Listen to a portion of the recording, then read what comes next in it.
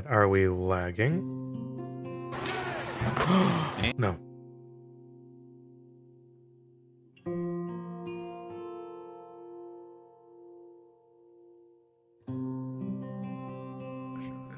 I'm glad. Let us see, let us see. Testing. Hello.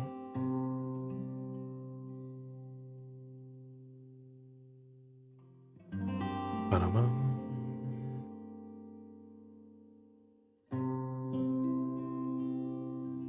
Ba-da-bum.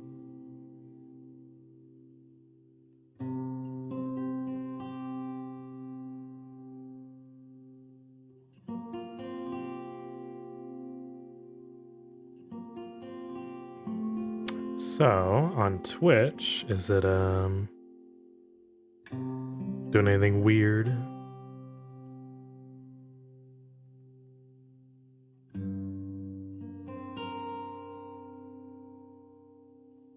Axel, thanks so much for the follow.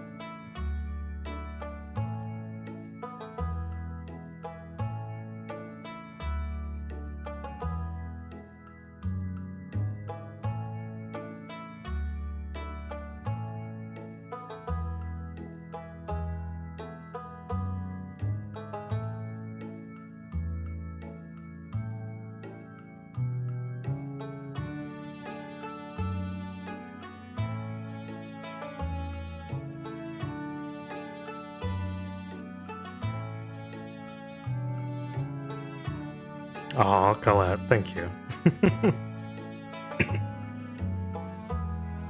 Thank you so much. How are you? It's been a while.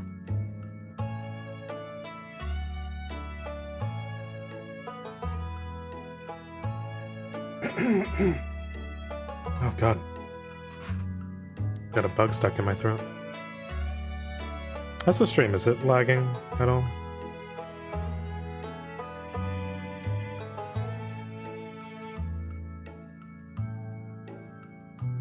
Doing good. How was birthday boy? You know what? I can't complain. I'm doing very well.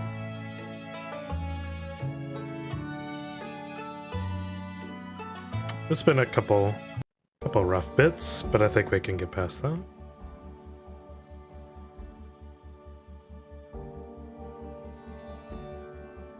It's all the usual stuff. Work, school, family. Nothing we can't handle, right? How are you?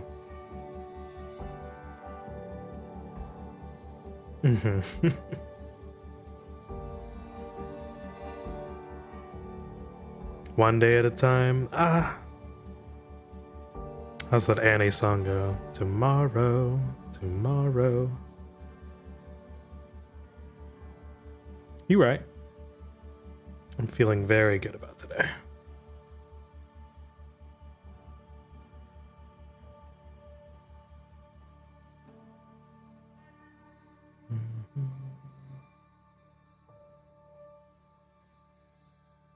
Duh, is Verve stream? Yes! Of course.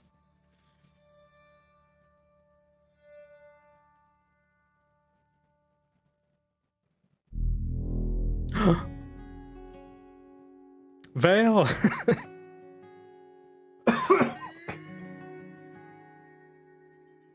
Sorry, my throat swells up when the mayor's here. Hello, Vale.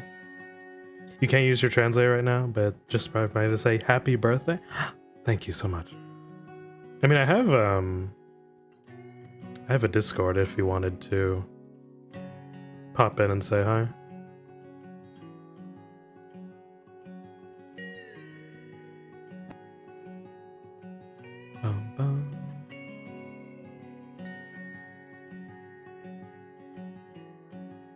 By the way, we still gotta make time for Risk of Rain runs? Yes! Absolutely. You'll pester me about it until we actually play? Absolutely. Risk of Rain is very chill. It's got good vibes.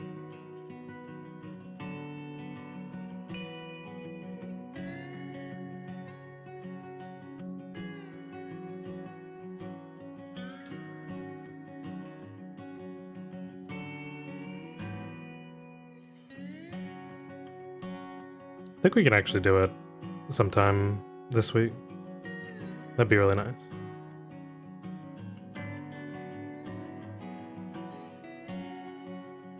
Yes, big hug, Colette. Big hug, Vale. Oh god, Vale, I have to work on the newspaper. Absolutely.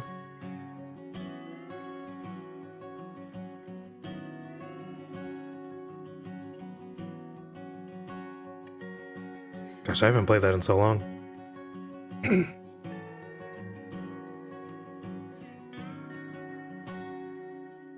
Yeah, Colette, right now I'm in Aether Chronicles. It's like Metaverse, but not Metaverse, right? I play as Scoops, the goblin newspaper editor. And I actually made a newspaper. I was actually pretty proud of the first one. Yes. It's just high fantasy. Yeah. It's actually really cute. Had a crossword and everything. Did you do the crossword? Only people who like play Aether would like get it.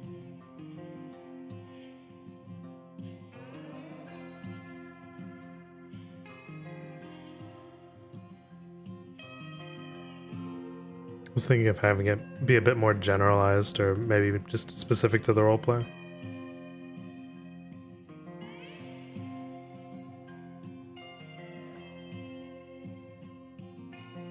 Yeah. It's very much for people to join the roleplay and like see what it's about.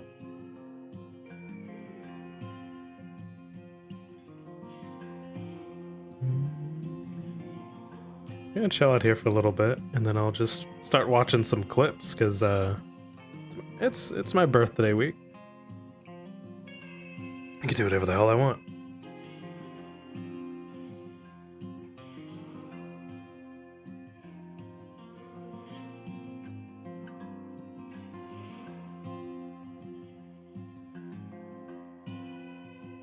These eyebrows are so sensitive. Wow, wow, wow.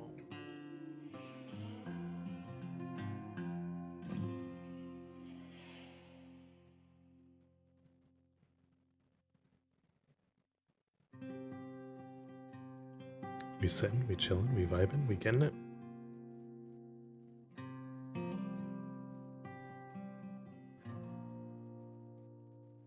Gosh, it's been a fucking hell of a year.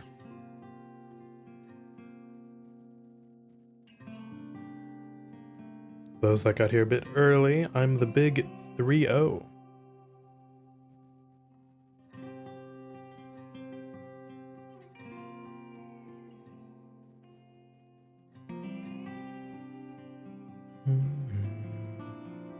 I feel like I'm a bit too old for roleplay now.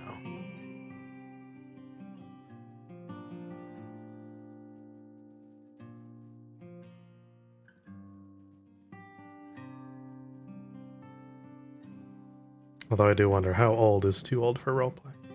Renan! Yeah, there's the emotes. Hey, yeah. Good to see you.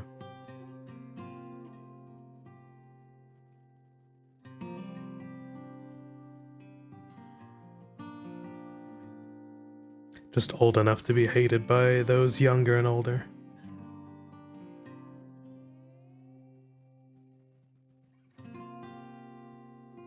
Birthday stream? Hey, Silent. Yes, my birthday was a couple of days ago, but I celebrate it today. It's the weekend, right?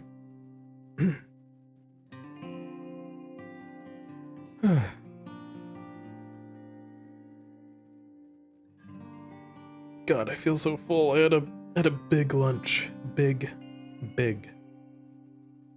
I'm sufficiently filled.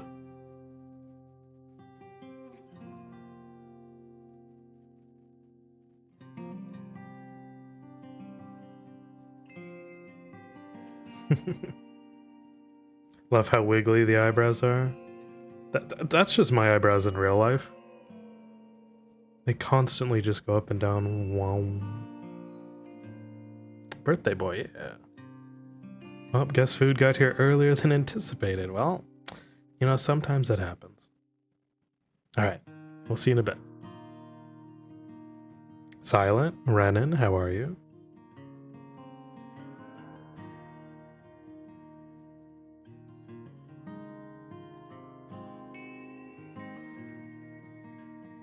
Still got a little bit of Mexican food. God damn.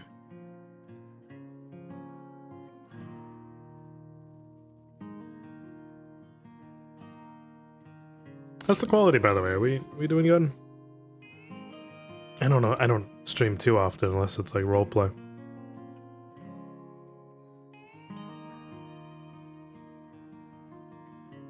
Summertime wrap-ups? Hell yeah. Hungry and feeling cold, but there is soup. Oh god, there's soup. I'm jealous. I actually love soup. I'm happy for you, dude. Dude, how am I doing? I'm amazing. It's my birthday week. No, but lately I've been dealing with life, as we all do. So I'm hanging in there. But the good vibes from you guys, they do help.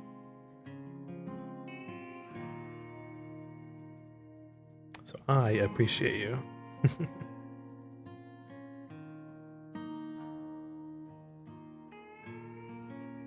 We get about 10 more minutes. The stream isn't like lagging and all that, right? Because I remember about a week ago, I had some issues.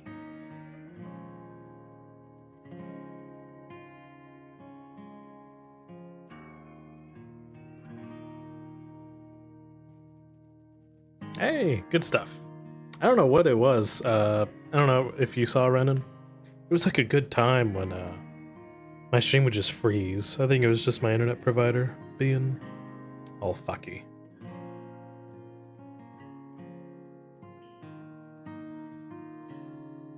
That's okay. In about 8 minutes, I'm just gonna start going through clips. Hey, our Ash. Hello. Thank you for the follow. It's one of my faves. The Art of Ash. Twitch made you unfollow. Bullshit. There's no way Twitch made you unfollow. Happy birthday. Got one. Okay, we got Marcus Horn. Hey, your son Jamie is over the moon that you're back. You could say, okay. Hi, Jamie. My name's Nomad, and it's a pleasure to meet you.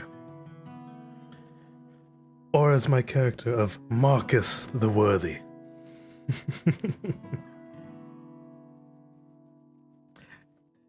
Marcus, your comment actually made me smile so much when I first saw it.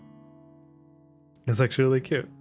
So Ash, Marcus from YouTube has a son, Jamie, that watches my content, like the Fractured Thrones content. And so this character is a Rose Knight. Soap Man Rock, yes. Listen, I'll hand you a bar of soap. You clean your room, okay? You clean the stuff around you. Yes, hi Jamie. I don't know why I'm like perpetually angry just because I moved my eyebrows slightly down. But it's great to see you. Jeez. I know I haven't been super active, but hey, maybe when I get a consistent schedule down, who knows? We'll be able to do some cool stuff. Look at this bean. Bean. Oh, thank you for that, Beth. I hope to see you on Monday's Aether Chronicles. I couldn't get in this week because it was full. That's just how it goes. But I think I'll have a spot as the newspaper guy. Yeah, if you provide a service for the town that's necessary, maybe get a premium seat. Makes me feel special. Yeah, you gotta see scoops. Thanks for that. You smiling from ear to ear? Oh, thank you. Thank you so much. Yeah, in Aether Chronicles, I play as a goblin news reporter named Scoops. Trying to get a bit of that Boston. I've never been to Boston, but I need to get like a vocal coach or something. Need to watch some videos. You park your car. Alright, 5 more minutes.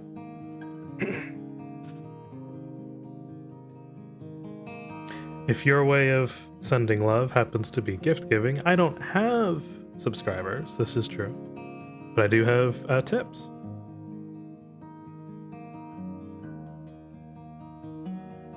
If you tip, I'll play Truth or Dare with you, okay? It's the best way to get the truth out of me. Or get me to do something weird. All in the sake of fun. It's my birthday, after all. Just chilling to this Western ambient. I'm like kind of leaning back. It's like when I was Flint Cross listening to smooth jazz.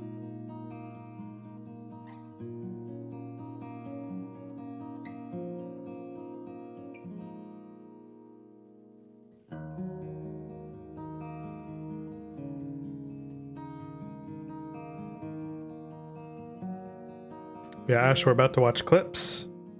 If you like clips, we're about to just go through the whole gauntlet of whatever we have.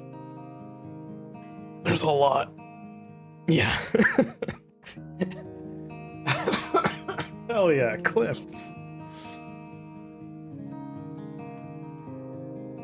I've done some stupid shit in the past year.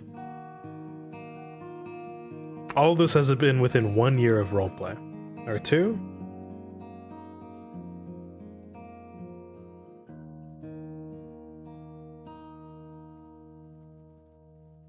It's ridiculous, dude. If you thought Marcus was weird, or Flint Cross, you clearly didn't meet my first character, Vonto. Or even Nomad, my self-insert for Metaverse roleplay. I didn't stream Nomad in Metaverse. He was a weird dude.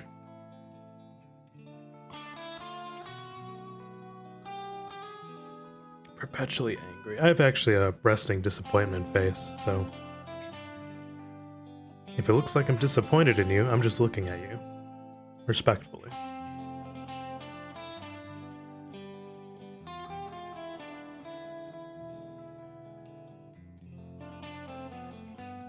Chat, if you watch me, who's your favorite character of mine?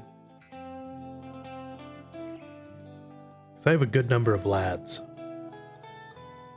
I don't think I've ever played a female It's not in my voice range. I don't think I have the pipes for it. Because everyone's got a favorite. Your favorite is this one in Scoops? God, how does... hello there, my name is Marcus. And Marcus the... I guess worthwhile by this point. And Scoops. Yeah. Those are two good ones.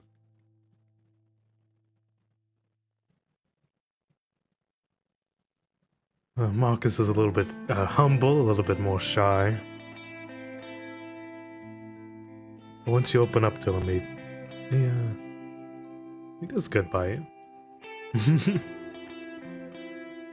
Yes, for Jamie, definitely this one. Hope I bring the good vibes.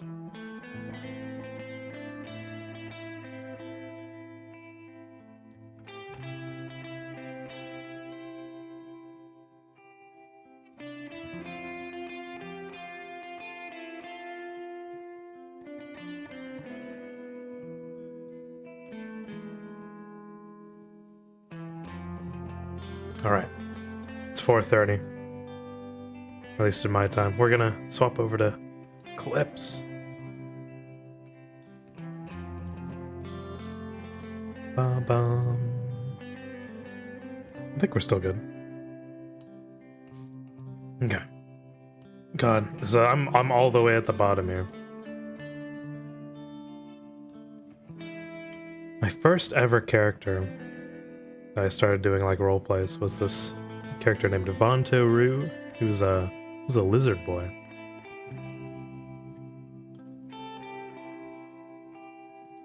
I'm trying to think what's like a good first one to start off with.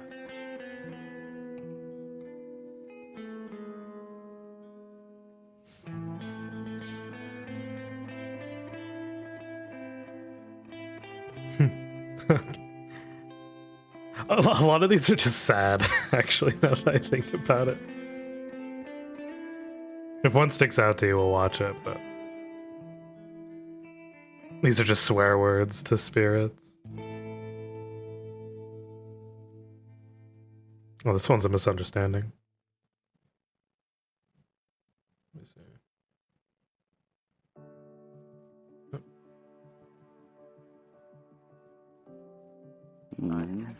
Ever feels good. Oh my god. Oh, I'm probably gonna go find Bo now. Yeah. I'm sorry, what feels real good in the evening twilight? Just between you two? I had to rip my arm back to its nerve endings. Oh, I'm Shit. sure they helped your Exposed arms to with something real plenty. Shut the fuck up, Bonta. So yeah, there's a lot of swearing in these first days. Definitely. I played a lizard garbage man. Have you ever done real life, Carl? I don't know what that means.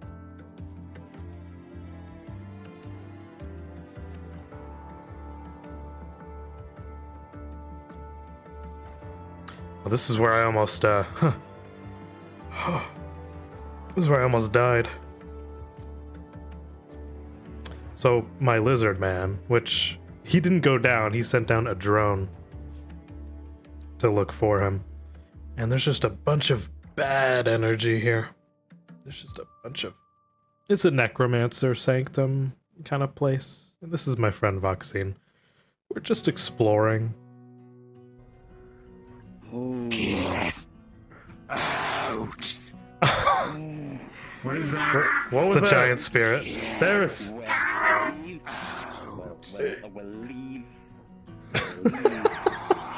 Yeah, what's happening? There is... walking away. Really big spirit. Really big. Out. I'm not sure. Follow Theris. Oh. Okay. Synthetic life. Listen, I'm an organic, if you can believe it.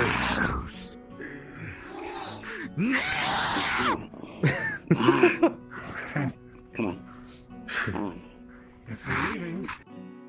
So we almost died there. LARP. I've actually never done LARP. This is the closest thing you can get to a virtual LARP. Oh my god. That was my friend Jay. He played the giant spirit that almost killed us. I love him to death.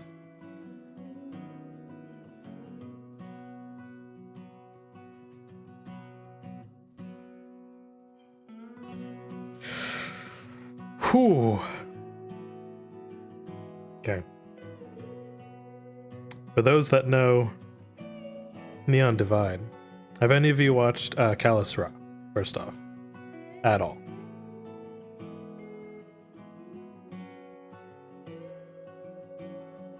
Any Callus Row watchers? Now called Neon Divide?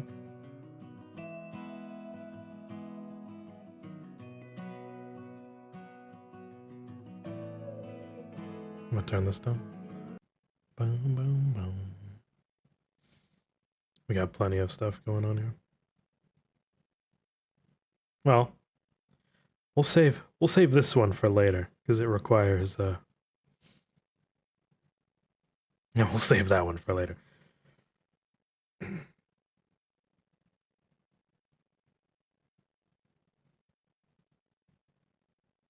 God, but a lot of these... Oh, man. Okay, so... Detective Flint Cross. You started to follow Neon, but you still got lost. That's fair. So... My detective character... Oh, hey, Raikon. Good to see you. I decided to join a raid. Not like a Twitch raid, but, kind of like a dungeon raid where there's like about 20 people delving into this large volcano to get rid of some large, I guess, fire spirit. It's basically Ragnaros. We were fighting Ragnaros in this giant lava pit. So here's a little taste of that. Me running around and healing people because I played as a medic.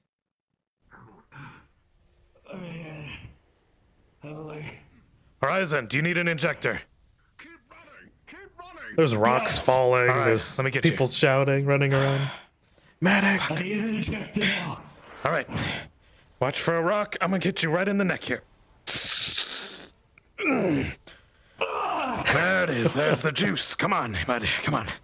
All right, that was my last regular Nirvana one. Okay. So, it's there's Ragnaros. This giant fire spirit. And there's Horizon. But I mean, gosh. The dude died in the end. I tried everything, but he still died. It sucks.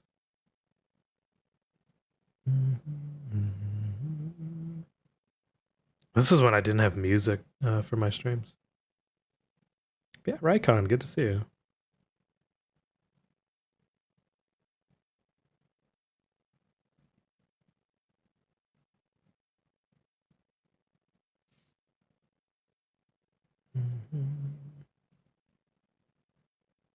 Good to see you as well. Thank you. I actually love playing as a happy birthday. Thank you. Thank you so much. TH.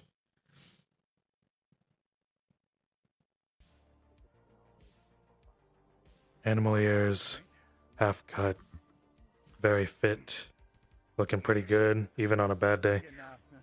Are you Marceline? I am. Right, Shade was looking for you. Spectacular, Flint Cross. Spectacular. Always knows how to sneak in a flirtation every now and again. Yeah, thank you, Raikon.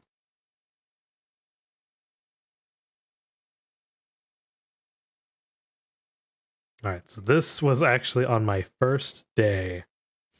And this was perfectly timed. This is Lyra. They're my friend, good friend. I actually get to meet them on my first day of Fractured Thrones roleplay. Now, Fractured Thrones is a medieval, kind of like Lord of the Rings / Warhammer fantasy style roleplay. And so Lyra here is playing a Bjorning. They're like 8 feet tall. They're super strong, and they can just cut down. They can snap trees and all that. And they turn into a bear whenever they're just like almost downed. It's like almost a death state. They just transform into a giant bear. It's terrifying. But I got to meet her on the first day with her and her lover ? At this time. She bends trees now. Bends them. Bends and There's Shinny. Oh, what a cute lad. entire trees. Entire trees. We're talking birch, oak. Yes.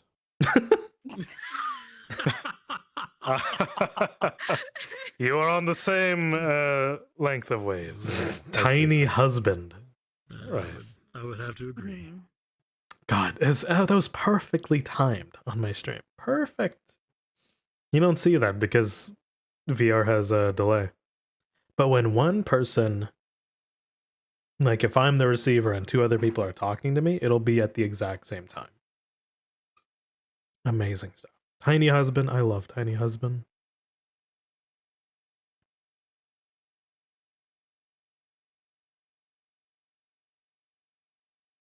All right, this is Callus Row. This is during the finale. Oh god. Oh, Shale, played by the wonderful Andre, who plays Tang in F2. Oh, sorry, Miss Bubbles, you've really outdone yourself. An interesting position I found myself in. It is an interesting. He's, trackers are kind of weird when you're kneeling down. I mean, I'm scarfing down noodles. You're doing great, Guardian. Keep it up. Yeah, that's interesting. I'm doing my best. You're doing your best. That's all we can do right now. God, Shale scares me. Dude's a rock golem with guns. Oh.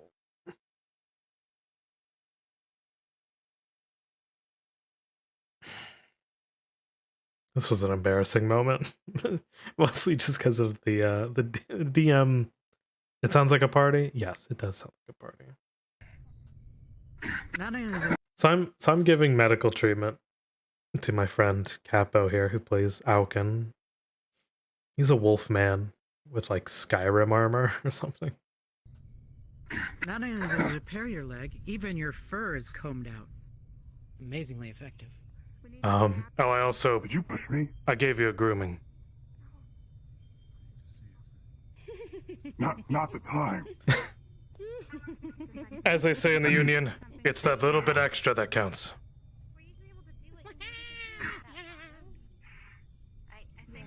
Yeah. With a 10, Fenris, you believe him, but you question his devotion to his work. The fuck? I don't know why he would question that. I do my job stupendously. I'm actually damn good at it. I think.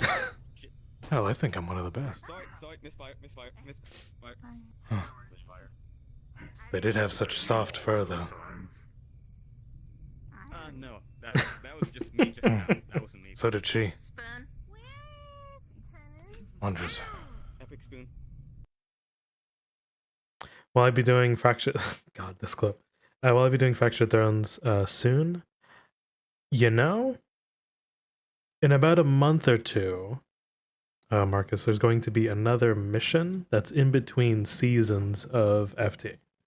And my guy, Marcus Brooker, is actually going to be on that mission. So I will let you know in a month or 2 when we'll see the return of Marcus.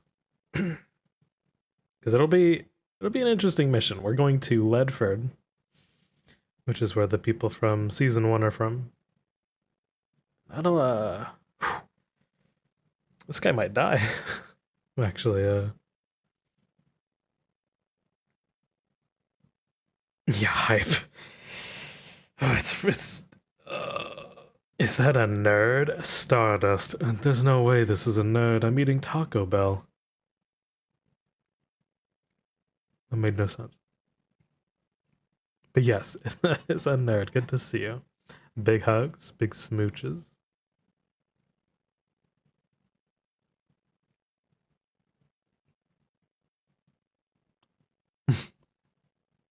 It's a nerdo bell. Yes. We're watching clips. This is my usual interactions with Eurif in FT. He plays Captain Dario. And I'm playing as like some... Okay. Good stuff, Marcus. I'm playing as some God, what would you say? No, actually, I don't have the chat on here. Let me see. Oh, there we go. Let's make it a bit smaller.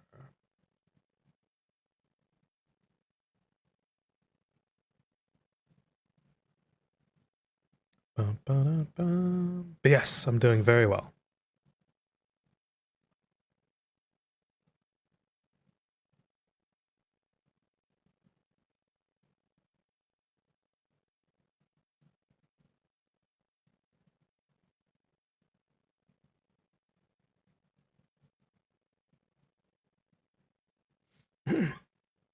Yep. Man, they're saying there's a fighting pit, and they say the poor district is for recreation, not for residential, as some sort of axe murderer is hunting them for fun. Oh. So stuff happens in VR roleplay. It's okay. What happened to Captain Dario? I don't know. I'm scared. He turned into a ball, and he flew into the sun. God.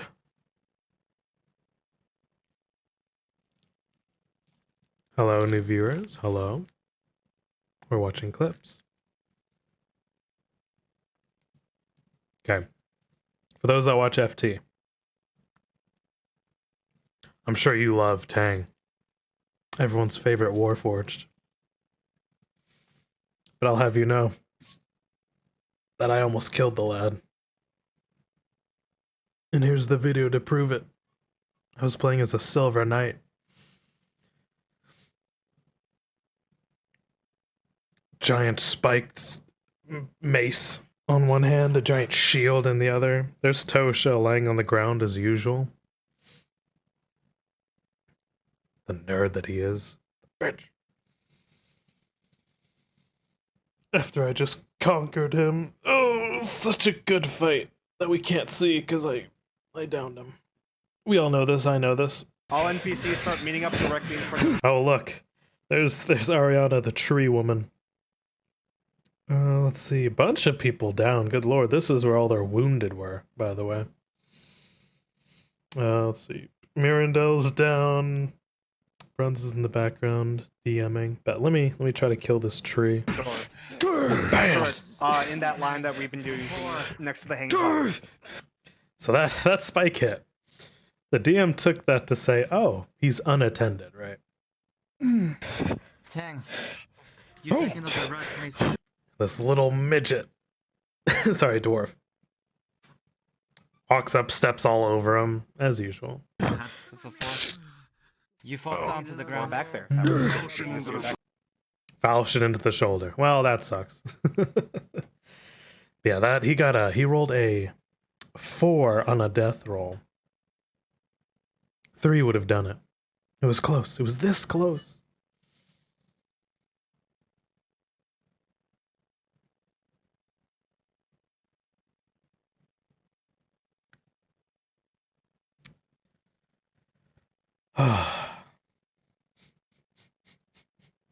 One of my only interactions with Zerui, who plays friend. This is Calistro, season 2.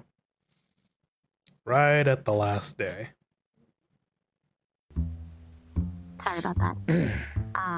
Perhaps this strange cat saw the world as same as I did. We're all down here in the sewers. Even her. She was an alley cat, but she thinks she belongs to the court. Crazy. I was actually starting to get along with her. She's just talking on the radio. The same way as me. We need friends. Just gonna grab your face and pull it up. And she's a damn good one. At least for now. Oh my god, so. Oh crap. I really do wish this would work out for us. Side by side. We'll make sure they live through this. Hell, we'll make sure they thrive.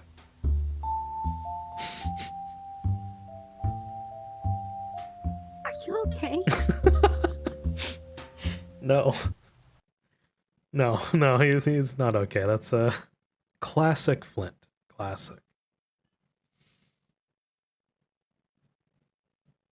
Oh, God. If you see one that stands out to you, let me know. Otherwise, I'm just going through them. Oh. This is Yuref's character. End of season 2. God, there was a lot going on. End of season 2. The Flint Cross of the Galactic Union. I'd be putting it on my palm right now, but I'll put it on my nub. He's legit. I saw him on the volcano mission. That is an absolute unit. Right. I get what you mean. Lodge GF. Remember Lodge? This be. Right. Not that. Are more like him. It's part of Gab. He eats a lot. Fucking fat. I'm part of Team White Ass. It's one of the requirements. Played by Tyrannus. I'm gonna power through the fat. You'd be surprised how much muscle's under here. 10% beef. You can. God. That's just scary, dude.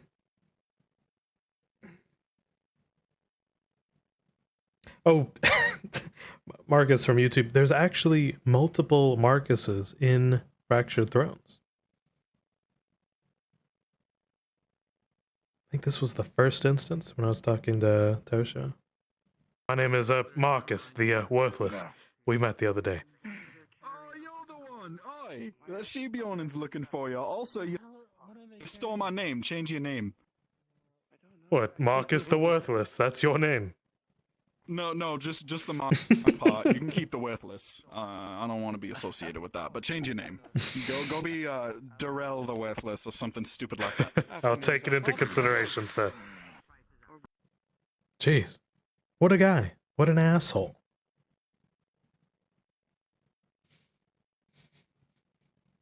God.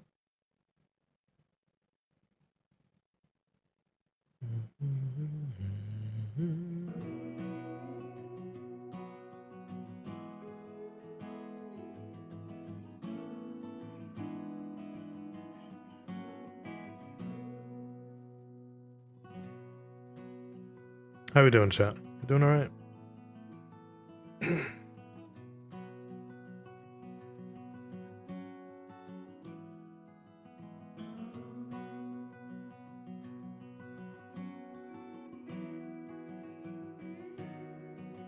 All right, you guys pick the next one.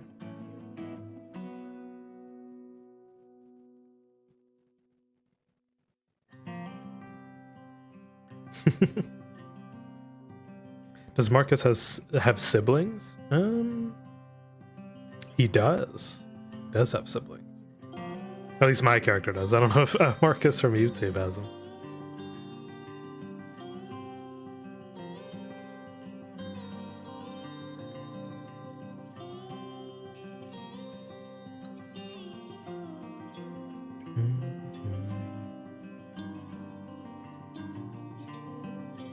Bum, bum, bum.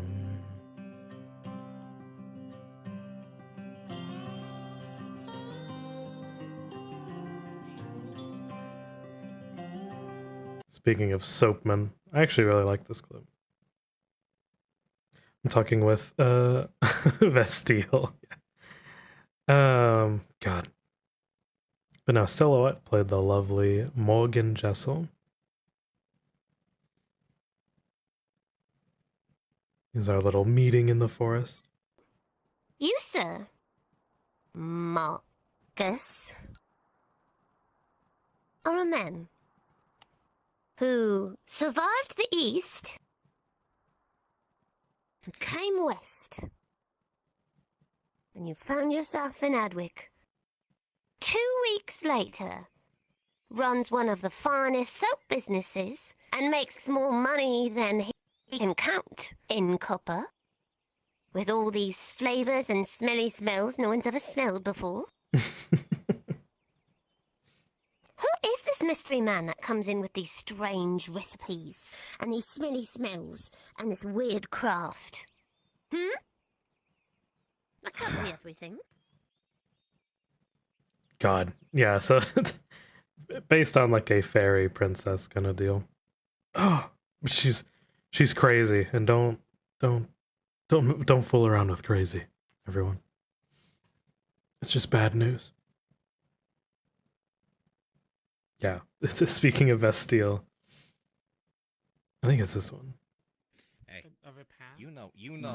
I don't believe I have the cloth today, And mate. Mithrax himself is I'll looking leave it down up on to that Nick like McGann I to did send not. for Bano Man, and knows about balls. it. I'm waiting on Got Tits well, McGee over Kate there. to return, No, she's an abomination. Rovire and An Travis affront to go humanity. out and gather the And it's not the tits, it's because she's an elf. I love the subtle racism against elves. All right, well,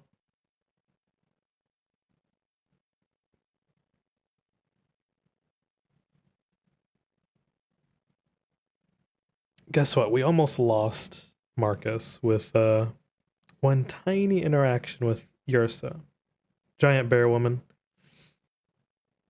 This is how Marcus almost died. Nat 20. They're gonna come back to you right now.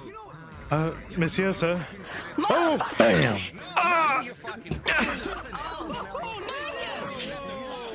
Got me straight in the jaw.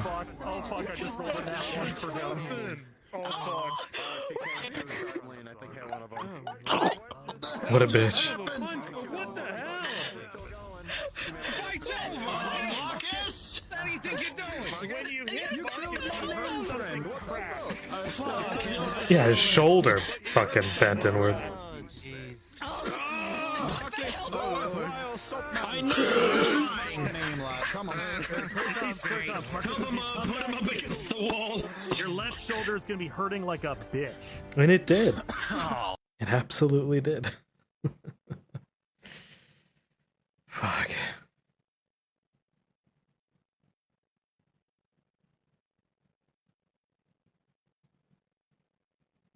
Yeah, there's just so many good moments. Okay, part 2 of almost dying was me running through the forest here.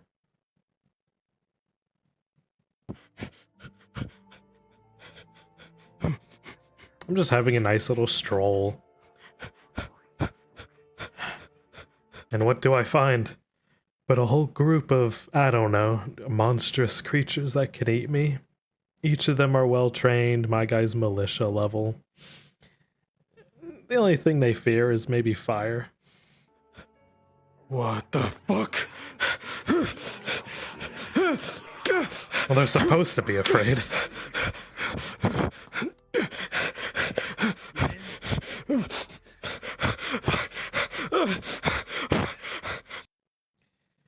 I turned around and they were gone. Like, geez, dude.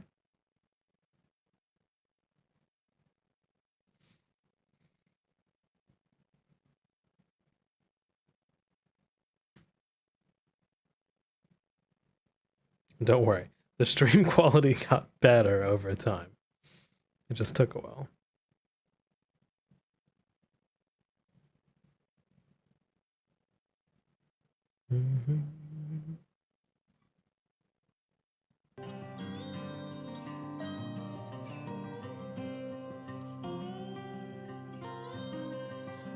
If you see one you like, type it up. We'll give it a watch.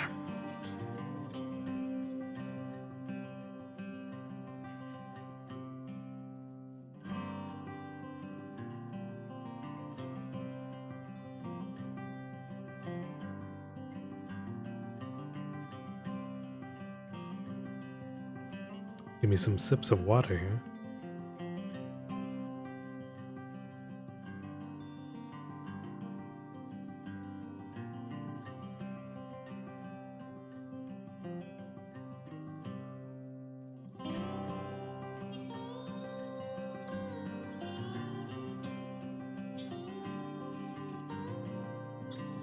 Dorst versus Marcus. Oh. Yeah.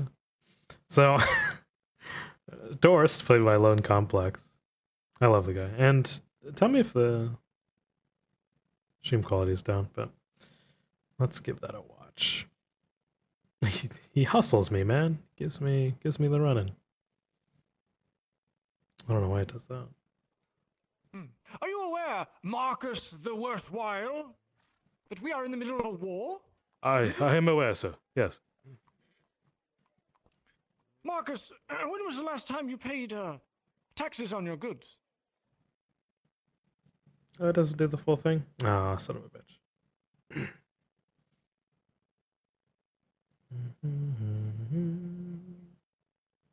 Is there no... Oh, it doesn't. He hassles me. He's the tax man, of course. He's the auditor. He has to make sure everyone pays their dues.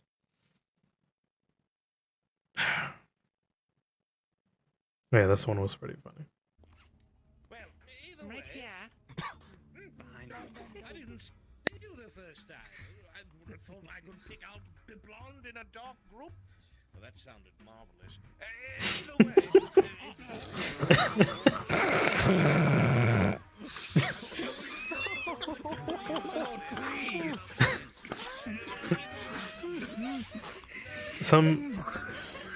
Some folks, they just know exactly what to say. Picking out a blonde in a dark group. Oh my god. Whew. Jeez.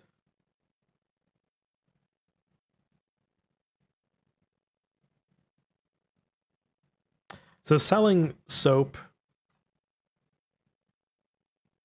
it can be a dangerous profession. What is this?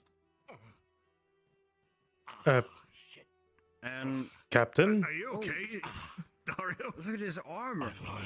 I learned the warden's justice. What do you mean you learned? Oh. Oh, he's coming this way. Why is he coming this way? Captain? What happened? What did you do, Warden? Can I offer him soap? Oh. Good evening, ma'am. Good evening. Such a nice... Are you okay, Captain Dario? You seem distressed. No, I'm fine. I'm good. It's been a long day. I think I've got to go to bed, actually. It gets worse. This dude's like 9 feet tall. And I make a bold move. I have to. I ask him the one thing I always do. I ask him if he wants soap.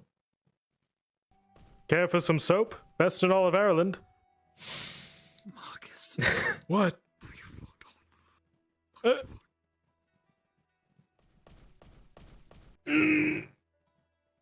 What kind? I have unscented for 30 copper. I have scented. It's blueberry and roses today.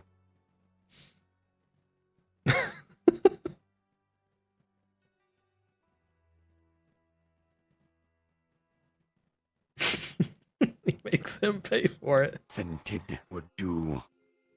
Oh, you know, it smells nice. Here's a sample. It's covered in leaf and twine. You can smell it from here. And of course, there's a second warden. Good. Oh! No! Please! My soap! Oh! I've got it. Fucking assholes. He dumped me in a barrel. What a dick. Ugh. I'm sure they mean well. God, the warden shenanigans were some of like the better highlights.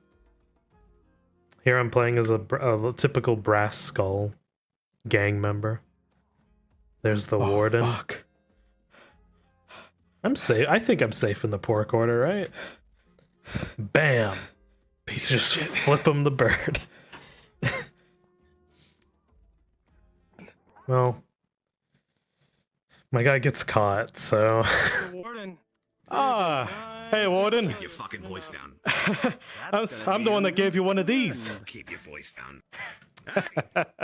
I flip him off a second time. Stop, kiddo. What do you mean, stop? Oh no. Oh! Oh fuck. I think Oh he's dead. fuck. Oh I think he's just. fuck. Take him inside. Shield him. Okay, I'm gonna try to drag him out of the wall. Okay. Oh, he's dead. You see, the entire left side is covered in blood, and it's dislodged. Oh fuck! Oh. There's a dent in the wall and everything. Oh, Oh fuck me! What do we even do with We're not this? supposed to kill the. We'll drop the corpse. You're just holding a corpse. He's alright. Warden, he's Warden, he's dead. Jesus.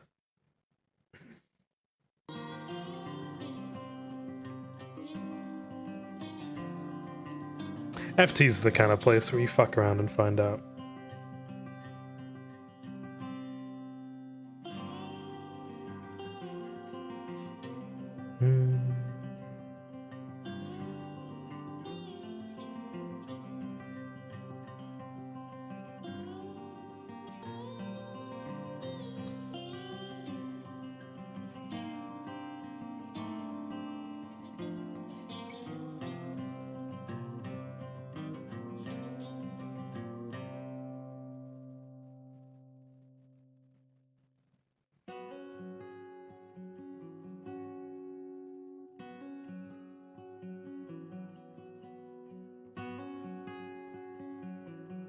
God, today's a good day.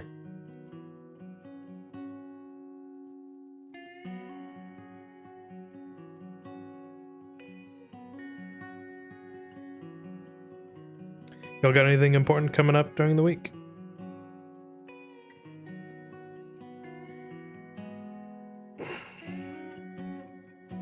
So I've been doing. I haven't been doing too much. I've been doing fuck all.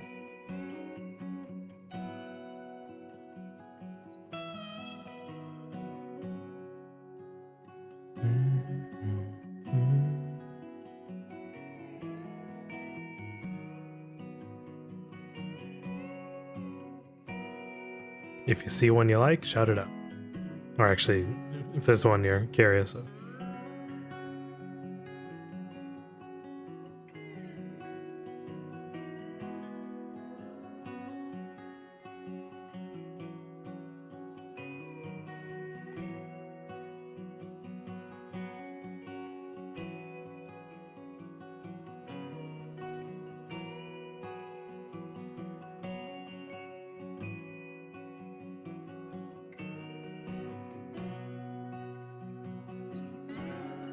Gosh, a lot of these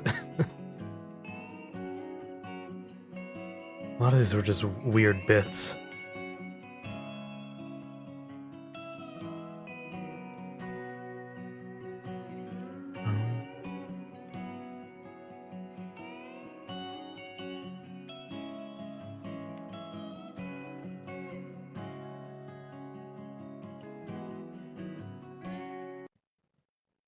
The deepest V of Adwick.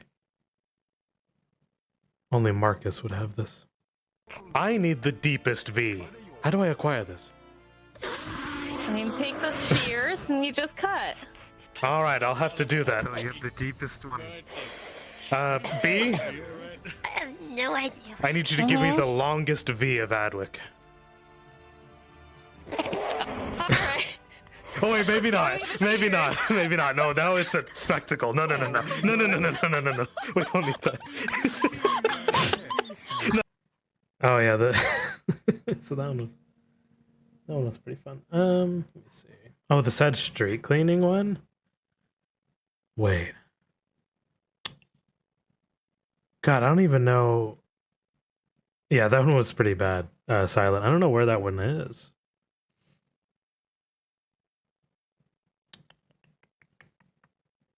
I don't know if anyone, I think it's later on, but I don't know if anyone tagged it. I remember this. It was the first episode of FT you watched. The Fates. Oh yeah, the Fates 3.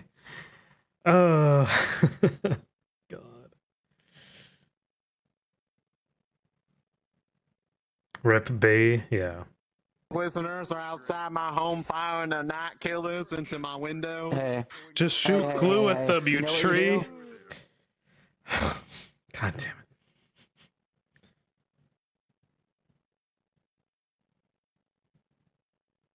I miss B, dude. I miss these lovely Hello characters. there, you two. I made everyone over there wet.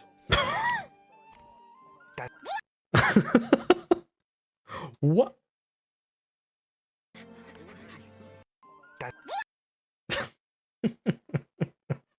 What? I love Solo. She's great.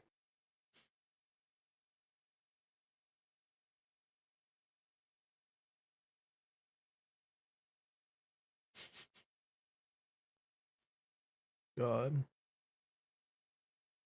Isn't this peasant abuse? This is stop. Okay, so I'm being held up. Someone has like my arms like wrapped around, and this noble lass is kicking me in my shins. Ah, it stings. I'm just asking you. I'm being. No, there's nothing happening here.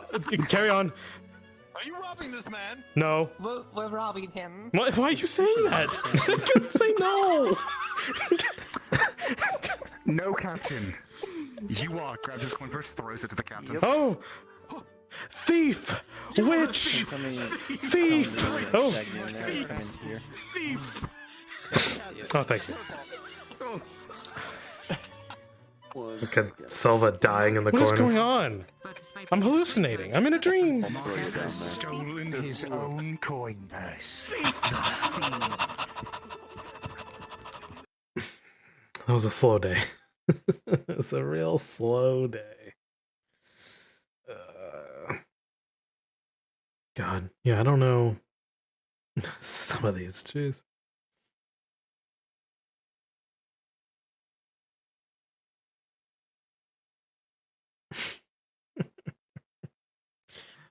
Oh no, B facts with B.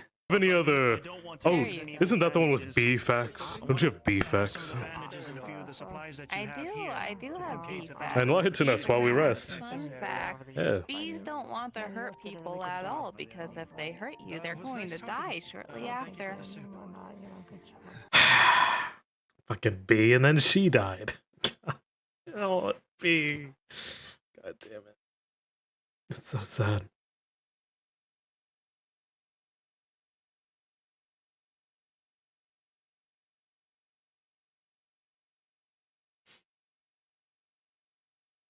God.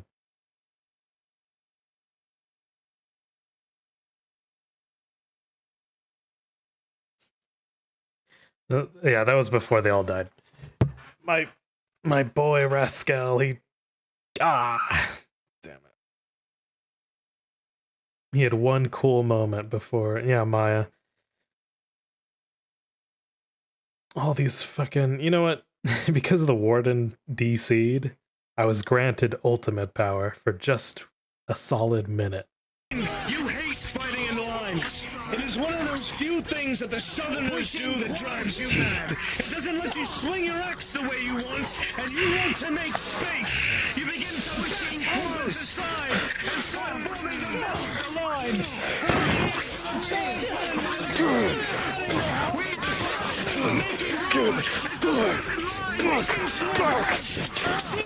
Just going ham.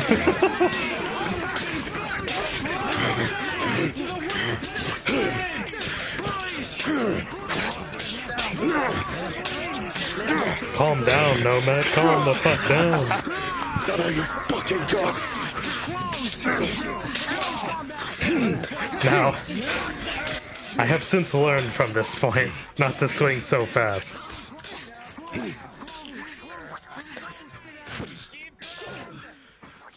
Throws you over.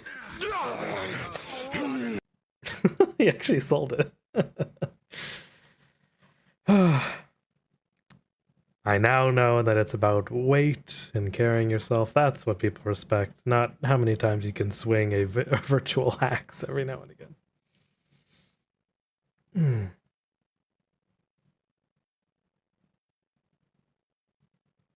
God.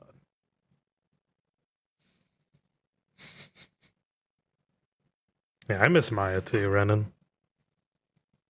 Did you have a favorite of F2?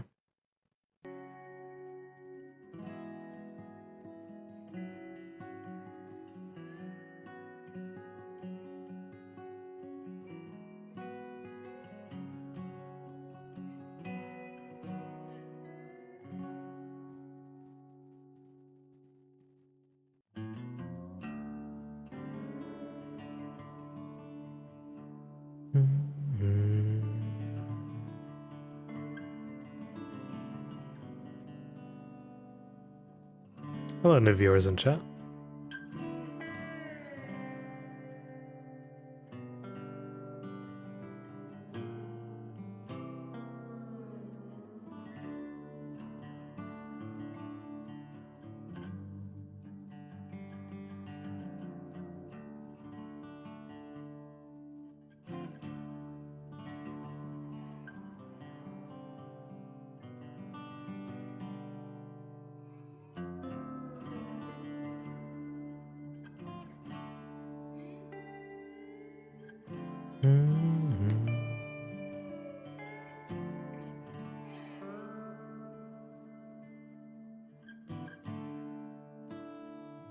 I'll take a small break from that.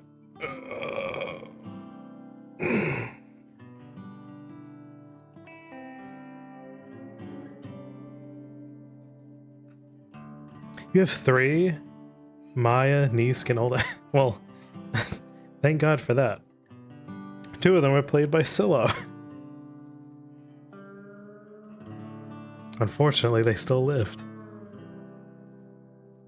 Yeah, Maya... Oh God, Maya was tragic. I mean...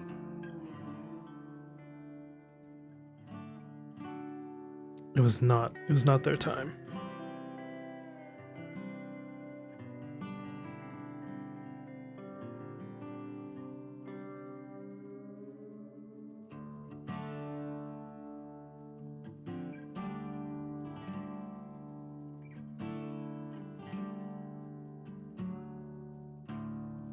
Yeah, Nisk was like a bit of a gremlin. Oldan was... Oldan. No, Oldan was lovely.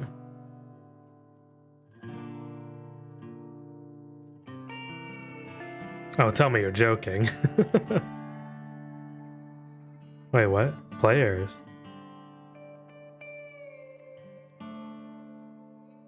Heg and Marcus are not,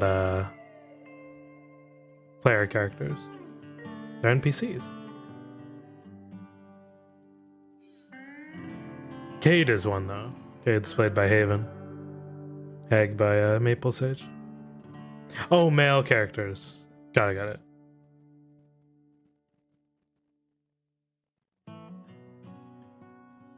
Yeah, I guess male characters are players in a way. Yeah. That's a good set of 3. I'm glad I'm your favorite. Secretly out of all of them.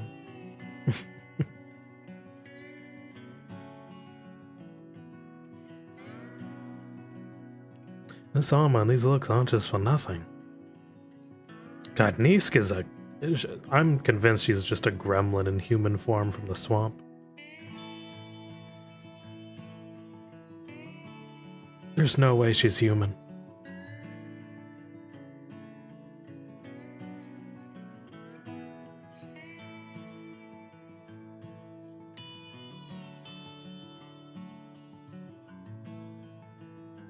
Okay, and about...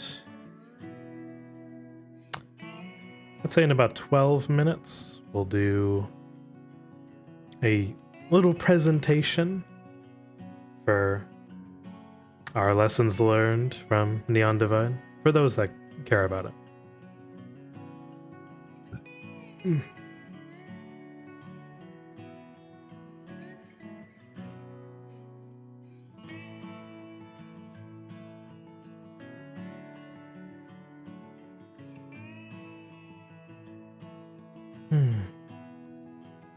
God, I guess I don't know what my favorite would be.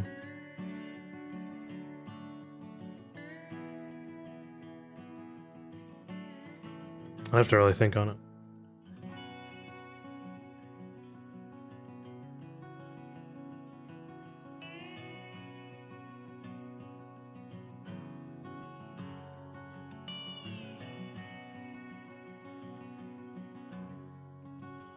Gosh, I actually miss Fractured Thrones a whole lot now that we're talking about it.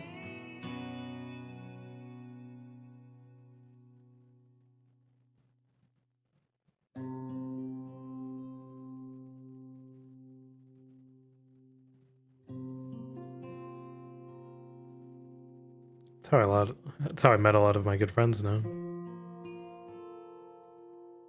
Just a couple more months and then oof.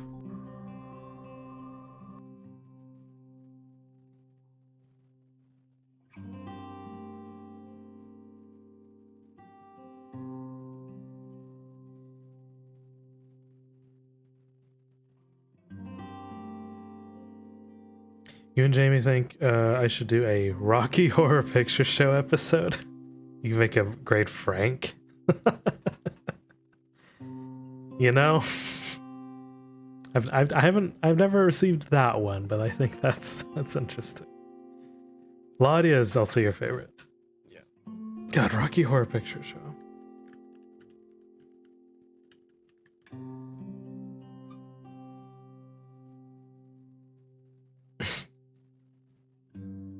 God. Tim Curry was something else.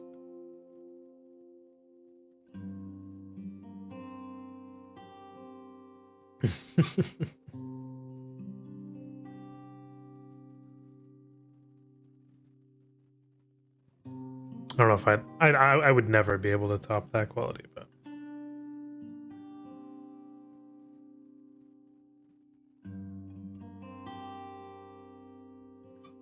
God, Laudia, the peasant girl who can't fight. Actually, she's pretty cool.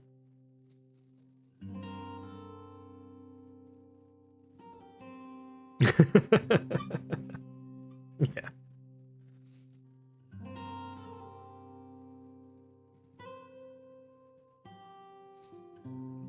That's very good.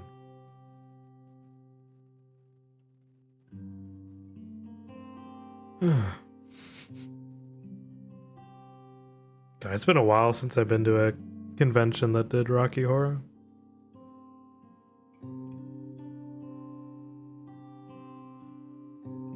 It's been a while since I went to a convention. God.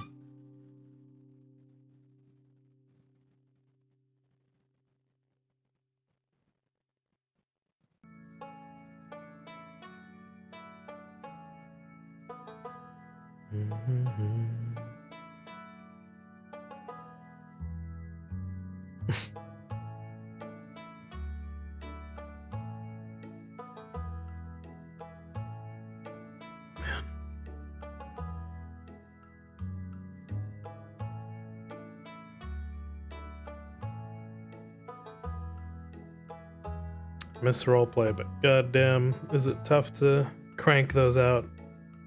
Like, we're talking solid roleplay.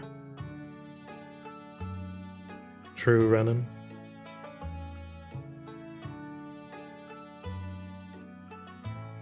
I think about 10 to 15 minutes I'll give my my experiences of roleplay. Specifically Calistro Neon. I think that one will be it'll be educational.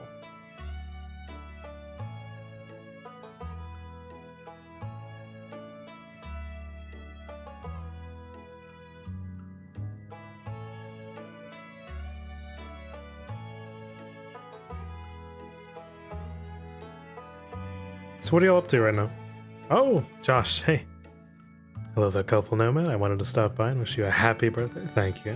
And to thank me so very much for all that you've done as a roleplayer in the community. You've been such a hard worker, such a fantastic storyteller, and most importantly, such an incredible person. It's no wonder why so many people admire you, so thank you.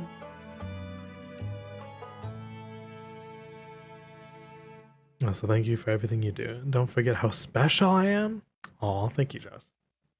Yes, I will have fun on my birthday. Absolutely, dude.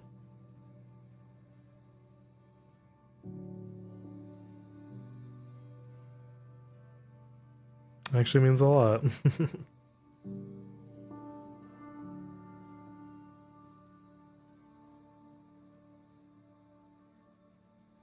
Yeah, I do some pretty cool stuff in roleplay.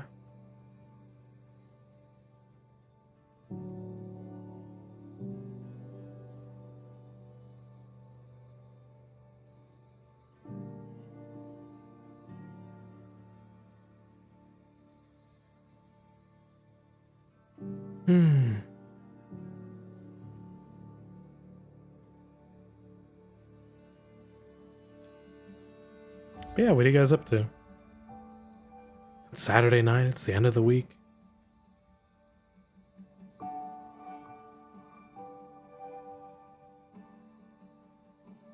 Just kind of vibing.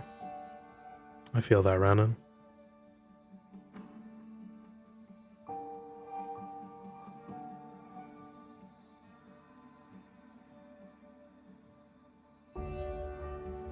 I never really get to ask y'all stuff because I'm usually in roleplay, so I can't do a lot of back and forth. What do y'all do, like, for work?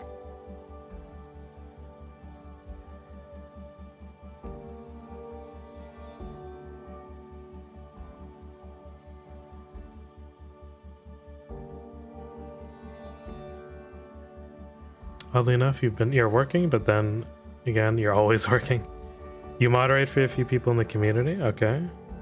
Working on making a couple of Game Boy Color games. Okay. And in general, just keeping yourself busy with a lot of activities? Ooh, okay. That's awesome. Game Boy Color. God. Last one I played, I think, was Pokemon Yellow. I think that was the last one.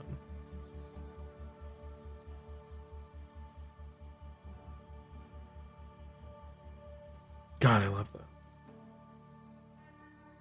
Maybe it was Pokemon Gold. Maybe that was the last one. Yeah. Big Pokemon fan, actually.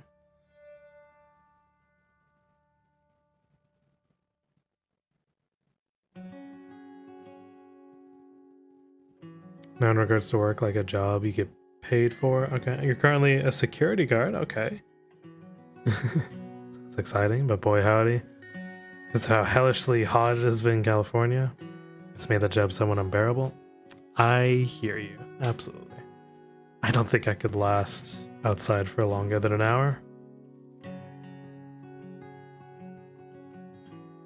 God, just thinking about it.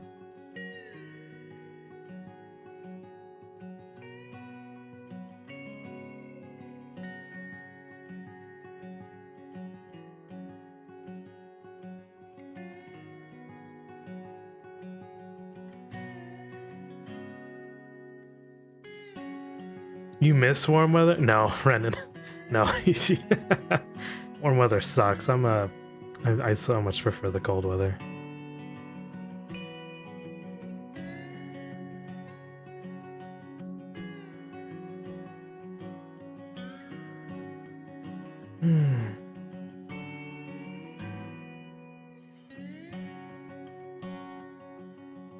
Yes, called Axel. Hey. Hello! Big hug, big smooches. Mwah. Thanks for the follow. Everyone, that's my friend Axel.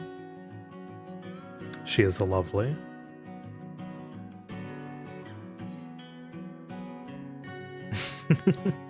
Thanks for the warm wishes, dear.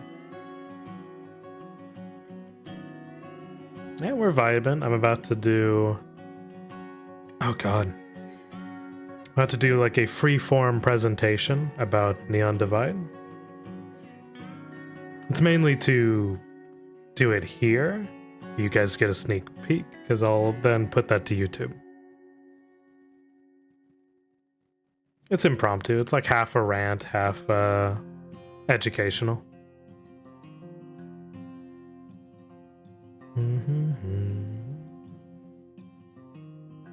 Also, in regards to the Game Boy Color game you're working on, you've been steadily working on recreating Fractured the...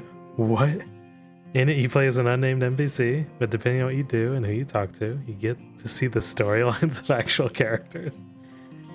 And I'm in there? Dude, that's so cool, Josh. That's awesome.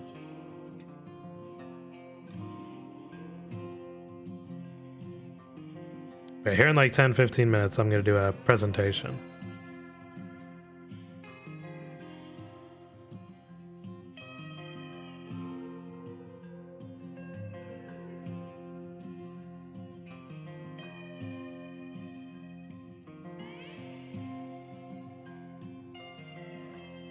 Yes, Axel, how are you?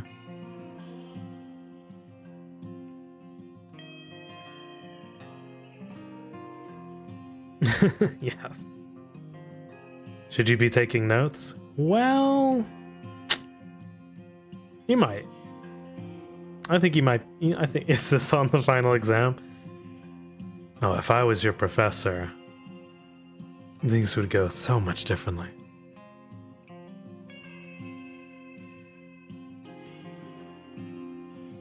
You gonna explain to people why you sound like Shinny and when he's role-playing as Yurso's husband?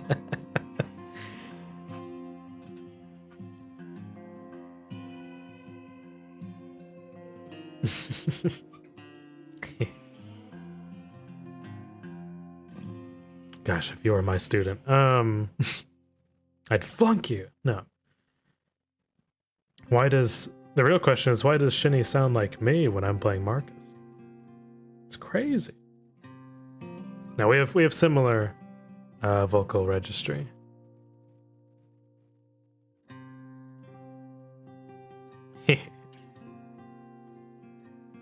Good question. Yes, absolutely.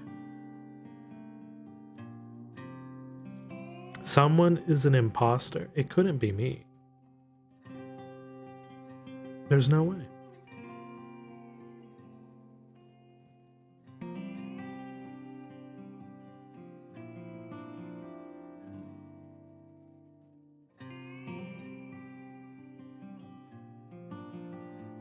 Yes, if you need to, we could take a small little break here, okay?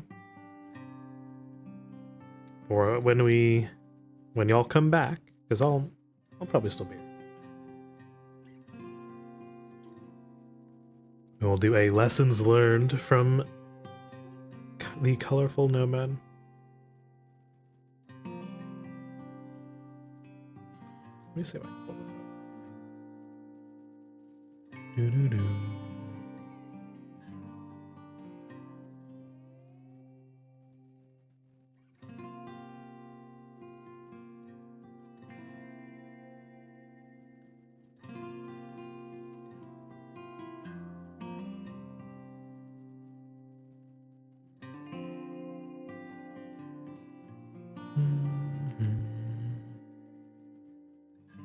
It's been 2 years of doing Callous Road Neon Divide.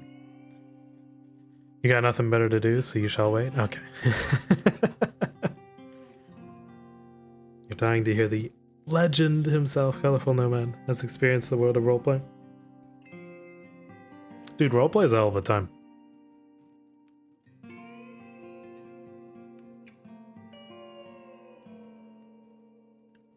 I think you'll like it, honestly. Oh.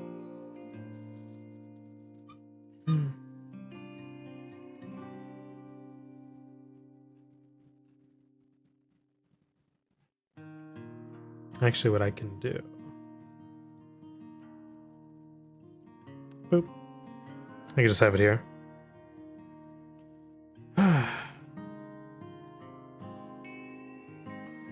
Shawowza. Looks and feels professional, right?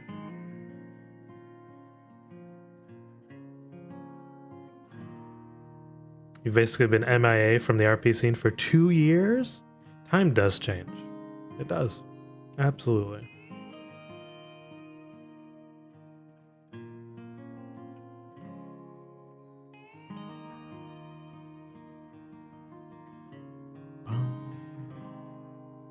A lot has changed, Axel, in the weird VR landscape.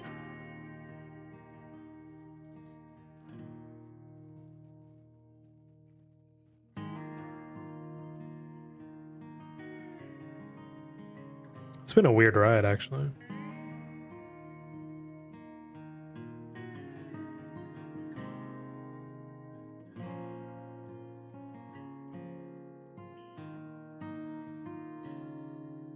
How subsections of role players now get to vote. That's a pretty cool change. You know what is interesting? Glitch, Nico, legitimately cried when Flint bit the dust, and a bunch of people are actually still very much unhappy that Flint is gone. Like, Flint was such an iconic character to have around. It's weird not having them there. Well, you know.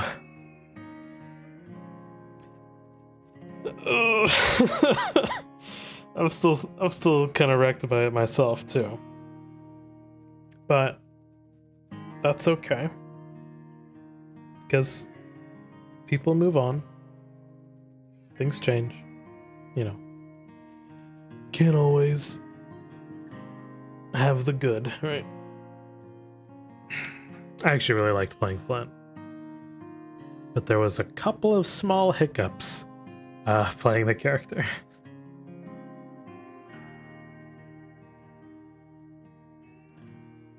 Alright, about 5 to 10 minutes. We'll just have this as the thumbnail.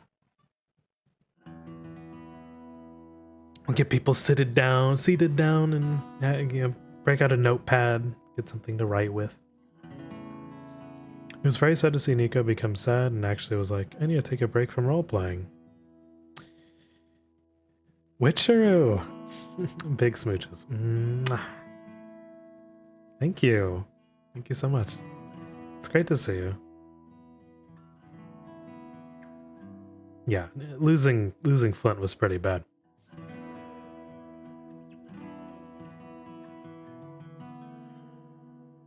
Now, Witcheroo, if you have any ND friends who are interested in hearing what I have to say about ND, go ahead and let them know. We're gonna do a whole ass loose presentation. Instead of doing a what's it called? Oh wow, amazing. Thanks, Restream.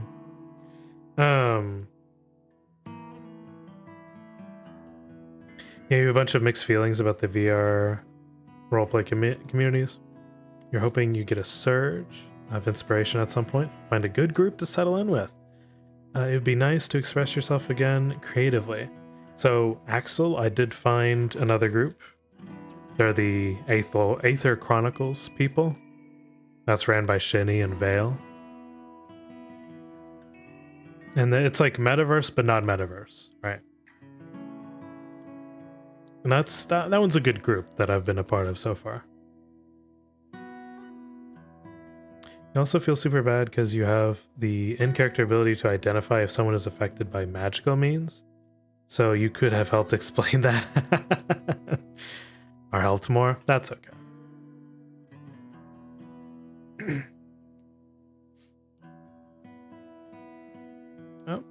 Was Flint actually trying to protect the Grove? Yes. Or was he an inside job, so to speak? Just curious, because from my perspective, at least through the eyes of Shale and a few others, Flint always seemed so overly protective of Nico and others. I was like, this guy is such an angel. Why would anyone want him dead? Oof, man. Big oofs. Well, yes, he actually did want to help the Grove because it was like a it was like a real place to be, man. It wasn't synthetic. There was real plants. There was like a farm. Like it was the most magical thing he saw. Getting your Aether character made up soon with your bird lady? Nice. I can't wait to see them. Well, maybe you'll get to meet Scoops, my Aether Chronicles character. Little newsy goblin. Actually, I could show you Scoops. I don't have to just tell you Scoops. Hold. Where's Unity? Let me pull it up. I want to show you Scoops.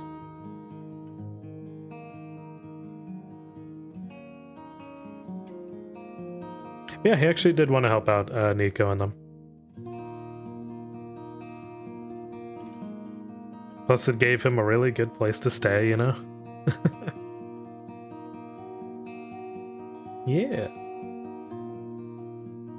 Come on, Unity, load faster.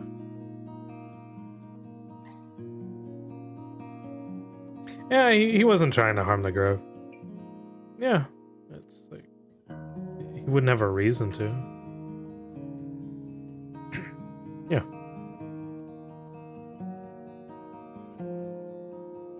It's almost like if you leave the storytelling to the players, it isn't as forced. Yeah. Alright, Witcheroo, let me pull this up.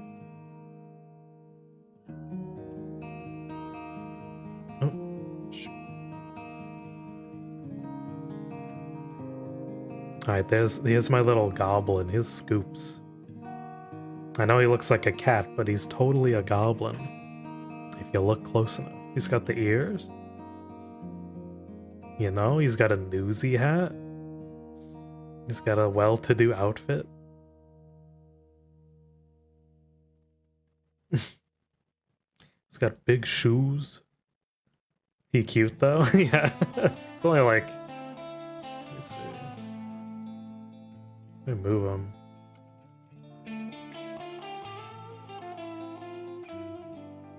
There's Marcus. Bam! He's like half the height. Literally. Adorable, yes.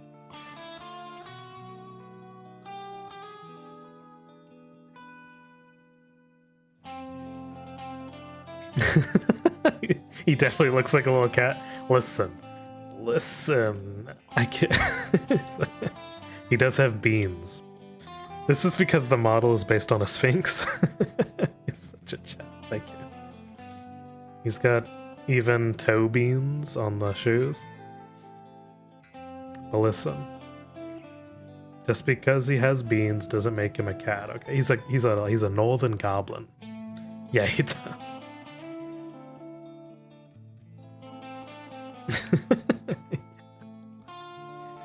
Well, there you go. These are my two lads.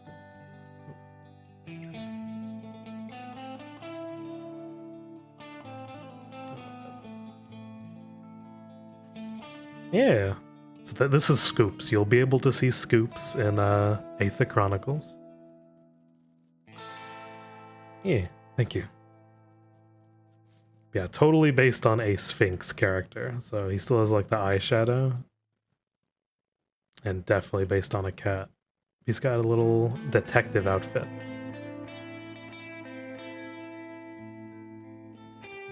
Yes. So, if you want to give him the news, the scoops.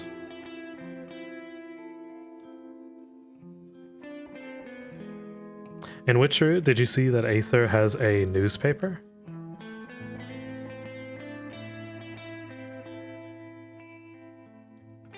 He is in Aether, yeah, he is. Absolutely.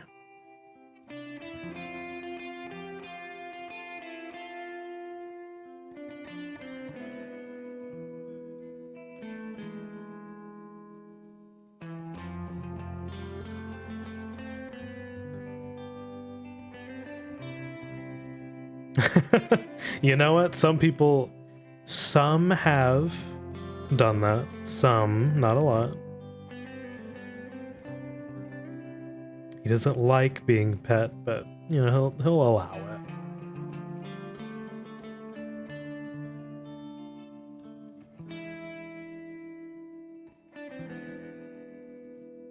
This is the first.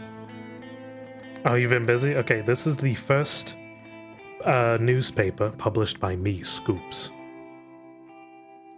I mean, look at this thing.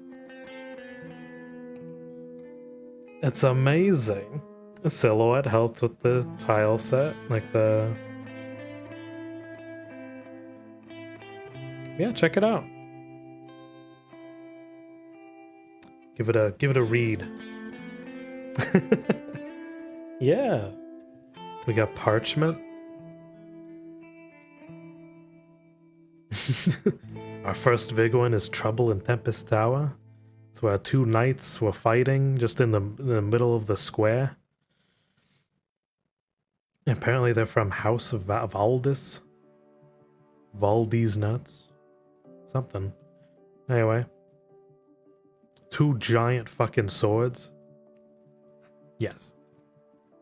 We got the rumor mill. You know, give it a gander, give it a read. Scoops is Scoop. Yeah, this is a little introduction.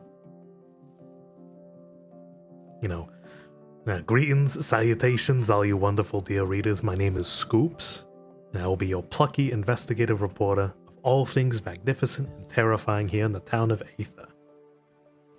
While I am a Norbol, which is a northern goblin from the Caldera's mountains, I still retain a level of professionalism to the craft, okay? I'll tell yous up front right now, I will not accept cold cash for one-sided journalism, okay? No bribery, that's not how I play. So what you see here is based on legit observations and truthful witnesses.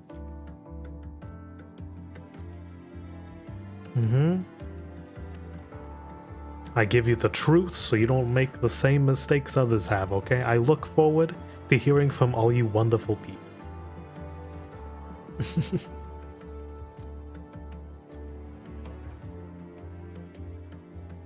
There was a tournament, there was a horseshoe tournament. I think someone was announced the winner, so they're the champion horseshoe tosser. Very prestigious title.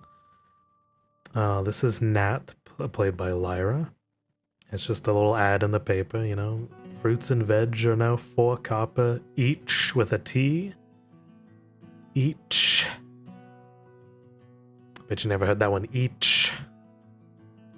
Please stop destroying my crops, I beg you.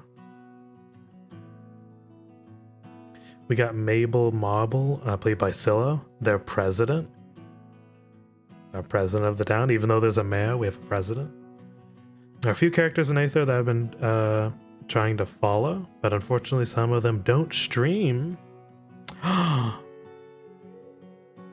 They don't stream? It's a shame. For example, there's this one guy with like a gun for a head. Jesus. Oh yeah, I don't know why they have a gun for a head, but hey. For some reason, Aether is falling. You know, please give me some information. Hello, new viewers. Hello. I even had a crossword. Bam. Look at all this. This is professional. Some seriously good stuff. And I had the missing toe. Like, hey there folks, Scoops here, and I'll be the first to admit that I'm in a bit of a bind, day one. I heard some wispy voice wailing, "Where is my toe?" This came from that old dusty wizard tower, and I think I'm tasked to find said toe, so if you happen to find one, please send it my way so they don't haunt me for the rest of my days. And if you're a mage, then please, please, speak with them. You can talk with them, probably. I can't. You don't think you'd ever stream RP? Damn. Streaming RP, it's tough, right? You'd buy a paper every day?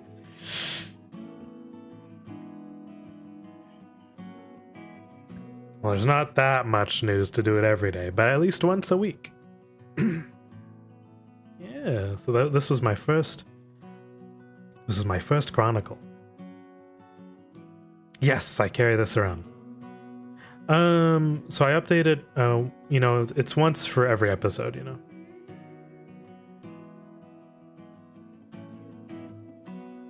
But yeah, that is my newspaper. And I'm so proud of it. Everyone's proud of me. Everyone loves it. It's on the Twitter. It's everywhere. I see Witcher art. Oh, it looks so good. I want to meet her. I'm looking respectfully. Very cute. I'm blushing.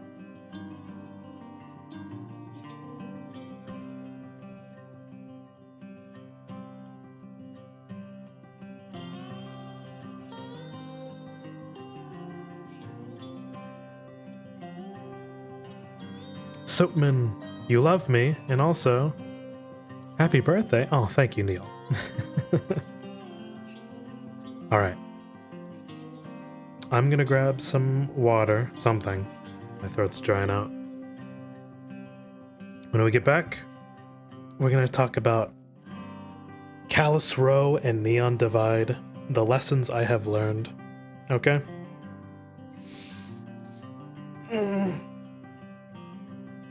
And the information on it, let me guess, something is like obviously rumors and myths, but the rest is factual information through talking to. Yeah, it's I just write down a lot of the stuff that I like. It's almost presentation time, okay? A couple more minutes, and then we'll go. I'm gonna grab me a drink. Y'all don't be too weird, okay? Be right back.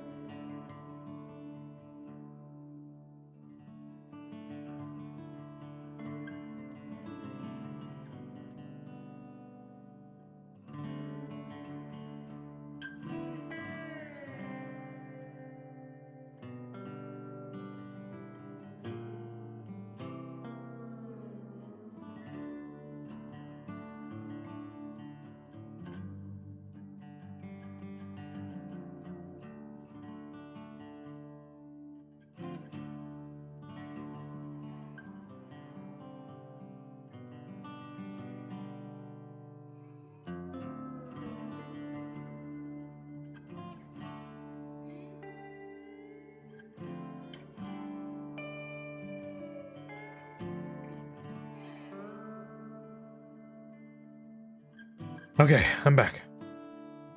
Yeah.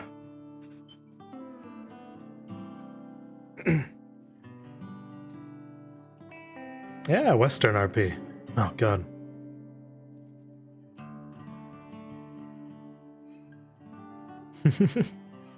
Yeah, of course now.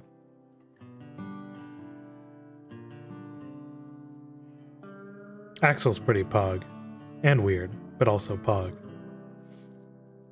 So Nomad, normally I'd ask you more questions about your thoughts on Indy and stuff, but obviously like some of it could step on people's toes. Not everyone is okay with doing that in order to give an opinion. So I figured you wouldn't ask any of those questions. Well, I'm so glad you didn't ask. Kidding. You can ask.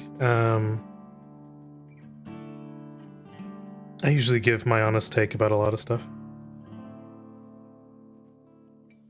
You know what?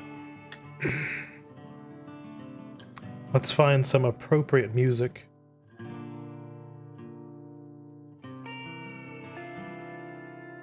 Something,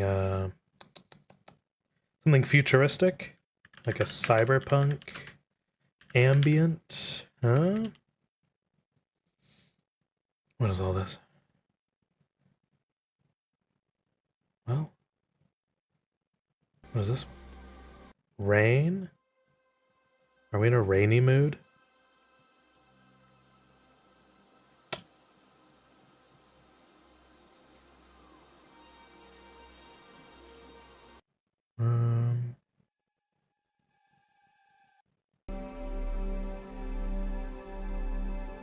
It's like very ambient.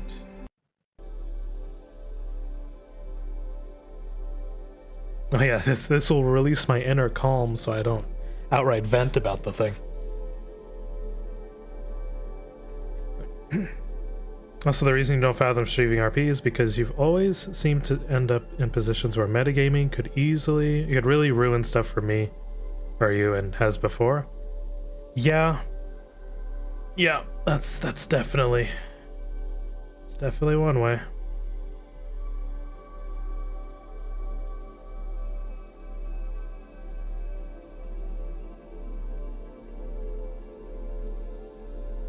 What are your thoughts on one of the biggest problems in ND being that the devs and staff are pushing people towards being violent to solve problems rather than allow for more non-violent interactions, such as espionage, like from what you've seen yesterday?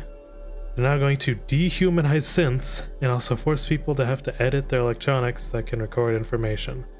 Have a blink. Okay. We're going to talk about that stuff. We're going to talk about all that in this little presentation, okay? We're going to do that pretty much like right now. Okay. We're just gonna get into it. While having this nice... Is the music good? It's like this weird, chill, synthetic thing. Yeah. We're gonna get into it. Are y'all ready? Is everyone here? Sound off. Sound off if you're here. Ooh, we got the nice little chorus. It's a bit loud, but, you know, it happens. It's fine.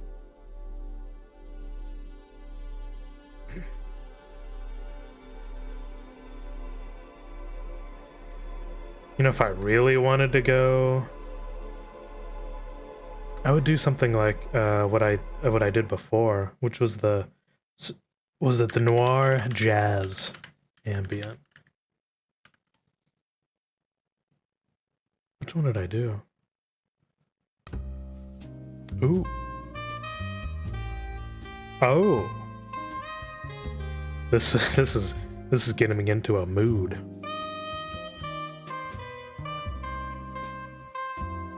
But probably not the right one.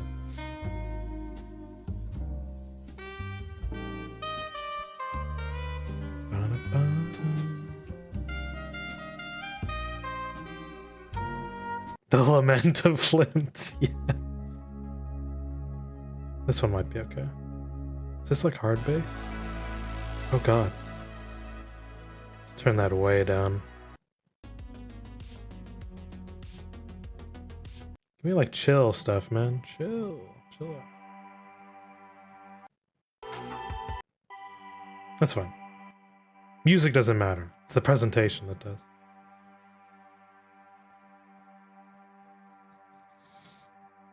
Alright. We're all here. It's 6 o'clock. It's a Saturday. I don't have a date. I got a 2-liter of Mountain Dew. Actually, it's just water. Got my All Rush mixtape. And I did not attend Neon Divide yesterday. But we'll get into that. Straight up, there was time to play Neon Divide yesterday. It was 8 o'clock. And I thought, wait a minute, should I go in today? Because every role player should ask this question. Should you go into roleplay today? It went south really fast. Okay. You should ask why you do want to go into roleplay, because you want to value your time. If time is your most valuable resource that you can't throw away, you should ask yourself every time before going into session, should I go in today? Should I even attend? And yesterday, it did not go well. Came time to log in and actually put on full body. I felt so tired from all the stuff that happened to me. I just fell asleep on my bed. I didn't even attend. I slept through session. I woke up at the end of the session. My body knew not to go in. Well, I do see how some people don't want to make public issues. I'm of the opinion that if you're more transparent, yes, JK Gamer dude, if you're more transparent, you're right.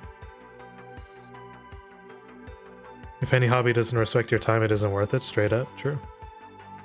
Yeah, I was a sleepy bean. So it's true, I didn't even get to show up yesterday because I just fell asleep. I'm like, my body doesn't want to, my brain doesn't want to handle this right now. My brain put me to sleep before I could even roleplay. That's how you know it's bad. So let's talk about it. All right.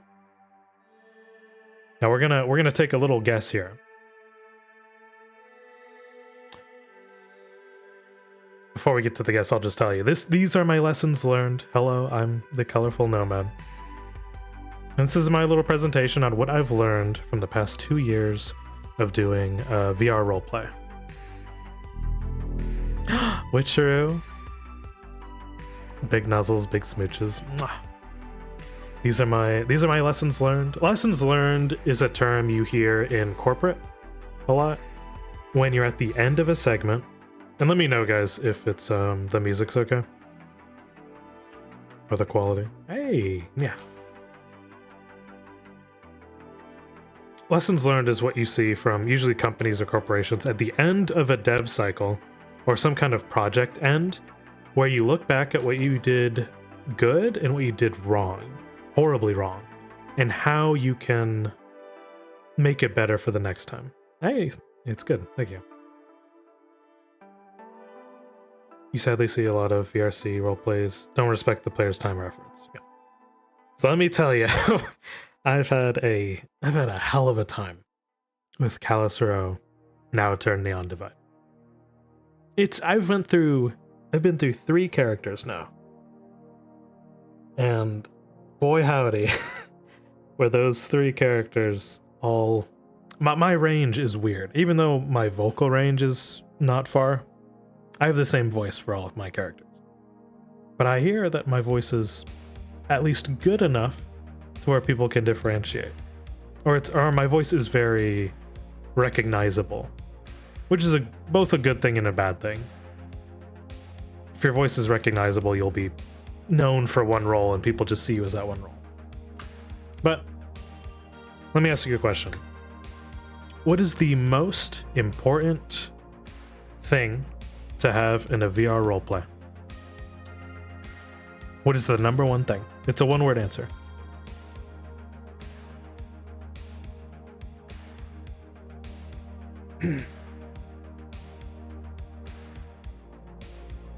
Yeah, my voice stands out like a sore thumb, true.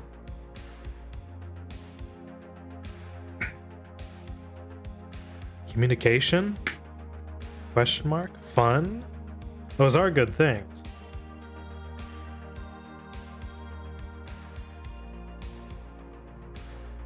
Communication is part of it. I will say that. Respect is a good one. I'm nodding respectfully.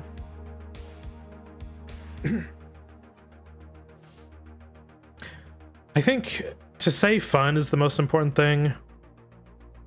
It is why we're all here. It is for entertainment. It is for enjoyment. NPC. The first thing is trust. Trust is the biggest thing. Just like any relationship you have with anything, anyone, any entity, any body, okay?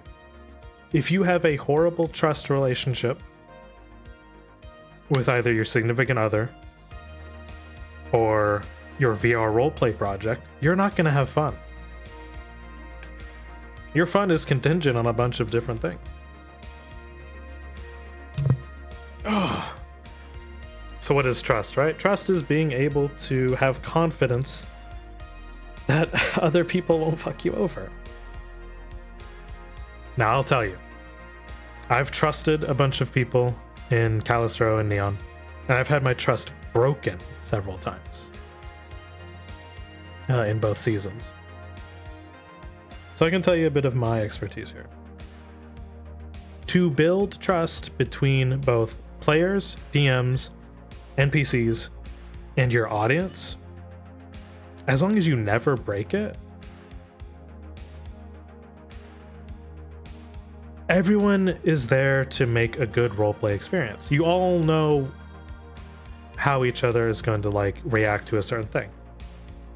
It's already going to be hard to trust. Yes, it's hard to trust in 160 other players when everyone has their own agenda, they have their own factions, they have their own goals. It's tough. It is tough to trust in this kind of community. It's hard to build trust too. We meet once a week. There's no mandatory workshops. There's no like training. There's volunteer training, but you'd have to get like a friend to help you with that. I would say trust is your number one deal. And you might think, why is that? Every time we make these role plays, you'll have a bunch of systems to curb that trust, right? So let's say you're in Calistro.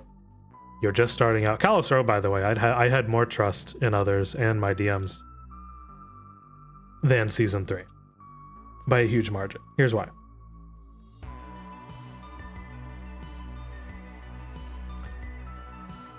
You know how we call it roleplay? And how some people are calling it like a video game? I think have some of you listened to the Lone Complex like podcast? Any of like the Lone casts? Who led the voluntary training? Leroy and Timeless. Oh, and Lone, yeah. Yeah, Lone Complex is a long time, I guess, watcher, viewer, and he actually participated in well, he has it on SoundCloud. If you type in Lone Complex in SoundCloud, you'll find his work. But basically he did a bunch of talks about how VR roleplay has evolved over time, right? He says he doesn't. Yeah, he says he doesn't have a podcast, but it's like little episodes. Back in Season 2, Calistro, it was like a role-playing game, right? Because imagine you guys have, like, what's roleplay, right? A LARP. A LARP is like a roleplay where a bunch of people go out into a field and they maybe fight or do some generic, like, dialogue, yeah? That's a roleplay. A roleplay doesn't have a bunch of systems in place to tell you how to play your character, because systems can't roleplay for you. All they can really do is adjudicate what you do with your roleplay. For example, I don't just have this dice constantly rolling for me every time I do something. Now, Neon Divide added a lot of systems, if y'all didn't know. He added stuff for whenever you got shot, damage values, health values, item, like equipment stuff. They adjudicated more on spells. They actually deal damage. It was a lot. But here's like the takeaway of trust for roleplay. The more systems you have in place, the less you trust your players, or the less you trust in your players to do their roleplay. Because now you have game mechanics to adjudicate that for you. Yeah, so Season 2, guys, all that happened when you were shot was that your screen flashed red to indicate that you were hit. And you're like, okay, so maybe you, the player, based on the circumstance, would take the shot. Normally you have a DM there with you to tell you what happened, but now we have a system to tell you what happened.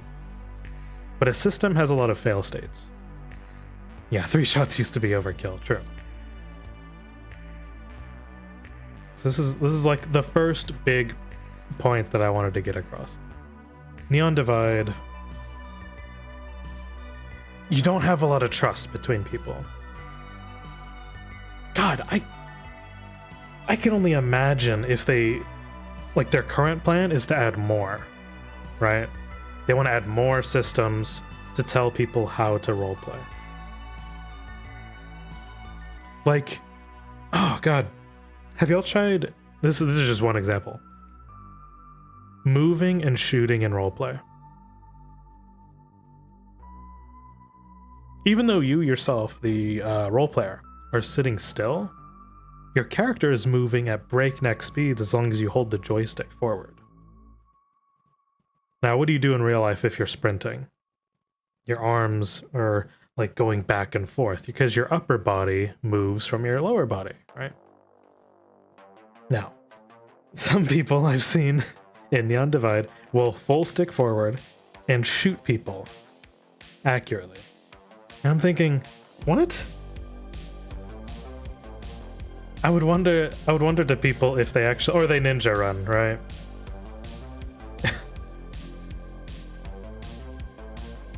Like, I would ask these people, have you actually shot a gun in real life? Yeah, it has weight. It has, your gun would be all over the place. I see people full sticking and just shooting people in the head, and I'm thinking, really? You can understand if it was a synthetic? No, even a synthetic, right? Well, if they were like floating. Fleshy is not, yeah, so when I was playing Flint Cross, God, anytime I would shoot a gun, it would be standing still, aiming, and then firing. I actually took the time to make it work, to actually make it realistic. But a lot of other people who are playing to the system, by the way, to gain an advantage over other people, are not going to take that same measure. They're going to full stick forward, they're going to shoot their gun, and they're going to try to kill you. It happened several times. I'm not going to pull up the clips, but I'm not going to out people. But it does happen. So trust. Trust is your main thing, okay? If you don't have trust, why play? We're all playing in like this sandbox of virtual roleplay. Tunnel vision, yeah. You want to be able to give people like the benefit of some doubt at the very least that they're trying to play along with you in the sandbox. And he plans on adding an automated countering system. Dude, I don't know. People want to win. That's another struggle when it comes to storytelling or combat. Yes, people want to win. That's right. So trust comes in the form of having everyone on the same page that we want to have fun. Okay, without fucking you over. From behind, from... Come on. I remember From Behind. FT, it was so bad. Because everyone thought, hey, if I do from behind, that gives me a free kill. No, it does not give you a free kill.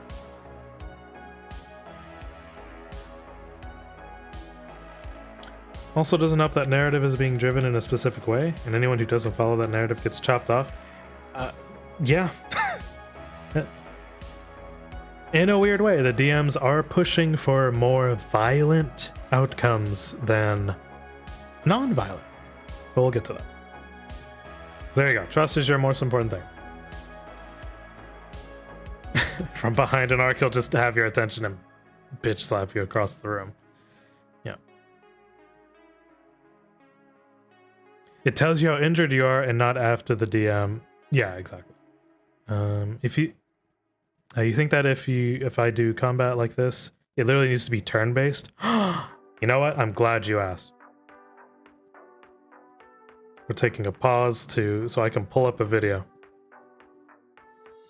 I will show you turn-based Neon Divide combat. It was actually the only instance where trust was okay in all of my time in Neon Divide.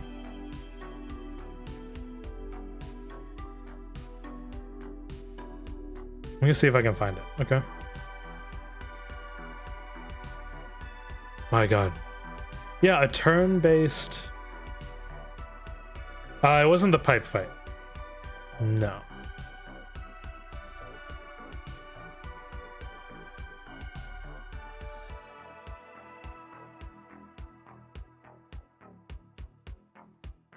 Gotta go through my VODs here.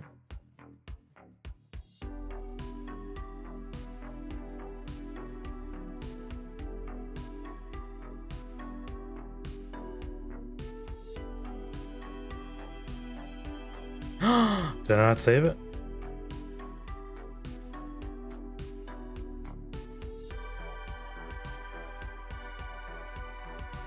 We'll see.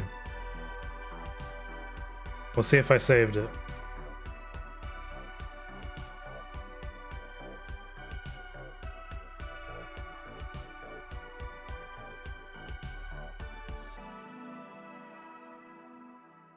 I did. Okay.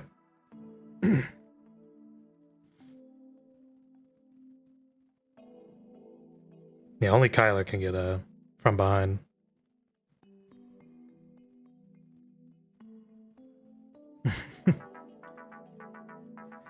Oh, okay. So let me pull this up. God, this is when one of my player kills, which we'll talk about.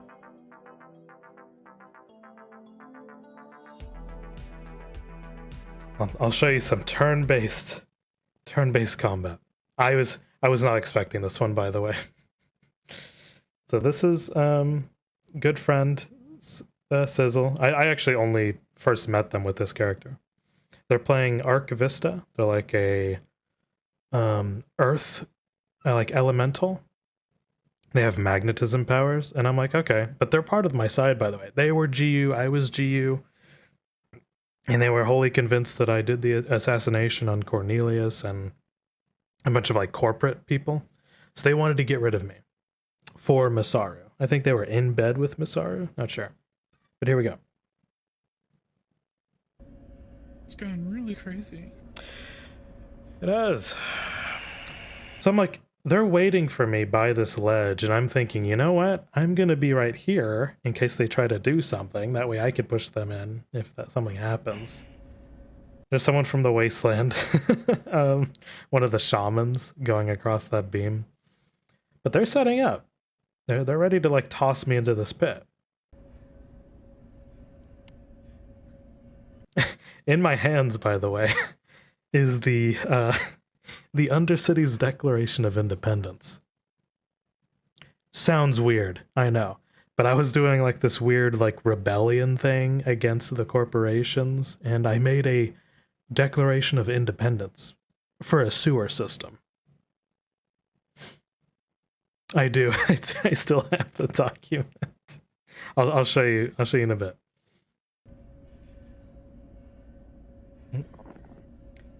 There's no railings anywhere here. So Here's what they do. They ping for a DM silently. I was told by Honeycomb the current situation. Right. Which one of the situations? The one about me. There are no railings in Cyberpunk, that's true. So you know you're on the list. Well, now that you tell me that, it's like, oh, now I'm on a kill list where everyone wants to kill me and everyone gets like those who kill me get a reward. I have a bounty. Very cool. Yes, and obviously I have my story straight and it doesn't deviate. So you've created an alibi and you think it's airtight. Ah, yes. The first thing wrong with this scenario, you know when your friend tells you, you know, you have an alibi and everything's airtight. This is not a friend. This is not someone who wants your well-being. So that kind of clues me up. I'm like, okay, I'm on the defensive now. Head tilt. I'm sorry. Do you have an alibi that's airtight? I mean, I have what I have and I know what I know, and yeah. Okay. Do you know about this like the not Bill of Rights, but I did make a Bill of Rights, as it were, but yes. Declaration of Independence. I'm holding it right now. That's this. That's it right there. Okay. Yeah. Trying to get signatures to send off to y'all. As I told Mr. Honeycomb, this happened 2 years ago, but in speaking terms, not in writing. But they oh yes, there's my DM. Very good. All right, so here's the start of the combat. Didn't sign for it. I'm gonna try to pull his weapons off and fling them behind me. Oh. So guys, action reaction, right? This is where you start off with any good combat. They take the initiative. They want to rip my weapons or whatever's in my hand. So I don't think they were in bed with all of Masaru. Okay. That's fine. Yeah, that would have been interesting. So they take the action to disarm me. And I'm like, what? I'm like visibly shaking here because I'm like, really? You're trying to kill me? You managed to grab. Oh, thank you, Witchery. Yeah, just to clarify. One weapon of your choice. Which do you want to grab? Go for it. So I have a giant pistol on my side, on my holster. Like a huge heavy revolver. On my back is a assault rifle. On my right side is a titanium knife. The knife? Mm-hmm. That was a bad choice, but you'll see in a second. Alright. Nomad, you lose your knife. Yep, damn. He's thrown off the edge. And I'm gonna try to grapple and throw him with the knife. Now hold on now. Now Sizzle may be new, right?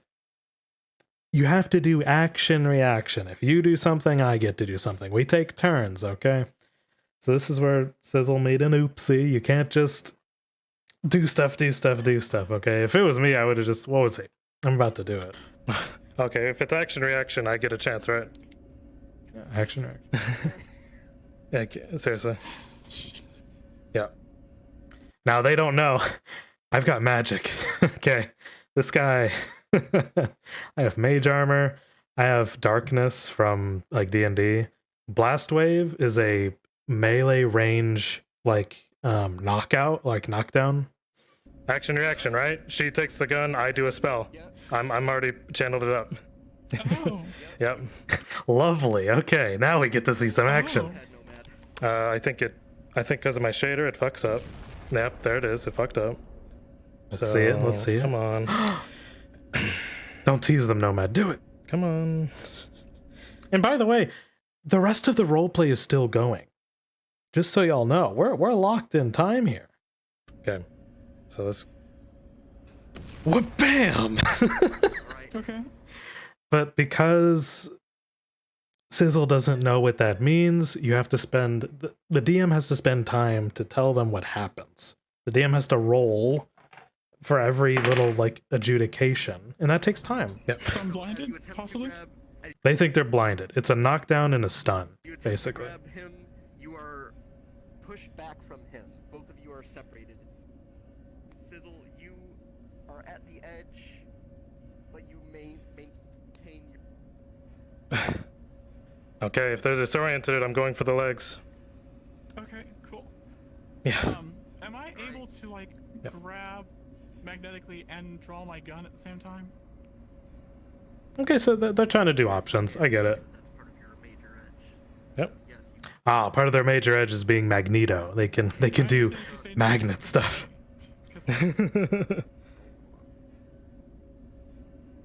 Actually, are they disoriented? Well, hold on, wait. And I grab the gun that he... Oh wait, yeah.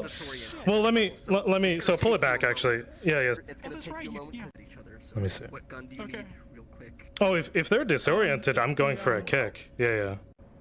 So I just go. It takes really some time. Yep. Probably the most scuffed combat there is. I know it's okay, dude. Right. Well, actually, one-on-one, it's better to do. You are disoriented. Yep. I'm on the ground. Okay, because I'm gonna start crawling forward because I know I'm. Yes, it's good. No one ever visits the ice district. I would go for a front kick, and obviously, since it's just us, turn by turn is fine for me. It's fine. We got time. Okay. Yeah. Now here's the problem. Neon Divide wants you to do everything in fluid motion. The problem is there's only like one DM to handle stuff. So you have to do rolling, you have to do explanations, you have to do all this stuff. So now that it's just us in an isolated environment, this is okay. The 1v1 is okay in an isolated environment. I'll show you when it's not. Mm-hmm. So Skull, I'm just gonna go for a front kick to the chest. Yeah. Yep. Otherwise, like how you do roleplay is just people adjudicate actions, and then when something is in doubt, then you roll for progression. Okay. It's gonna need a roll. Yeah. Yep. React and grab on. So you are on the ledge, Sizzle. Onto him? You are on the. Oh, you're on the ledge. You are on the ledge. So if you have play space mover. Yeah. Do you see the problem already? Yeah. Oh, I'm. Oh, Anyone in chat? Do you see the problem? We don't need you to move. We don't need you to move. Oh, you don't have to. You don't have to. You are on the. You are hanging off the ledge right now. So you can just have your arms like that. Yeah. God.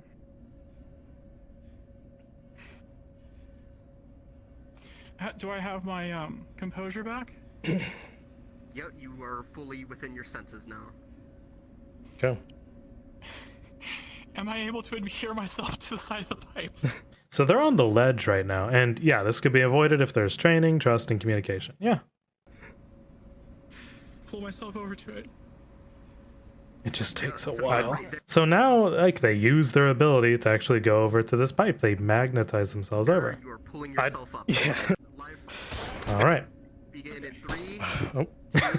they shot above my head before the countdown started. But all right, you know, it happens. Okay, go. 3, 2, 1. It's like headshot, bam, bam. Yep. To pull their gun. Yep. Oh, they pull it. Absolutely. So. Oh, they.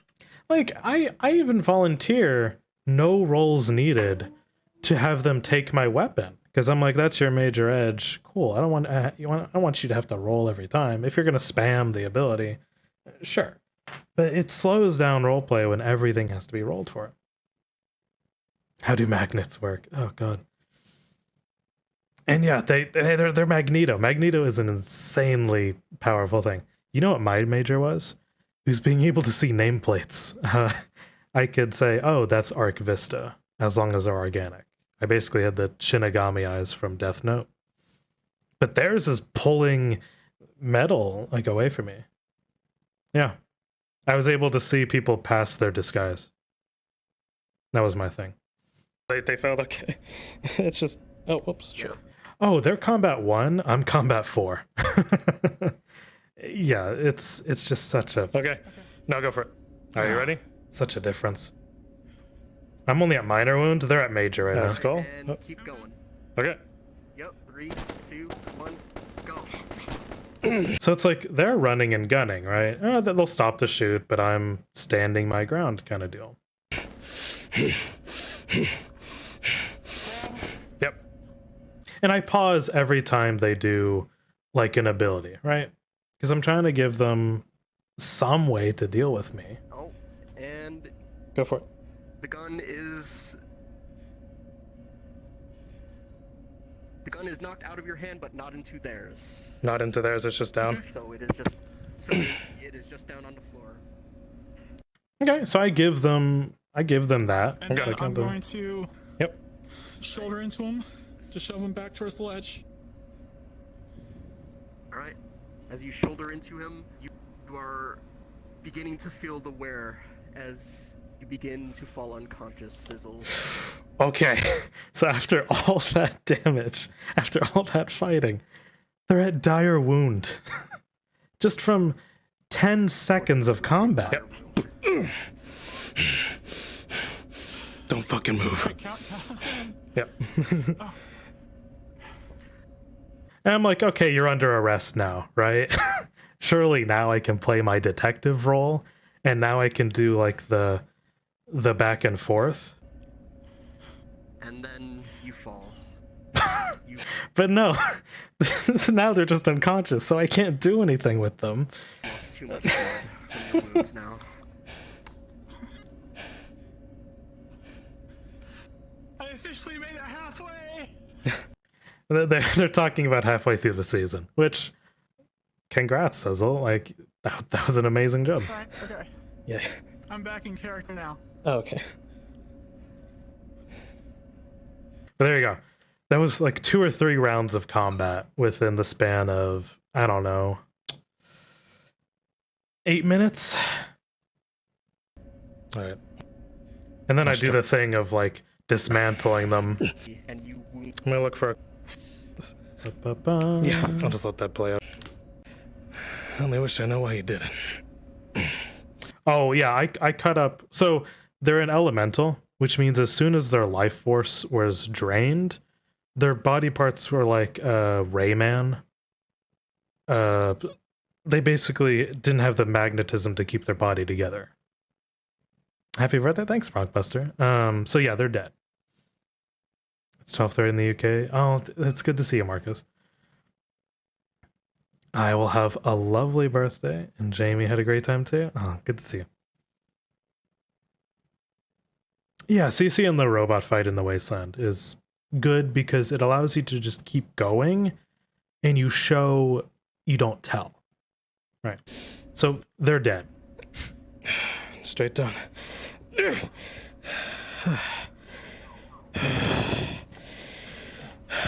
Oh, my friends are here. So there you go. Back to the presentation.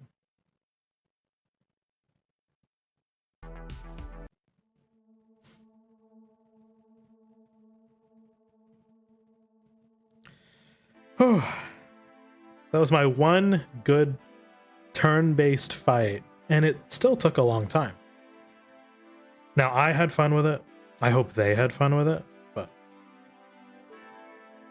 God only knows. All right, are you all ready? Y'all have any questions about trust?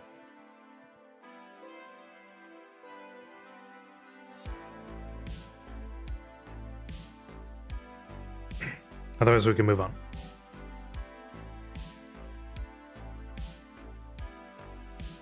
It's like having confidence in your fellow role player that they won't fuck you up. Do I thirst you? Witcheru, I thirst you more than I trust you more than most people. Yes, I do trust you. I even told you for Flint, you'd be able to use like your siren song to like put him under, or using spells. I trust you with any roleplay that you do. You could have kidnapped the guy or fed him to the Kraken or whatever.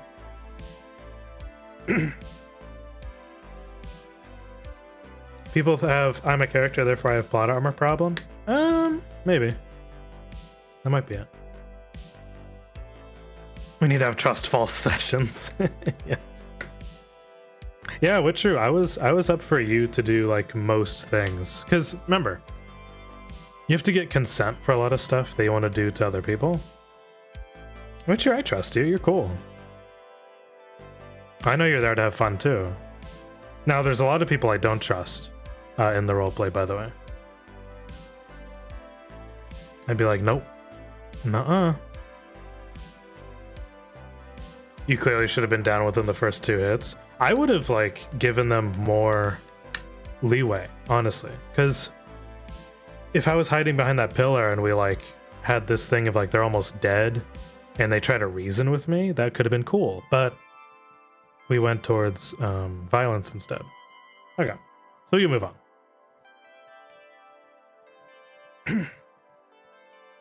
Now you saw what we had just there. Number 2 is, as part of a good roleplay, is structure. Now what I mean by that is how the thing is ran, how the thing is built, and how you run it.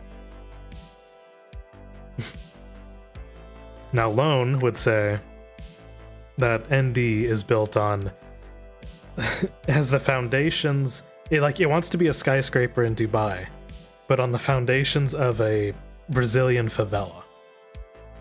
Which means it's likely to crumble under its own weight. Especially if you add on more systems. Yeah, and Josh, I don't think anyone can handle being shot IRL. You would just go into shock. Sure.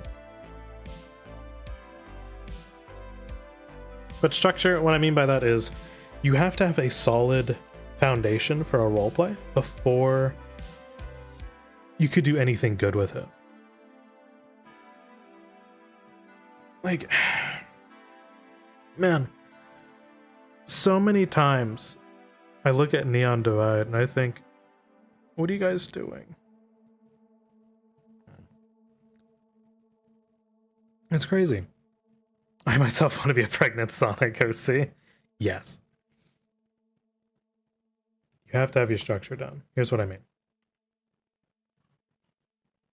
In VR roleplay, we have this neat concept called a social hierarchy. All right, this exists all throughout nature and exists here too.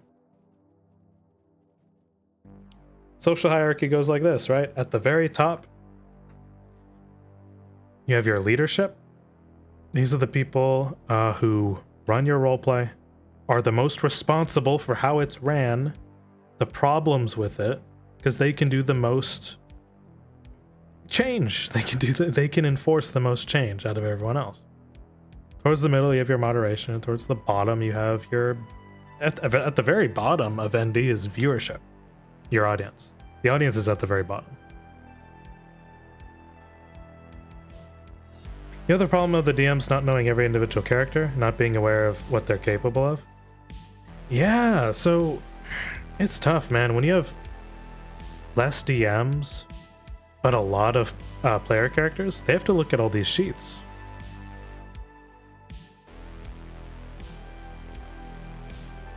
No need to. Okay, so for... By the way, very weird.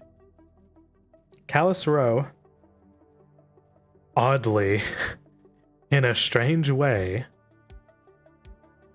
had better leadership than Neon Divide. Now, what do I mean by that? People are gonna hate that little response, but here's why.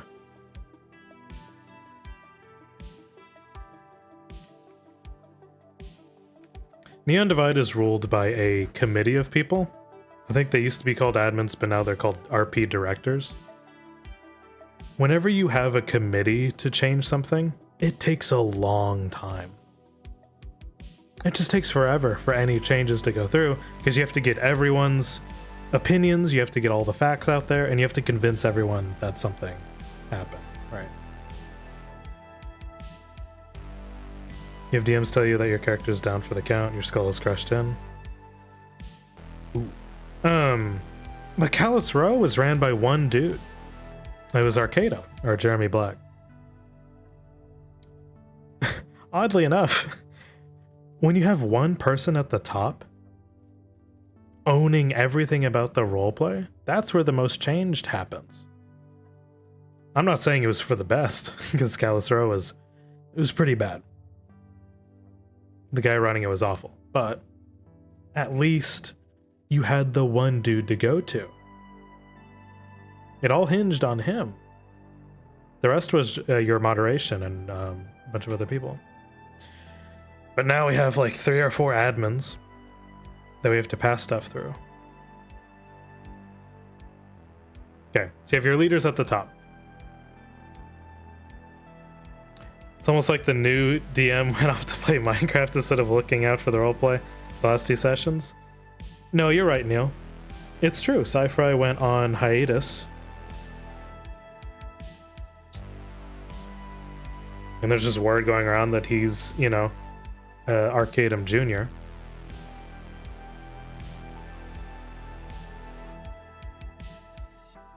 I mean, without context, that isn't weird. Even IRL, a sole leader, gets whatever they want done because no opposition. Yeah.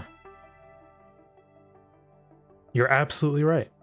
When you have a benevolent dictator, I say benevolent because Arcadum was not benevolent. He had his own ambitions to make it a video game. But when you have one person making the rules, everything goes by so fast because you're not gonna... Ruling by committee is like trying to say you're trying to appeal to everyone. And you can't. You can't appeal to everyone. It's impossible. At least with a sole leader, you could just say, if you don't like it, tell me what's wrong or leave, right? You could just say, hey, I'm trying to do what's best for my project. You can help me. Yeah. And from what you've heard from quite a few people, a bunch of the admins outright ignore people. Yes, the admins ignore people. So, yeah, they've ignored me too, Josh. It's okay. Chad, I'm drunk. If I'm being an ass or being cringed, I will tell you to shut up, Neil. Don't worry. You're okay. One person at the top and a small council that are advisors below them. So, yes, Axel. This happens in real life politics when you have a... Oh god, what do you call it? Like, you have actual city council, right? Like, the mayor's office.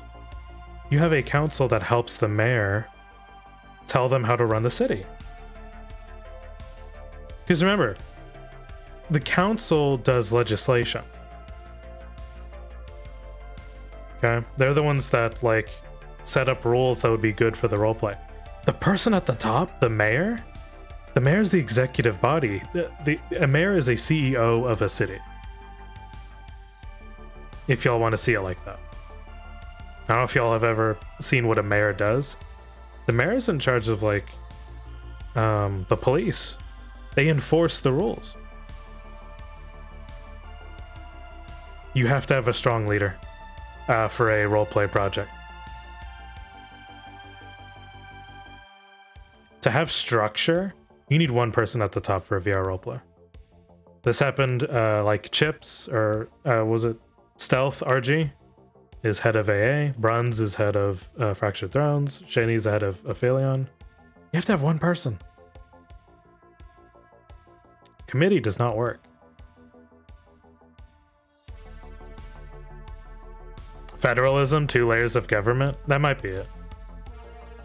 Committees usually end up making everyone equally unhappy. Yeah. All your mayor does is show up in campaign ads. I didn't say the mayor was always going to be good.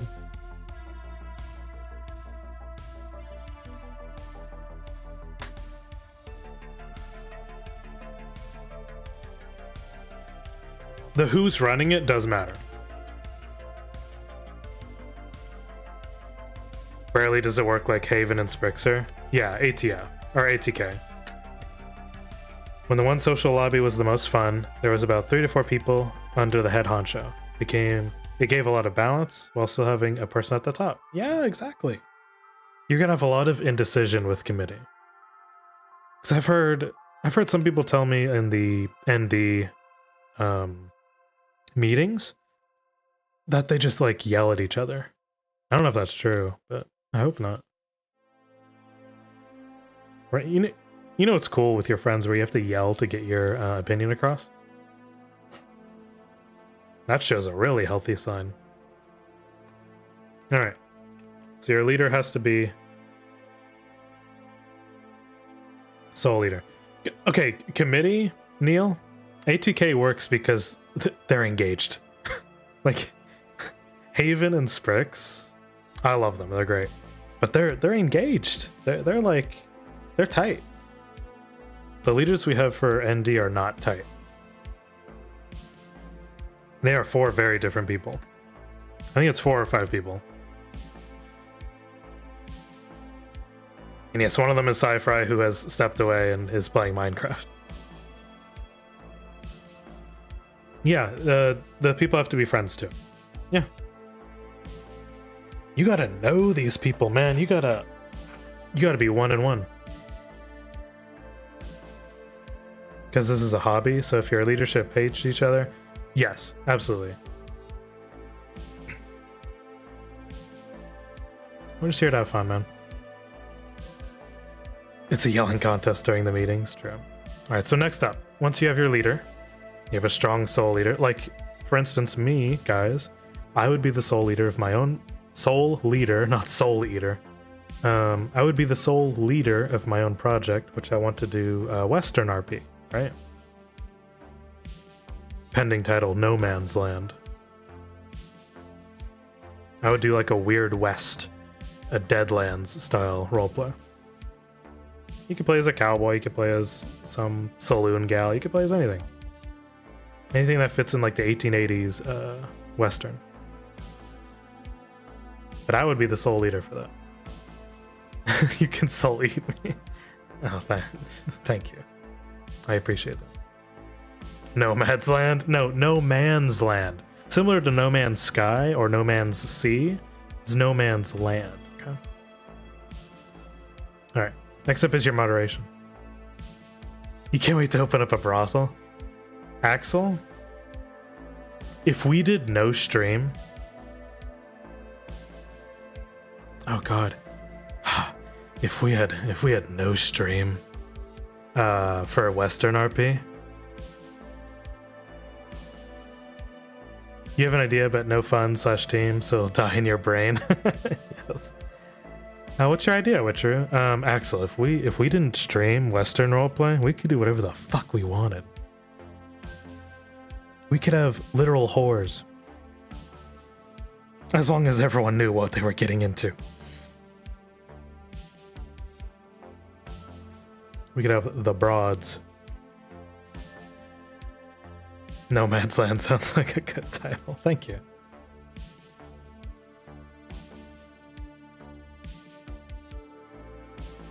Oh, Palumpy. Good to see you. Yo, God. Yeah, I was just saying, if we didn't stream roleplay, we could do whatever the fuck we wanted. Next up is your moderation. These are the people who keep the people in line, okay? You gotta have good mods. It's the same for a Twitch chat. I don't think I have any mods. I have like 1 or 2. You sure you could find a way to work around it? Hello. You could actually have...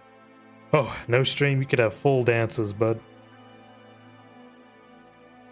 She wouldn't be held under a TOS.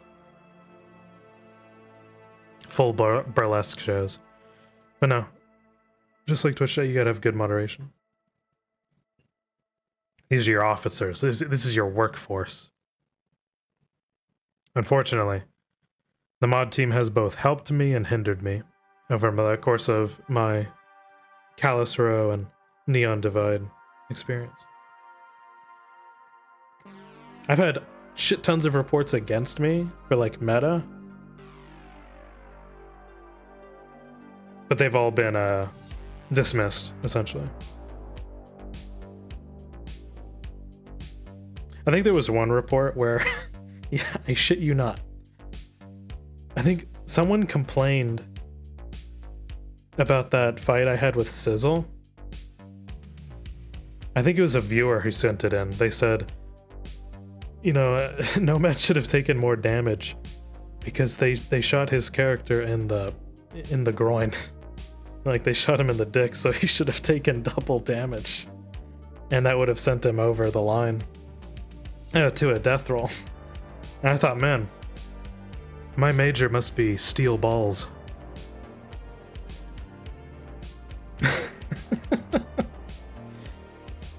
Oh, God. I get reports like that shit all the time. Yeah, one day you'll have your no stream RP club with all that good stuff. Fuck yeah, dude.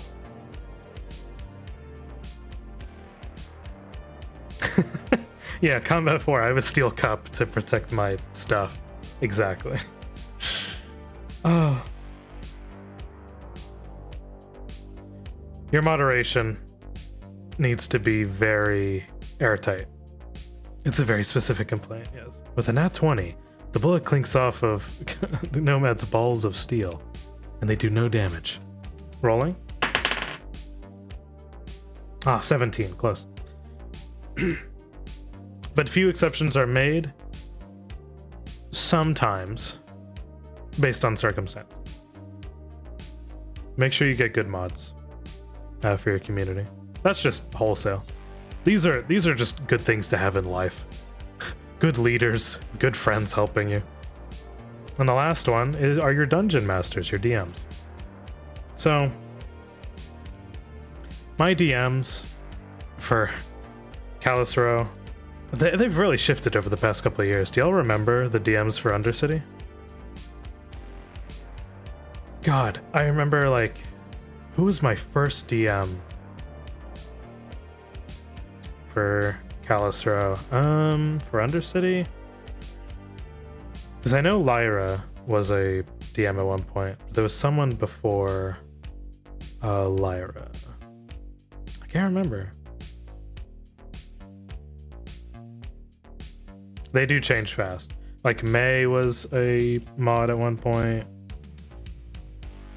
Or sorry, DM. Of course, now we have like one DM and 2 co-DMs for the Undercity. Skullmancer is my DM. And there's like 3 co-DMs. But anyway. Skull. Yeah, Skull's the current one.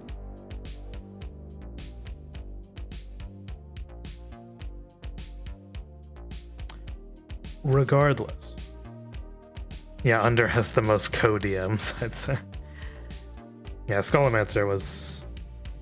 I think it was like May and then Skull. Yeah, he... Yeah, he knew I did the Tavern Mom. Your DMs have to be one of the best people on your team. They have to know how to tell a story. They have to know how to react to situations like clockwork. They have to be so fast at telling you what just happened. Because if you stop, then you have problems, like we had on the 1v1.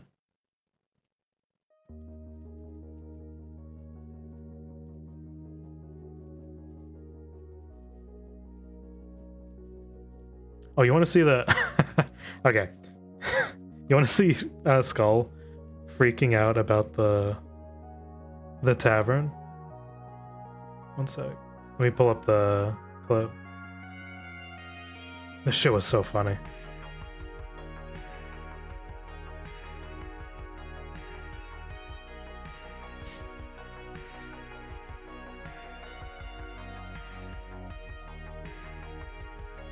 Yeah, Gambit was quick in season 2.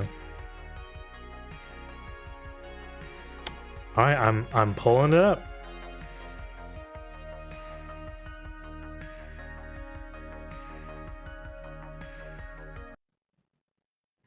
Okay. So, bomb has been planted, right? I'm sitting here thinking, you know what? Now's the time.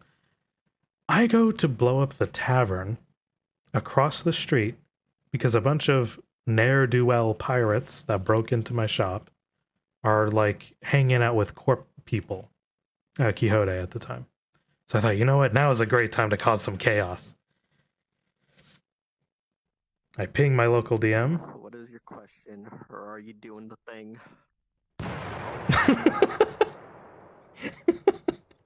Okay. Like, Doing the thing. the sound of Skull's voice. What is your question, or are you doing the thing? I didn't say a goddamn word. Okay. Now he has to race over there and tell them what to do. This was totally on me, by the way. I was such an asshole. But I was like, I was fed up, man. Oh boy. Stop what you're doing. An explosion has gone off within side. All of you who are in it, I am going to have to roll your deaths right now.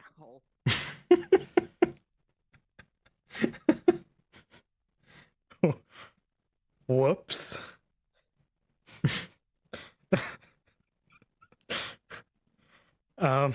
Was that me? Yes, Nomad, it was. Fucking punk. Jeez. What a good time. Yeah, the bomb was the real Neon Divide. Oh. The bomb has been planted. Oh boy. You gotta have people who think quick on their feet. Now you can do this by... You can get better at DMing by actually running tabletop games, right? That way you only have like 4 players. They give you a scenario and you try to adjudicate. You get a roll. Based on that roll, oh, a 13, right? That's like a middling result. You have to be able to think quick. But you also have to be fair. Because remember, these guys aren't gods. Even though people like to think they are gods. I don't know why. I know why we use the term DM. It's because it's a holdover from tabletop. But it doesn't make sense to call them DMs in virtual reality roleplay. Because you're not running a dungeon. You're running a game. So you'd say GM, Game Master.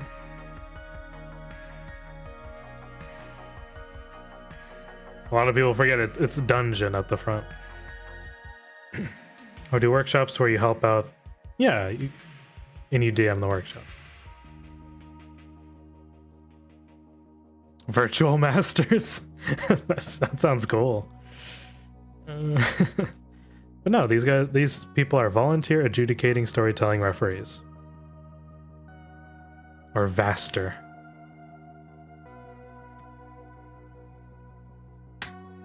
So here's your structure.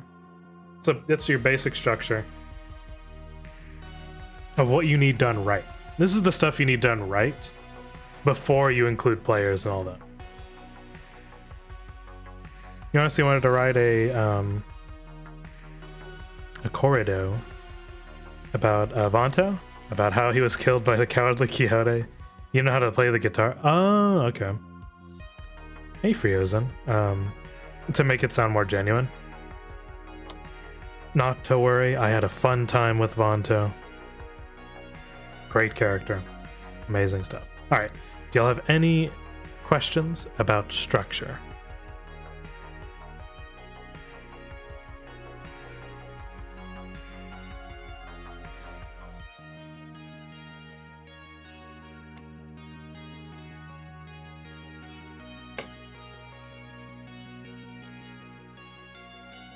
Gotta have the person on top. Solid mod team. Yeah, it's straightforward. But trust me, if people knew this before they ran Calistro and Neon Divide, you wouldn't have as many problems as you did. DM is what sticks? Yeah, exactly. And he's got a lot of problems, but you know what? They can be fixed, okay? So this is not like a it's not meant to be a rant. I can give you solid solutions. But the problem is you have to know what's wrong first. You have to know the problem before you can make the solution. Oh, Mexican folk song. Nice. Yeah, Vanto is based on like New Mexico and Australian vibes. It's also hard to find a good balance and maintain it. Yes, it's true. Okay. Here's the next trigger word that sets off a lot of people, and it's an entire thing of itself. You ready? Number 3, agency. This word gets thrown around more than I'd like to even talk about. Yeah. Yep. The 6-letter word. Kill Omega, indeed. DM, my major. My agency. Let me do a quick stretch. But DM, my agency. Mag! Hi, you just woke up and saw I was streaming? Yes, I'm doing very well. Big hugs, happy birthday. It could be fixed. Just look at the fan RP. They have seen all the issues and corrected most of them. True. You're gonna put all this salt on your popcorn? I hook you? When you saw Vanto getting executed, it gave you the vibes of a Mexican outlaw during the Wild West. Yeah! Yeah, it was good. We're gonna see that, Frozen. We're gonna see that. FanRP is a project ran by, well, fans of Neon Divide that made their own roleplay based on their own systems. But you know what the cool thing is? I'll show you. I'll show you something really fucking cool before we get into that. FanRP made their own what do you call it? Their own source book. Can you believe that? I might not have it up anymore, but I'm gonna try to look for it. FanRP has their own like source book that you'd find for like a tabletop game. I'm dead serious. Let me see if I can find it.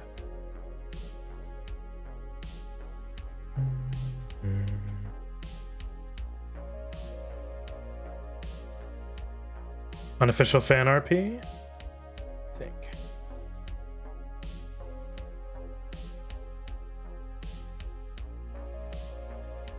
Yes, okay. I found it. Bro.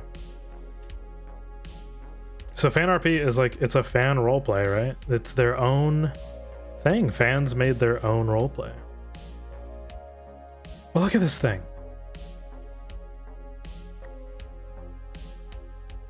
It's got a whole bunch of stuff. Look, I love stuff. Look at all this stuff. They have everything written down.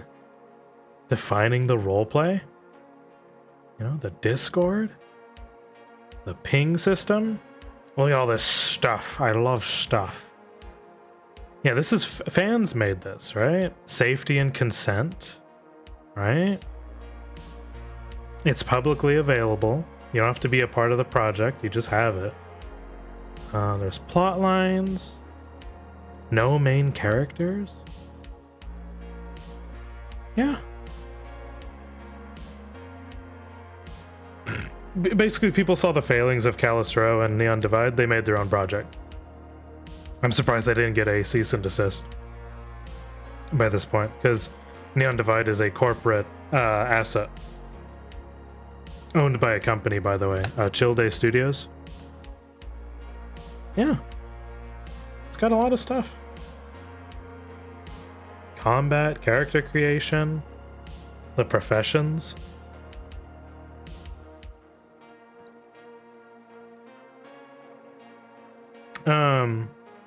There's this link, like it's the actual Google Docs, but I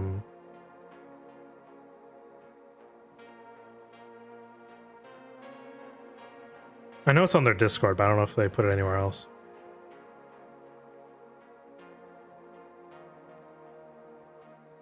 Edges and flaws. So yeah, this is how you do structure correctly. You have a whole source book of stuff to look at. Yeah.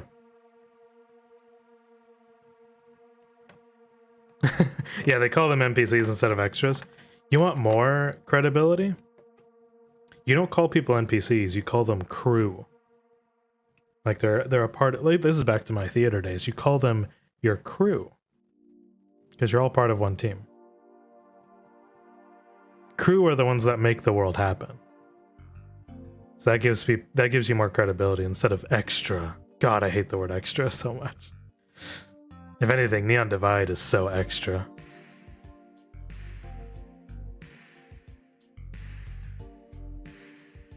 Is there such thing in Neon Divide? We do have the Nexus, but it's not... actually, so we do have this, but in a different way.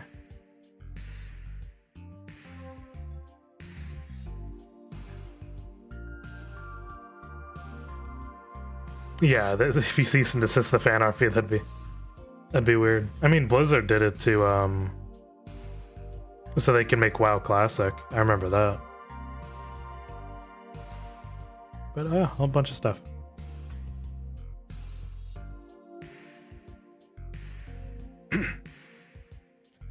Leads you to a problem you had with another group. They had a world anvil, and they apparently had all this content, but the head honcho never bothered to sit and approve it. So the thing was empty. But yeah, well, Callus Row, by the way, had a world anvil. And nothing was ever on it.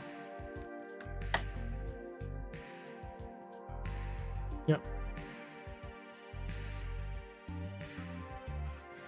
Whew. Let's talk about agency. This is the word that gets people's jimmies rustled. This gets people, like, heated. Alright? You can't be bothered to watch hours and hours of streams just to figure out how your world works. That's your job? Yes! Exactly.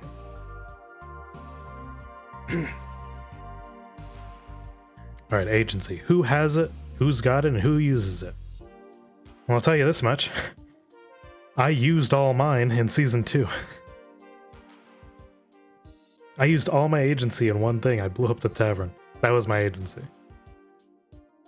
Agency, by the way, is an individual's ability to affect change in the roleplay. How much power do you have to affect change? That's what we're talking about.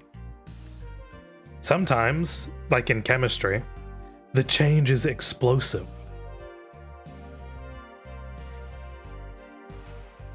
Sometimes you have a bunch of C4 wrapped in your legs and then you just blow up.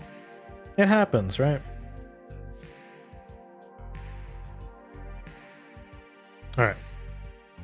Here's some numbers that I have. Of the current, I guess, spread. We're gonna talk about why this is an issue. Pulling Avanta, yes. So. Let's do some chemistry. Actually, let's do some alchemy. Witcher, are you ready? You're an alchemist, right? Can you help me here? It's okay, I'm an alchemist too. I can be your familiar, you could be my familiar. We could just be familiar with each other. That'd be crazy. Fuck yeah, okay, good. Hey Brandon, so there's a minor problem. Let's put in the mixing pot here, in the middle. Okay, thank you.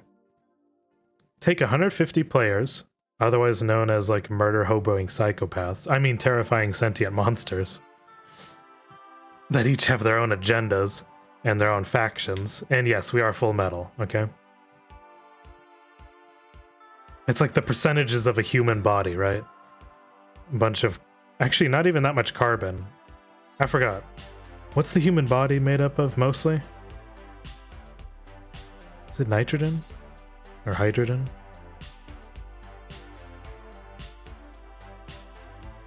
Anyway. Take 150 players. If you average that between 4 maps, how much is that? Just under 40 player characters per map. Water, yeah. Alright, so you have around 40 players per map. You have, now mix these in, 6 DMs, by the way. I say DMs because in the Discord, they have the distinction of co-DM. I don't know what this means, but I'm gonna infer that it means a lesser DM. Like codependent DM. Codependent masters or something. So, there might be 6 other co-DMs, but listed in the roleplay are 6 DMs. Sci-Fry, chair handler in the upper city. It's no longer Kimchi. Knick-Knack is DM for the row. And Lexa helps them as a co-DM. Yeah, players made of chaotic molecules. Yeah. In Undercity, there's 1 DM, Skullamancer. There's 2 co-DMs, Elusive and Miss Konako. And May, so that's 3 co-DMs. And then in Wasteland, they have Willixer. And then 2 co-DMs. Oh, I forget the other 2. Well, they have 1 DM, by the way, they have distinctions, 1 DM and 2 co-DMs. So it's Willixer's the Spellboy and 1 more. If you remember correctly, co-DMs are people who are just there to handle the unimportant stuff. What? Quick rolls. Okay. Guys, we have a bigger problem than I realized. Does anyone see the problem so far? Bonus points if you see the problem.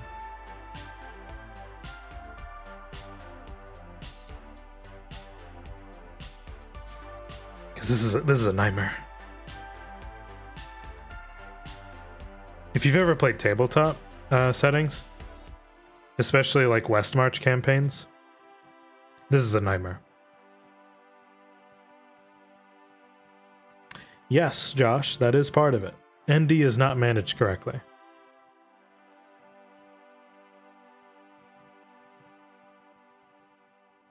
Not enough players. Yeah, let's this should be a 2. We should have more.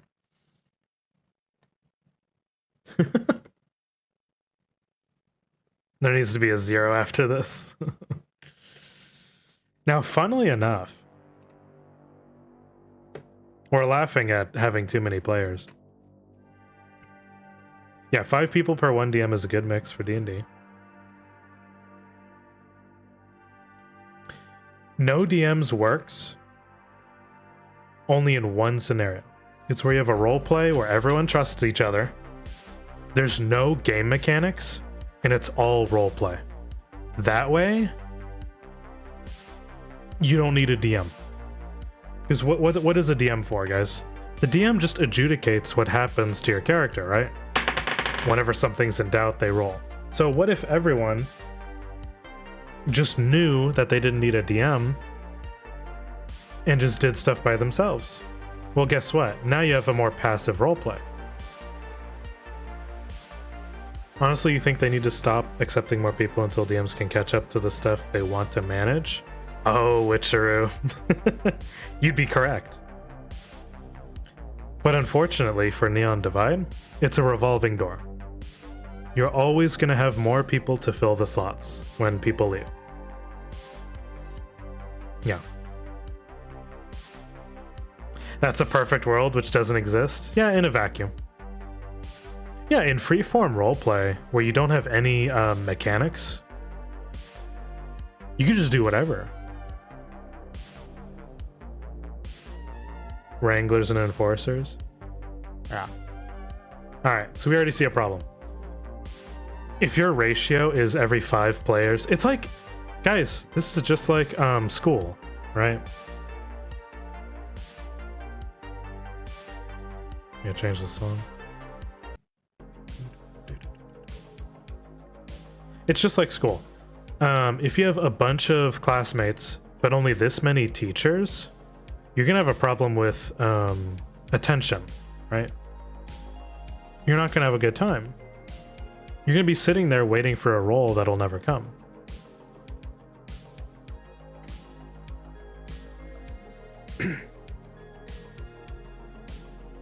Yes, Friozen.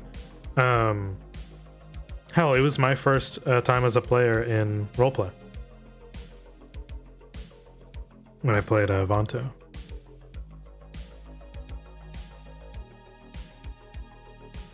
Yeah, 20 to 30 kids for one teacher per 4 hours. That's a nightmare. Sadly, ND was kind of built off of being a show. Yeah, that's true. Which basically means it was built off of clout. Yeah, that would be Callous Row. Callous Row is all about how much clout you can get in one setting. It sucks, man. So we already have a problem of who has agency. All these people have full agency with their character. Within reason. Okay. Oh, Brandon, we're going to talk about extras now. Okay. We have 130 extras in the Undivide. This is your implied presence that Sci-Fry said there was none of. I think he went on the record saying there was no implied presence. I should say extras in quotation marks. Don't call people extras. God. Yeah, we'll explain it through interpretive dance.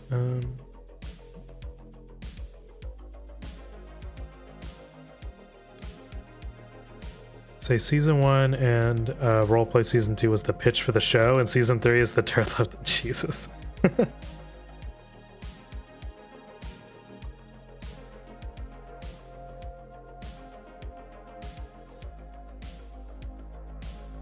Oh, my roommates want pizzas.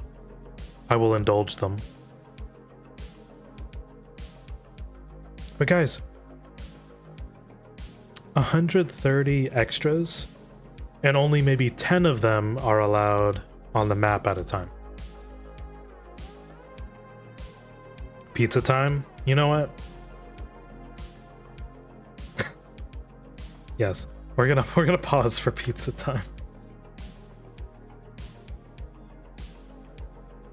We can keep talking though, while I order me some pizza.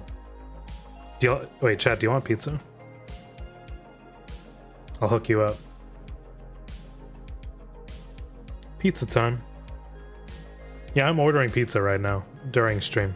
I know it's very unprofessional, but I'm hungry, dude.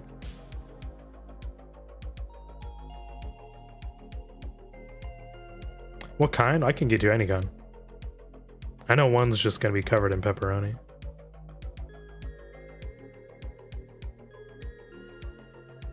You'd like a chicken bacon ranch pizza? I got you, girl. You got good taste.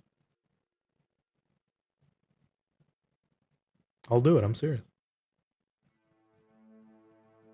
Oh, gluten friendly? No. More gluten. Double the sauce. Can't have a good pizza without it being saucy. Marcus is Marcus the Rose Knight orders pizza. I'd like one pepperoni.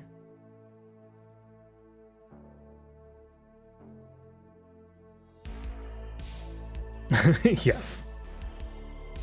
I mean, you could be my roommate. Wink, wonk. That wouldn't be so bad.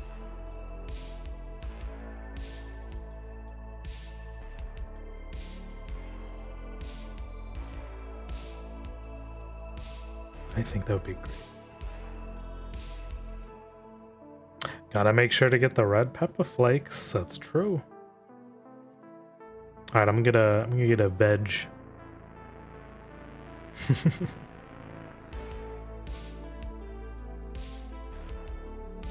The Parmesan.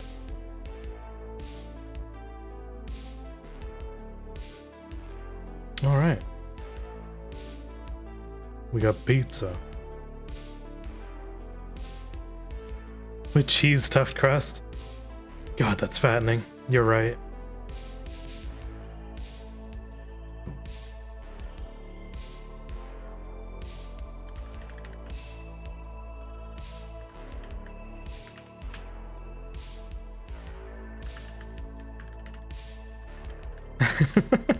Pizza. Witcher, what do you want? I'm ordering.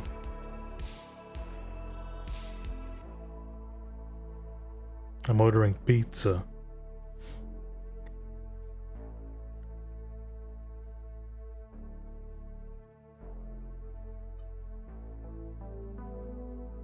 I have to get the cheesy breadsticks too? Jesus, you're hungry. Okay. Alright. I'll get you your damn breadsticks. Relax. This is so unprofessional, I'm sorry. But I need the za.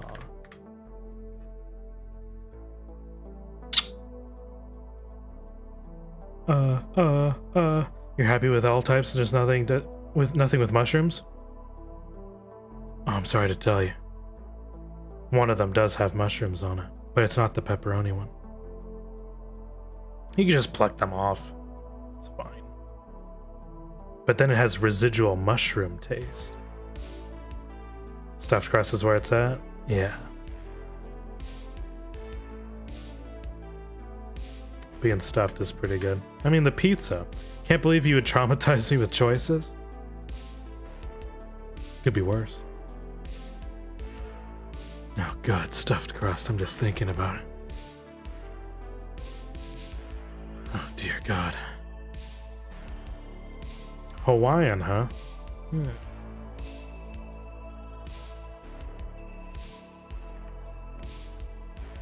What's the best condiment for pizza? Ranch? Ooh. Could be a game changer.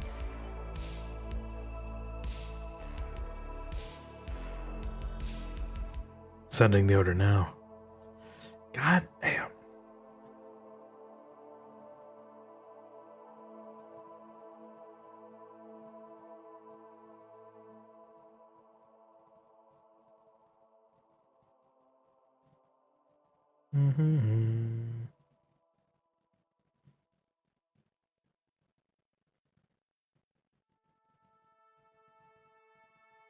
Oh, god damn it.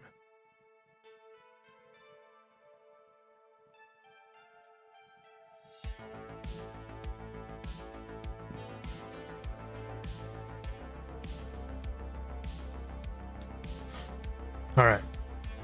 We have ordered the za. Back to it.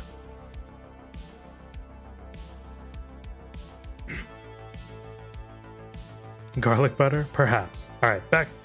We gotta get pizza off the mind. We gotta think strategy. We gotta think, how do we make this stuff better?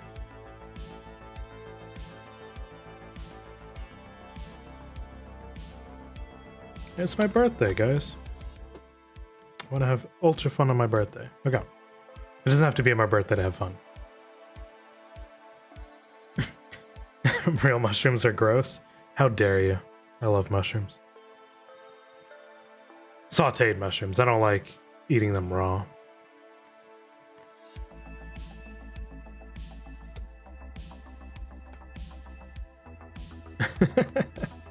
Garlic butter will make ND better. It'll make me tolerate it more. Brandon. Thank you. Oh my god. Thank you so much, dear. Mwah. Love you. I appreciate you. It's my birthday. Yeah. Well, it was my birthday on the 8th, but I'm celebrating it today. I know I don't stream that often. But it's the weekend. We can share a drink. Thank you. Thank you. All right. Brandon, you're my favorite person right now. We'll continue. 130 extras. Look how many people that are the implied presence that are never going to get in. I looked at the extras list and half of them don't even show up for the project. You know that, right? They just fill server space. Now other extras go in every day. These are your dedicated few. The problem with this roleplay and with agency, who has the most agency? Well, that'd be the DMs. The DMs have the most agency of everyone. They can make anything happen instantly. Right. They could summon things, they could kill off your character, they could do a lot of stuff. It's up to the DMs to make the players and extras trust them. That's why we have to go back to trust. You have to trust your DMs. Because they are the ones who hold the keys to the story. Are extras allowed to stream? Yeah, they are. I think they're actually encouraged. So when you have this many extras, but not enough slots to fill the world, you have a problem. You now no longer just have regular people, you have a bunch of players representing the regular people. Hell, I'd ask you, what is the story of Neon Divide? What is the story of Callus Row? Because if you go by what Sci-Fi wants it to be, it's supposed to be like GTA 5 roleplay, no pixel. It's just supposed to be a social thing you do, and you make your own content. The good thing about this many players is you'll never, almost never, run out of content. Right? Passive content is when players just interact with each other without DM oversight.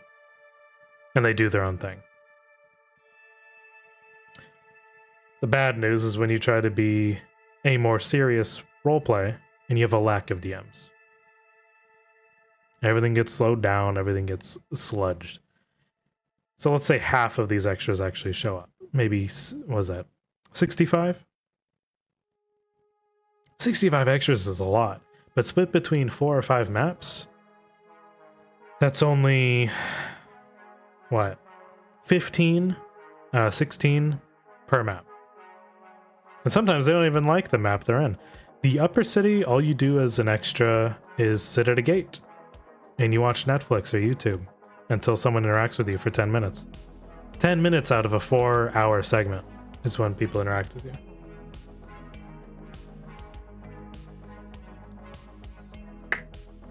You were in a weird spot not too long ago where you were NPC, part NPC, part PC, part implied DM. Every time you did anything that had any weight, you were messaged about it by admins telling you that you shouldn't have. Oh my god. I'm sorry to hear, Axel. Jeez. It's the story of corporations taking over government and the story that comes from it. Well, kind of. Let's talk about corp agency. The current problem with Neon Divide is that in the upper city, these people up there are heads of their corporations. That's like having a person playing Jeff Bezos. You just don't have that. It's so out of our reach. And is the story of what not to do? Not entirely. It does do some good things. And I'll get to the good stuff after the bad, because you want to end on a good note. Yeah, the admins didn't trust you, so there was no trust. Damn. That really sucks. That plus being ignored by the admins half the time is why you left. I'm nodding. This is when you leave. I've been ignored for Callus Row and Neon Divide. Straight up ignored. 100%. But how can you be ignored when you have this 70 plus staff members? This is everyone on the admin, moderation, character team, media team, stream team, game team. They've got like 10 teams. Advertising team, merch team.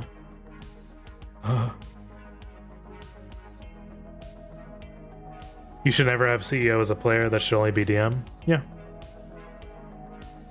Never give the player as much agency as a DM. It's no good. You know why extras can have this level of agency? It's because extras, or crew, sorry, serve the story. The crew is there to serve your story as a player and to like enhance it. They're the world. They are tools, like they are people that help the DM tell the story. Places of power need to have DMs and admins in them to drive the story and make the correct kind of decisions. Yes! Yes! Oh my god. If we had this many players, how many DMs do we need? We need 1 DM per 5 players, right? We need 30 DMs. You know how crazy that is? And by the way, most of these co-DMs play as DM PCs. And I'll tell you, the Undercity DM PCs consist of... One of them's a meta build, where they're involved in everything. One is a hippie that lives in the Grove, and he comes in every now and again. And the last one I can only describe as a young, ignorant dog girl that's wearing a disguise.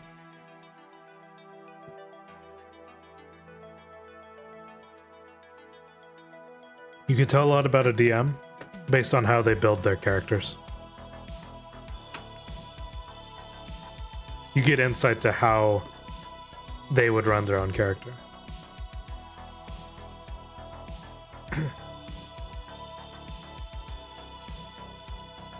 Yeah, DMs and admins have PCs, not NPC roles. Yeah. They get to play too, you know? So that's where you have a problem. Staff, by the way, volunteer labor. As far as I know, they're not paid. But anyway. Do you guys have any questions about independent agency? Yes or no? You gotta hit hard on who has agency.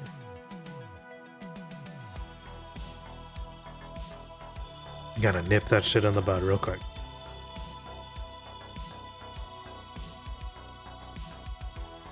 Yes, Nick Nack plays a pirate, Jolly Roger, and he's part of the Runner Network.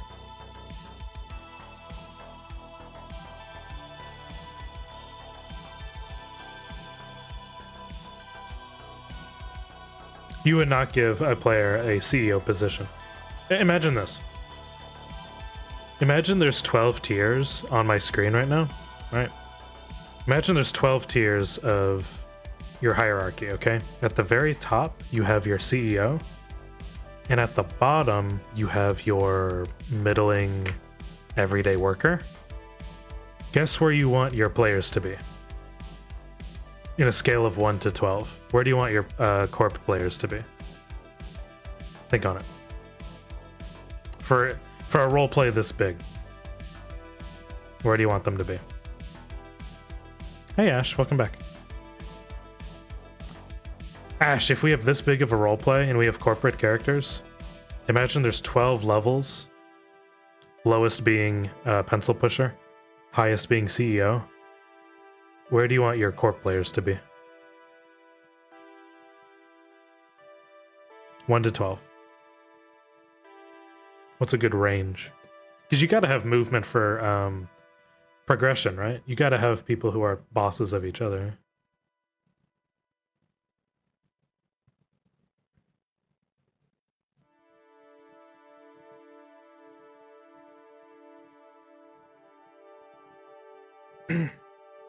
Okay, at the current moment, out of 12 layers, we have all 12 in Neon Divide. Some people are at the bottom barrel, wage slaves, and some people are like planetary CEOs.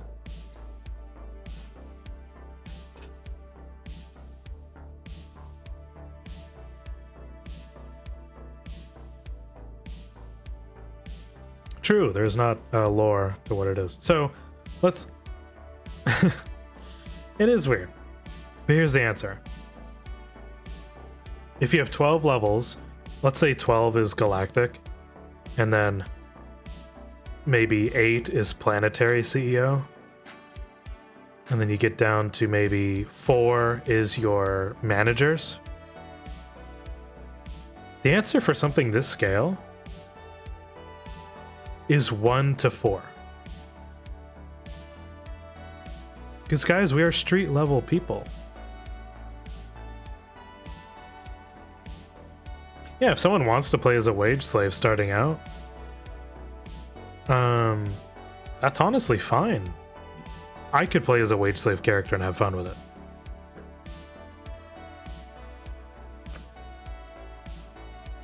Yeah. But fuck, what I would actually say 1 to 4. No one above 5. Because we're not at this scale. We're down to a small scale of a row, like an alley, right? You wouldn't have people above that. The problem is scale.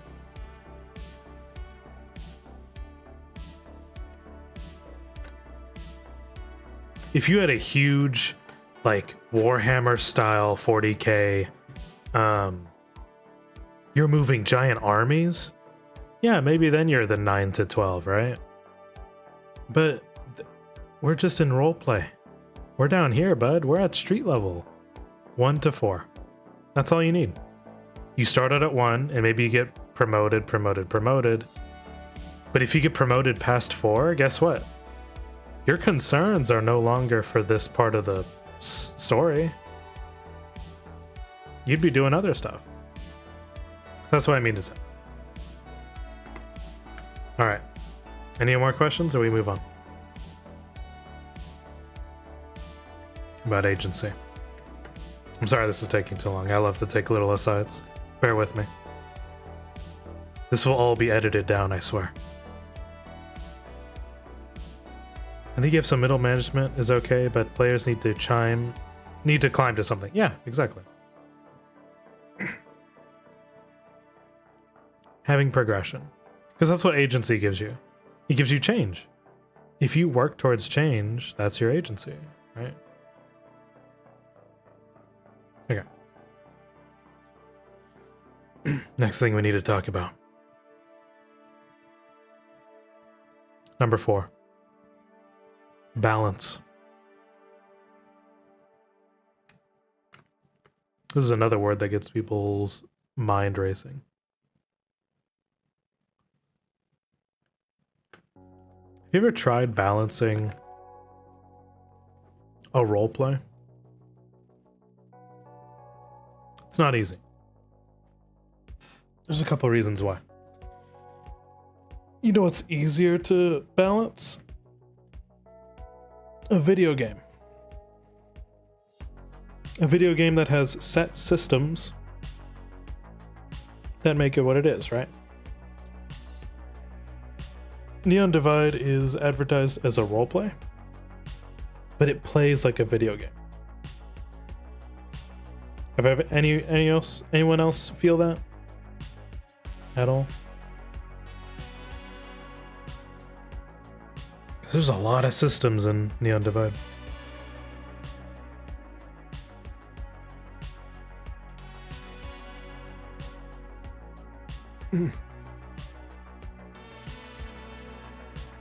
Maybe my chat died. Who knows? I'll pray for you, I swear.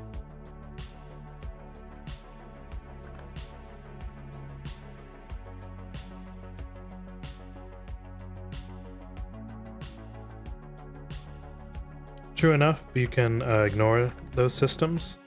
Hard, but it's possible. True.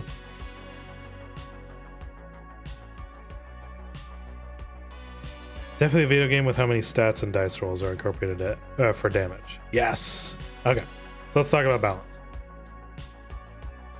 Let's look at the long list of stuff we need to balance for our little video game here.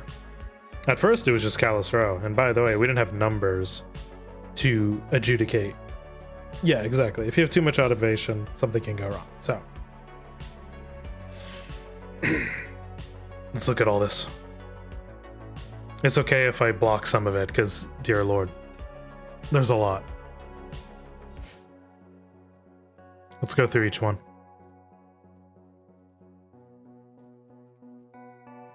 And by the way, in a pure role play where you don't have any mechanics, none of this really matters.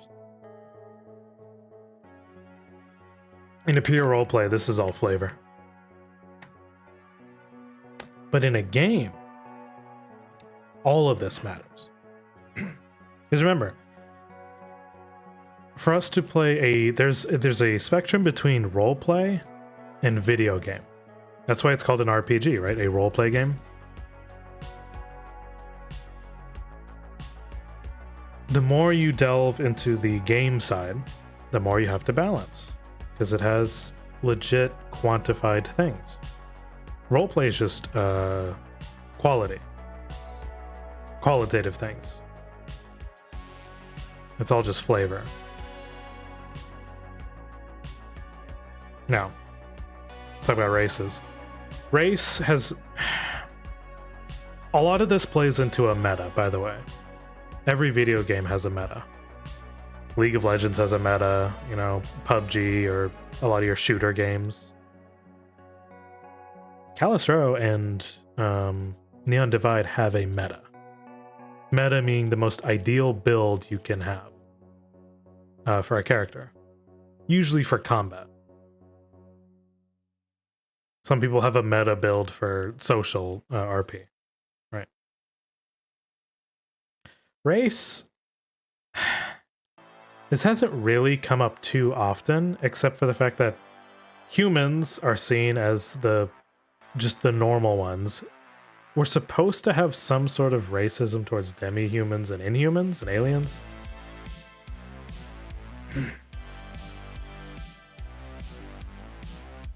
Yeah, human variety for a +1 to 2 traits. Yeah, exactly, right. Like I've played as a demi-human, Vanto, a human, 2 humans, Flint Cross, and John Divide. This stuff almost never came up. Synthetics actually are a meta build because they can take more damage. They have a built-in overall damage resistance. Except electricity kind of fucks them over. That's the only thing. The synthetics are a meta build. There's a pretty good split, but the problem is you can bring in any race, basically, with this setup.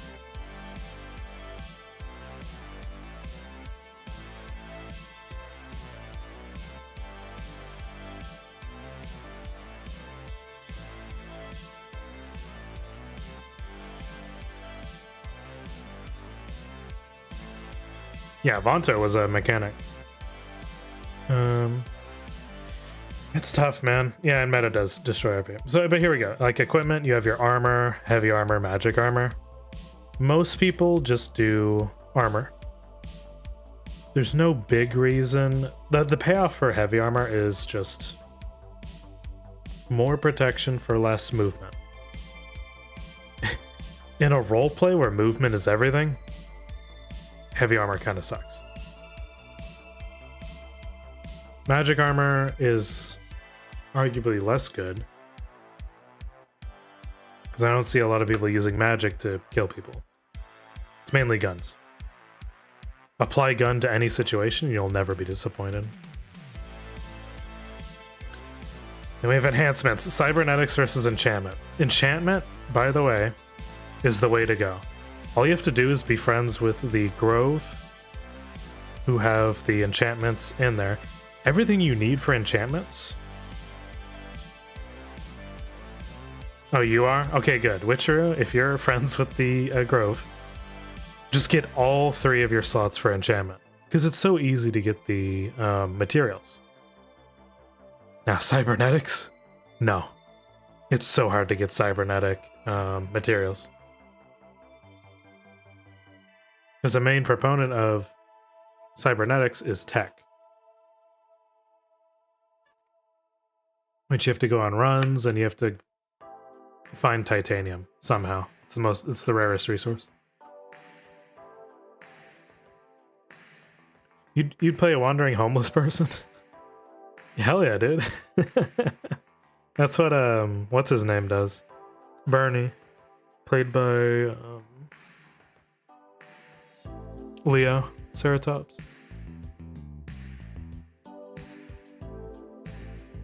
Oh, you hurt from guns? Yeah. Yeah, gun, you could just apply gun to any situation. Is that... It's a Dex. Hello. In the middle of my... A retweet in the middle of my presentation. What's up, Dodger?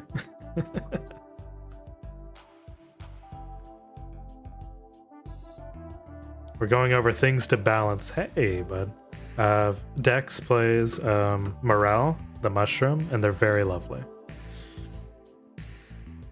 This is my lessons learned for Neon Divide. It's a very basic setup, okay. Okay. So enchantment is way better than cybernetics. I'm sure you can attest. Like, Morel can just get any enchantment, I'm pretty sure.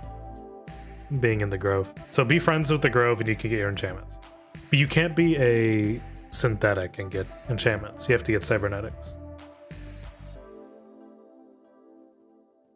Spells. This one's pretty tough to balance out because you can... It depends on your DM and what they'll allow. Like, I had anti-magic, and that just fucked over so many people. But a lot of people are Shadow. Shadow and Fire, by the way, are the two most common elements in the roleplay. Next down from that is Earth and Water. That's the second one. And finally, it's Air and Mana. Well, if you have Shadow, you have the rest of this, but yeah. Blood and Radiant are very, very pregnant Sonic OC, I'm special snowflake kind of builds. Not to say that you are one, but it's the I'm special, here's why kind of thing. You have to take a trait, you have to take a major or minor to get these.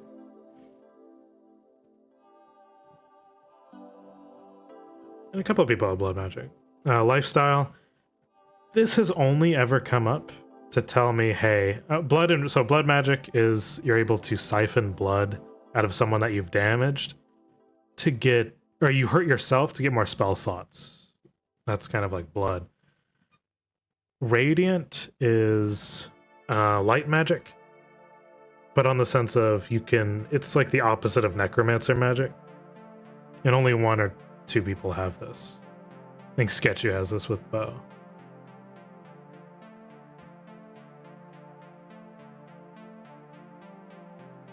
Yeah, Ariana has blood magic. But lifestyle, oh god. This has only come up to tell you, oh, you're poor, you can't afford anything, nice try. I always just do medium whenever I'm in Undercity, because I hate being like bogged down by shit. If you're homeless, you can't have anything nice. A lot of people are actually at low, that they tell you. High and above are for the people in the upper city. But that presents a problem too, because then they could just buy anything. They don't have to work for anything, they could just afford it. They all have like sugar daddies or sugar mamas, which, lordy Lou. If only I had one. Lifestyle has to be balanced too. Like, you see all of this in Shadowrun. So most of my characters were medium just so I don't mess things up. Disguises and invisibility. Oh, this shit has been reworked like 3 times, both of them. You what? Oh, hey, Amaya.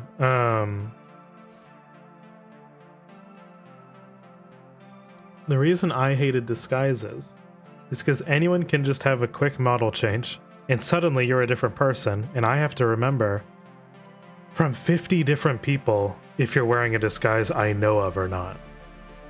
It's so bad. When everyone has at least one disguise from 150 players, this gets out of hand. I'm not going to remember if you have a disguise that I remember. I'm just going to say, oh, hey, I know you. Kind of, maybe. Invisibility is... You ever heard of the Ring of Gyges or read Lord of the Rings? You remember the One Ring? You know what that lets you do? It lets you be fucking invisible. That's a very powerful skill. It's actually a game changer. Like, when have you ever seen invisibility done well in a game? In World of Warcraft, you just played as a rogue, and you would go... I played as a rogue, by the way, in WoW. You just go around, and you stab people in the back. From behind, you stab them. You can get away with anything as long as no one sees you, right? God, I wouldn't even have invisibility if I could. It's just way too powerful. Zero from Borderlands 2? Yeah. Okay. They had a new thing about recording devices. Now you have to have an edge or some kind of trait that, or some kind of blinking light. There's no hidden cameras anymore because they've had problems with, even though we have hidden devices now to record people, like you just open your phone, like how you just hold my phone right now and record our conversation. You can't do that now. Fucking nanomachines, sure.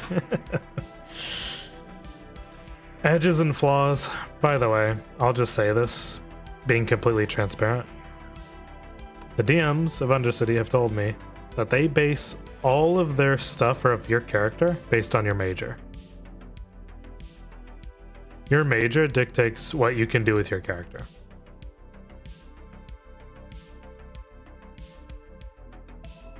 Does anyone know why that's a bad thing? Basing it all on one quirk?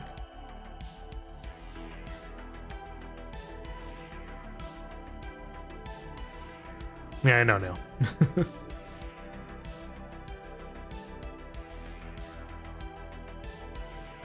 You can't have hidden recording anymore. The recording change still applies to those with the Edge event. They still needed more. I heard they might have shifted after last night.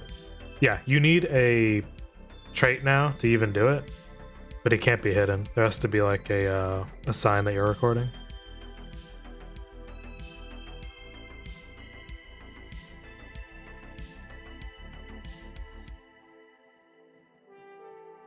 So it's role-playing within a box, right? If everything's based on your major, you're not making a person anymore, you're making a character. If you want to have good roleplay, you need to make characters, not... sorry, you need to make actual people, not characters.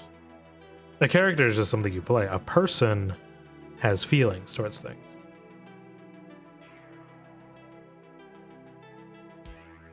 It's the same thing with minors and racial abilities that come with that. Humans don't get that, by the way. I don't know if there's any good thing about being a human in this roleplay. I've played two. You just get so much more from having racial abilities. Then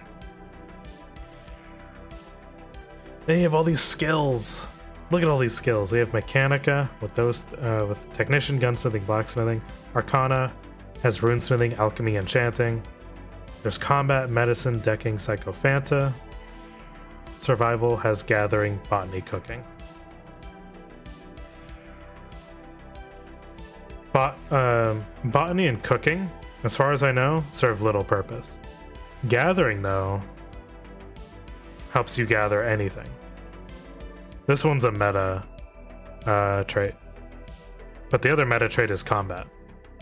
If you could just go Combat, you'll live longer. Medicine, no one does medicine because no one wants to be a supportive role. Some do, but not a lot. That's why we don't have medical people. A lot of people have Arcana because they want to do magic, right? Look at all this cool magic stuff. Decking, we have a few deckers, but again, this is a niche thing to have.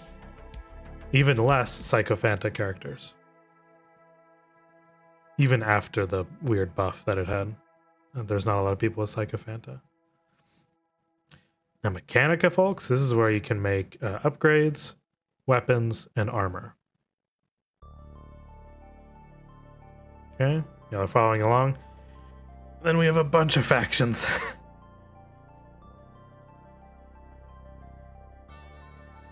You'd have thought you had a lot of people that took decking.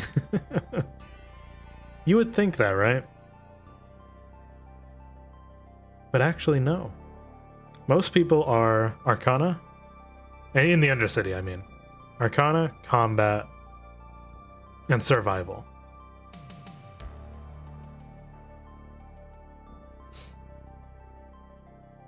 Those are like the top three.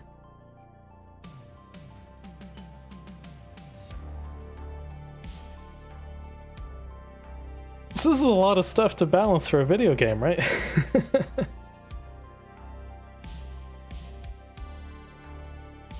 So yeah, this is basically me telling my experience. I've had a Mechanica character who didn't have all this. I never got to this portion. I was at Mechanica 4. It's weird, I can never get past 4 points in a skill. My characters usually die before then. And then I had Combat 4 for Flint. John Divide took Sycophanta.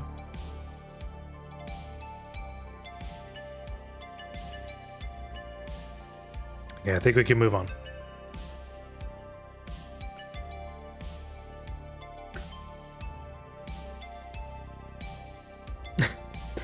Number 5, lethality. Now we're gonna talk about how easy it is for characters to die in this roleplay. All right. Because in roleplay, there has to be truly some way for your character to perish, right? There has to be some way that you have a meaningful story. Yeah. There has to be a way to make it lethal enough to make it interesting. I mean, you have all these guns, weapons. Someone's gonna die. Yep. I know this topic very well. Not always, but yes. Some DMs and some players, some people love being able to have a lot of that risk, right? Some people never want to die, and that's okay. In something like Ascension Academy, you choose when your character dies. I'm pretty sure. Or maybe they've gone lax from that rule.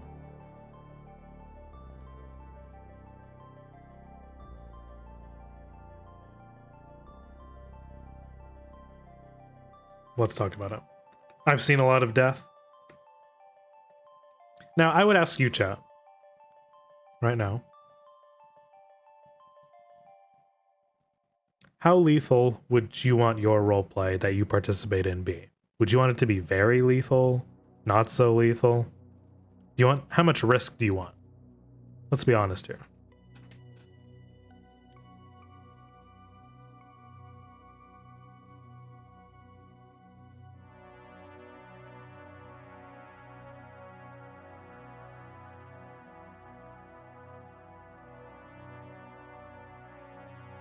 You want your character to almost die every session?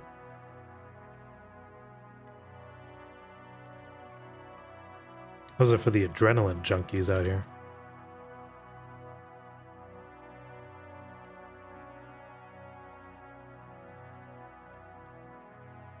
It is a strange one, to choose when your character dies.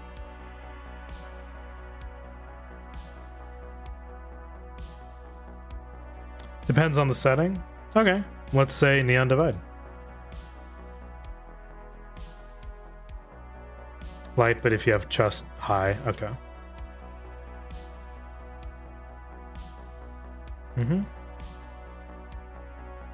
Low enough that players can choose when they die. Yeah. Money is involved every time you die. You have to make a new model. Every time. Except for the players who play synthetics, who can just reprint.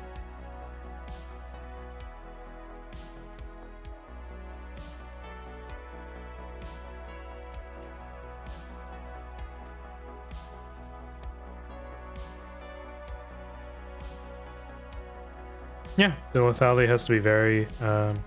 no, synthetics can. Some, like in the upper city, can just be reprinted. They could just get a new synthetic body, but less memory.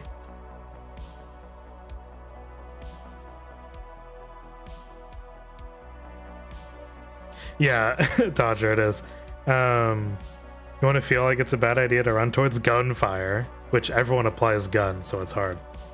But you don't want it to be so lethal that your non-combat character are just afraid to do anything. Yeah, that's a good way to put it.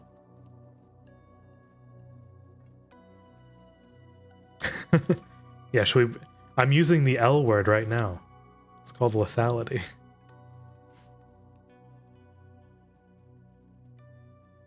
Oh, no, I know what you're talking about. You know what? Let's bring it up. There's a large amount of consent that isn't being gotten from PCs. Yeah. Fuck, Sizzle didn't tell me they were gonna try to kill my character when they tried to. But I was okay with it. Losing? Yeah. That's another L word. Yeah, let's talk about the L word. Lazarus. So many people are afraid of it coming up. Did you know, chat, that some characters in the upper city, when they die, they could just come back?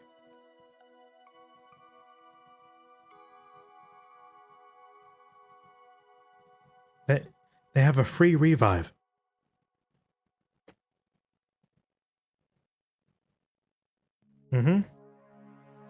This happened in Season 2 and Season 1.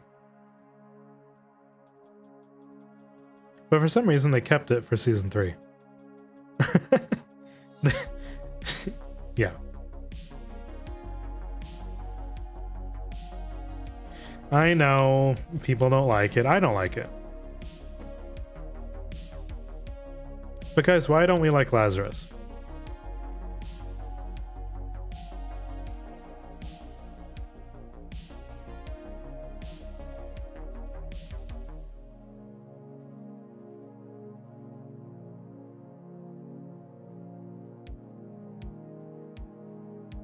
I think pizza's here. I'll be right back, okay?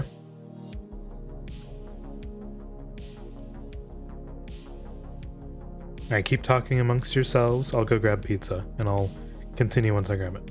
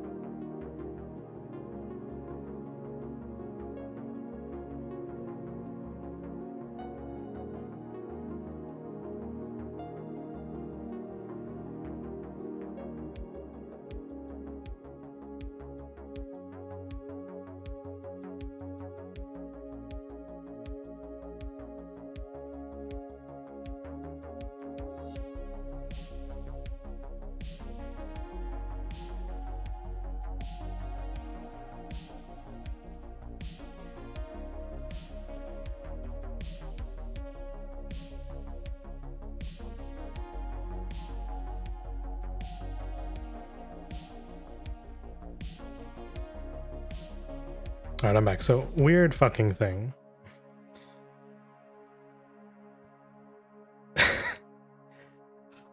I called in the pizza.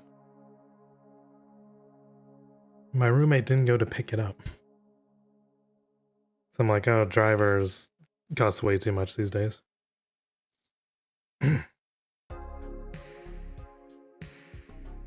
just didn't pick it up.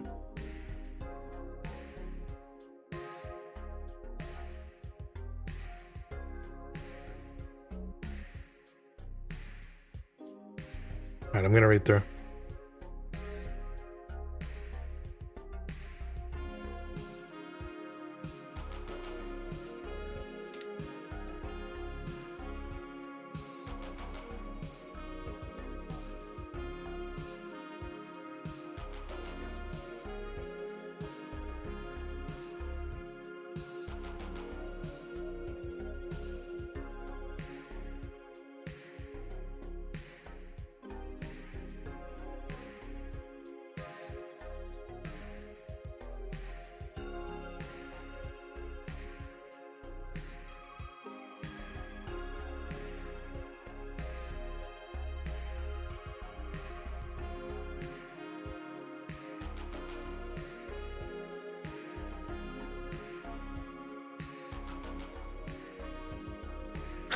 Yeah, exactly.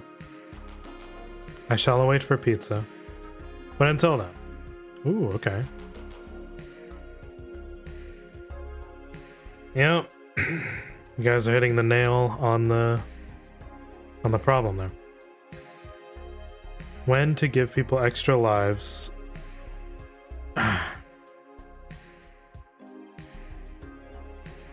It's a symptom of a larger issue of corpo characters being too removed. Yeah.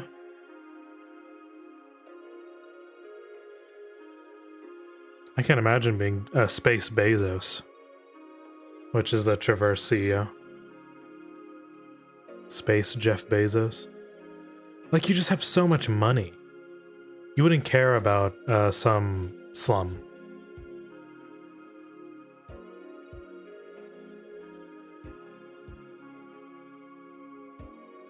If these were pencil pushers or more middle management, yeah, so true. You wouldn't have all these, like a good fraction of this player base be corp. If you had wage slaves, like a lot of other people are, yeah. No one above that, like, threshold, right?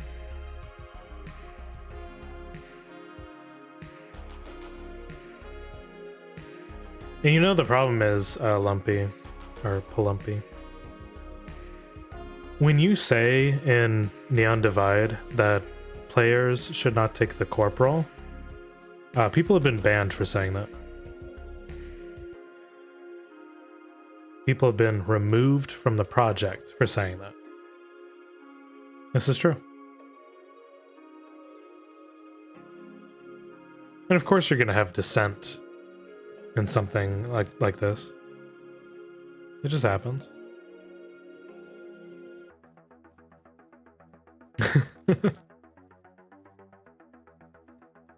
Ah, you're banned, dude. You said it.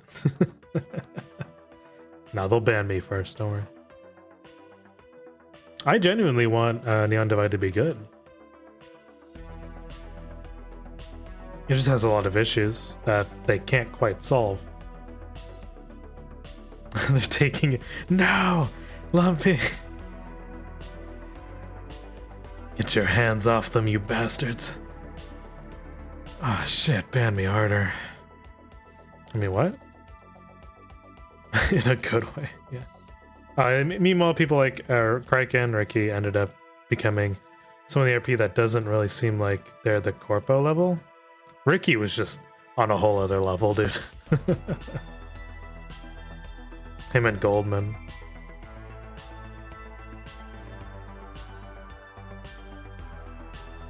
Message deleted by admin. That's true. Any criticism you point towards Neon Divide, they point a shotgun at you that says leave. It's unfortunate, but that's how it is.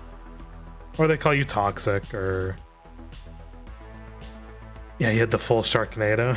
Yeah, so Neil, you listened to the Lone Cast.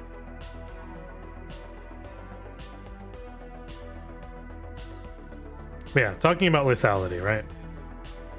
If you give people extra lives through Lazarus or any kind of other system, or, God forbid, the Wombo combo that was Cornelius getting an extra life because of a misrepresented story weave where they had like a dragon spirit resurrect them when I tried to have them killed.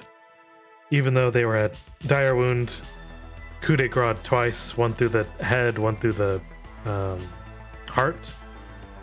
Dragon magic just revives them. And now they can tell all their friends that I tried to kill them because they have scent ability that wasn't rolled for. Hundera approved that, by the way. Ooh. And he's no longer in the project. What can be done?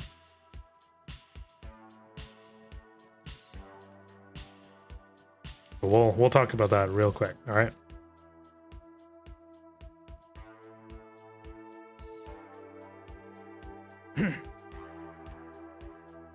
Okay.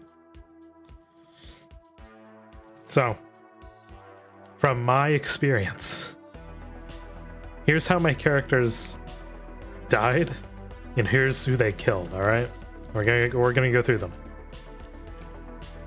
Now that we have the understanding that death should happen, and Lazarus makes lives less meaningful because you could just come back if someone kills you. Over the half of the people who worked in ND aren't in the project anymore. Yeah, it's a big revolving door. So here's my experience with lethality. My first character, Vonto, he did a bad. Well, actually, he did what he thought it was right, alright? He bombed the tavern. Now, in that explosion, when Skullmancer said, "Oh shit, I'm gonna have to roll your deaths," 2 characters died in that explosion. This was Mika, the robot that served at the tavern, and Duncan. Yeah, it's Vonto time. Duncan, played by Splatoon.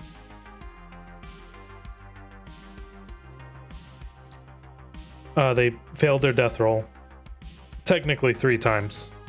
One was because Arcadum did a review of the blast, and they got additional death rolls, and they failed all those too.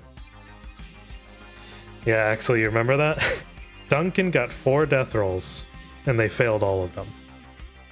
The bomb was just that powerful.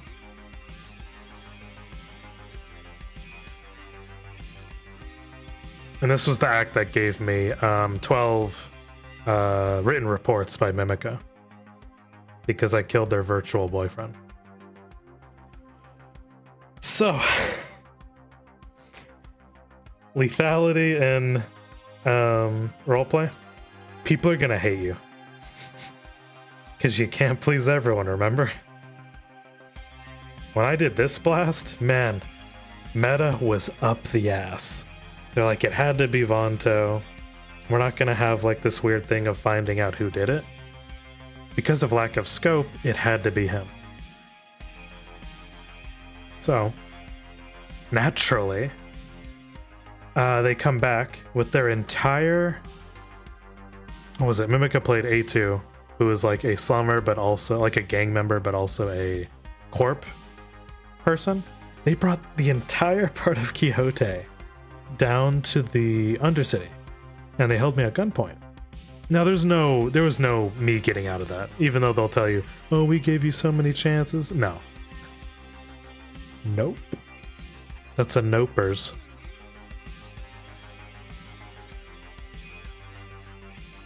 You were on the side that hated me? Fuck yeah, dude. That's a lot of factions, yeah. But boy, I tell you, JK, it was all for the sake of roleplay, dude. It was all to have fun, right? Does anyone here want to see the reasons why I had Vanto bomb the tavern? You want to see that? I have a list. I'm deathly serious. Sure? It's all for the glory, baby. Hey, it's all about the clout. Okay, let me pull it up.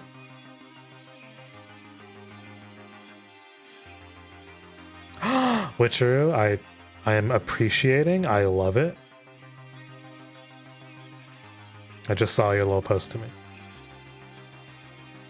Okay, let me find my reasons why I did it. I think it's in. I have it. Okay.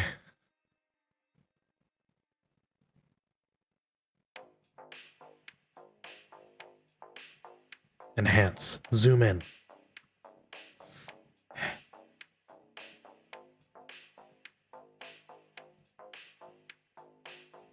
Okay.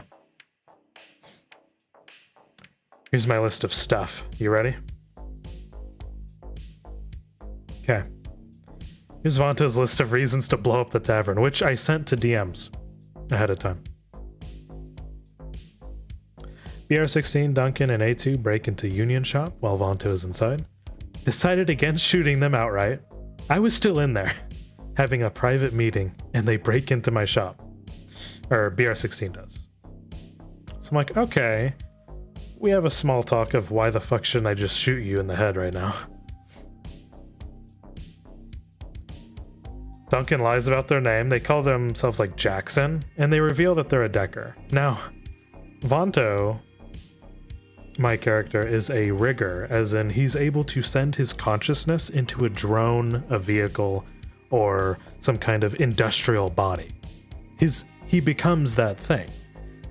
Deckers from Shadowrun are the enemies of riggers. Natural enemies. They hate each other because these guys can mess with them, kind of situation. They're at odds. So I'm like, okay, I now have a natural hate for you. And you broke into my shop. Which means if you did it the first time, you could do it again. The pirates, Vossler and Greasepalms, were the sources of several threats against, like, my friends' lives. They would just threaten people on the daily. Maybe lethality rolls shouldn't be even a thing unless it's a specific goal. No, because you still have to have that random chaotic factor. Not everything can be planned.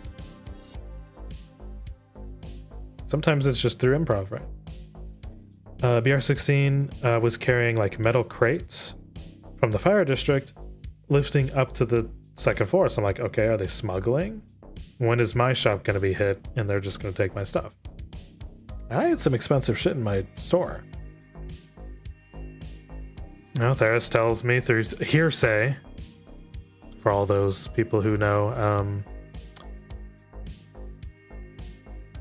court of law stuff. Hearsay, they told me that they saw BR16 break into the brothel.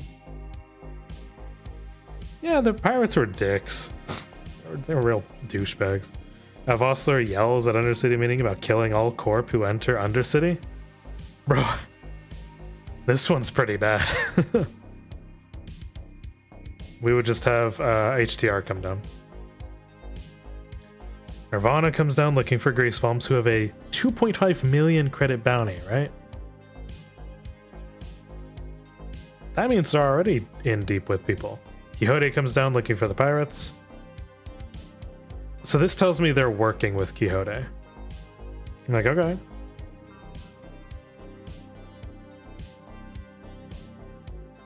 Yes. Having death rolls being final is a punch to the fucking gut. And then A2 reveals to Vanto that their gang, Cell, a gang working alongside a corp is never good. So these were my reasons. You know what I asked my DM, Lyra, at the time? Is this one alone okay to act on?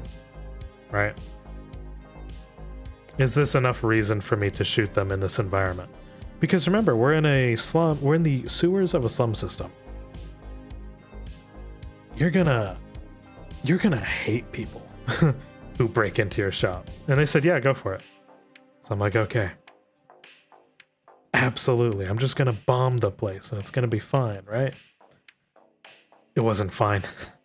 It was the opposite of fine.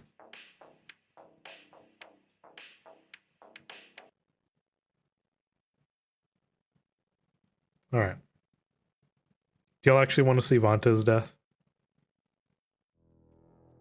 I still laugh about it every time. Do y'all want to see how Vanto died? He died to a dead man switch that I set up, by the way.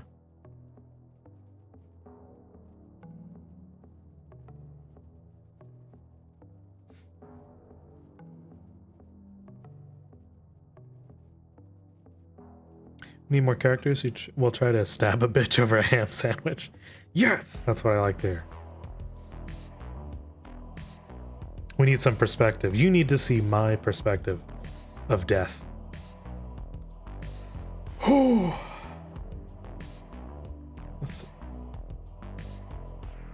Let's see if I can find it.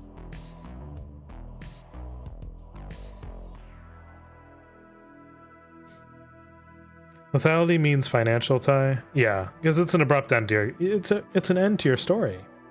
You can't get a character back when they're dead. Okay.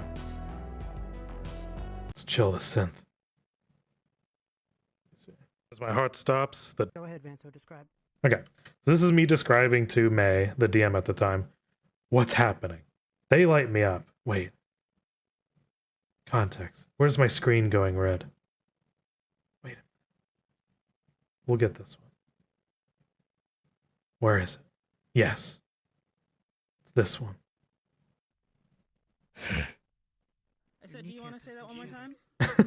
And they're acting all tough, being like, oh, I'm a bomb-ass bitch.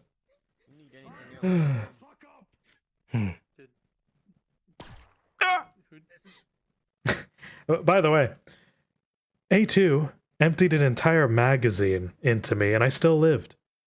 My rolls were just that good. Mimica was with fatal intent. I'm like, you ain't got the balls. But I rolled so high, I took headshots and didn't die. In 8, I still live. Hey, Noodle. You now have 3 major.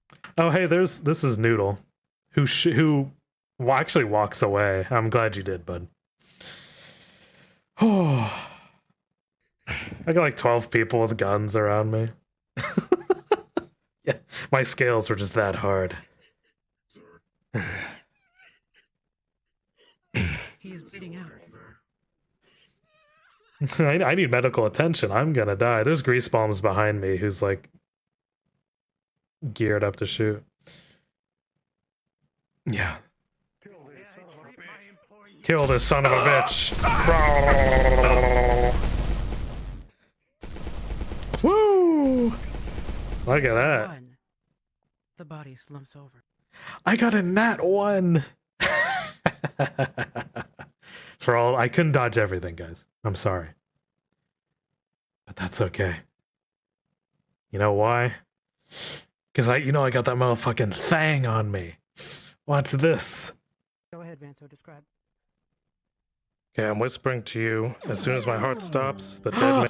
Hydrasia. Oh my god. It's a Hydrasia raid. I've never had one before. Thank you so much, dear. Oh, it's a... God damn it. It's a combined effort. Europe. Oh, now you follow. Thanks.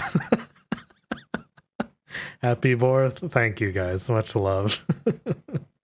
How are you not following me? I followed you first. This cute Hydrasia. Oh, big hugs. Good to see y'all. Thank you. Hey everyone, I'm Nomad. I play weird characters, weird roleplay characters, and you're gonna see how this one dies. Man switch pops about 10 pounds of C4. Everything within 20 feet gets blasted. I'll describe it in a moment. Yep. Thank you, sir. This was my first roleplay character, and look at all my friends who came to see me.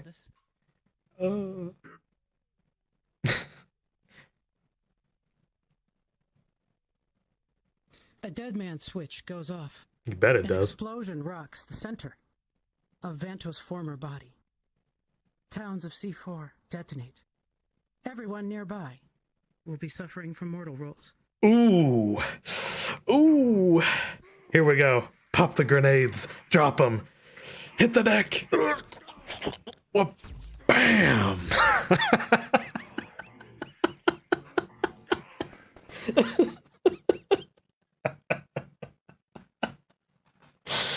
Yes. Oh, it's so good. Where's Yurif again? Kill that son of a bitch. This is how I met Yurif, by the way. Yes, let that be a fucking lesson indeed. I made you fear God. I made you fear death that day. I made everyone fear death that day. Oh. Omniscient Tree, thank you so much for the follow. It was so good. Yes. It was so good. I loved every second of it. It was amazing. Now, Hydrasia, if you're still there, I do have something for you after this, okay? It's something for you, okay? Just you. This is after my little presentation. We're talking about lethality and roleplay, by the way. Uh-huh, yeah. I do. I'll message you when it comes up, if you have other stuff to do. Oh yeah, I got a whole thing. Okay.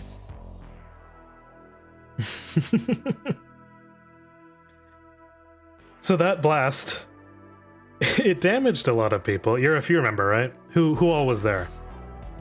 I didn't damage Phil because Phil was supposed to be where Mimica was.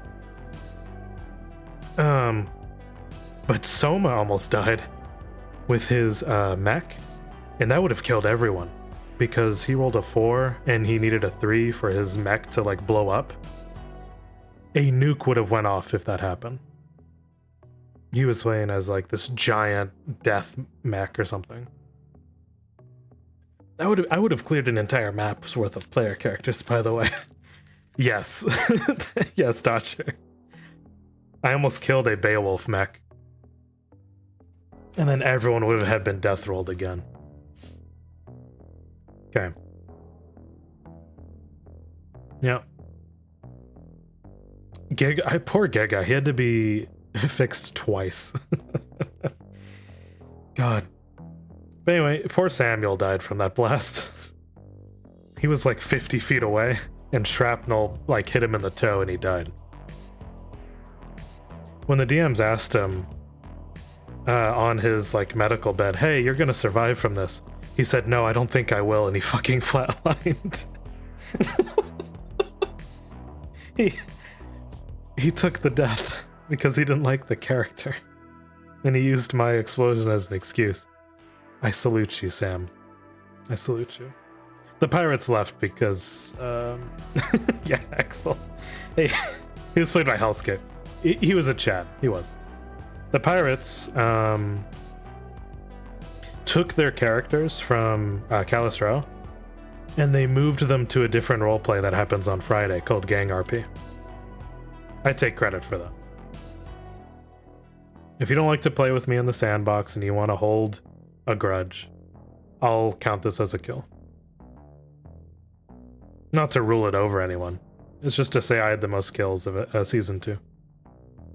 And I didn't have to say, hey, I won the roleplay, like Sci-Fi did. Captain Admiral Spatula. Thank you for the follow, big smooches. He did the Captain America route. No, I don't think I will. Alright. Flint Cross. Which of y'all like Flint? Band-Aid. Great timing. No bad blood, Band-Aid. You did get the first shot at the back of my head, so you actually take credit for my death. I'm dead serious. I have no bad blood to you. 100%. I would actually have a drink with you. Dead serious. I hold nothing for that.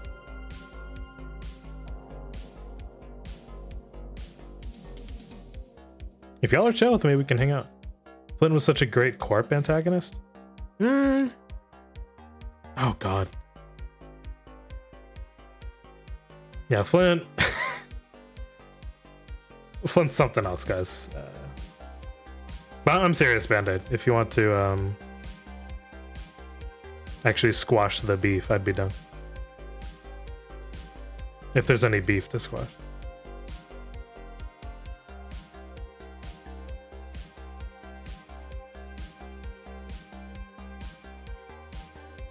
Flint was... oh god.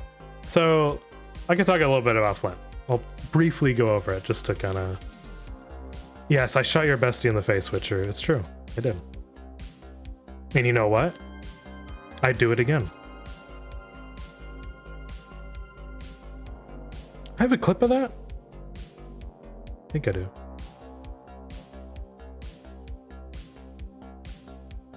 Band-Aid, I'm just surprised I'm not blocked on Twitter anymore.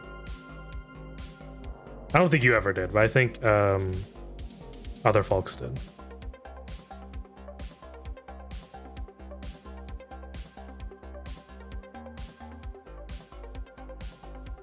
Let me find it, guys. I shot Emily because I loved her, okay? This is how it works.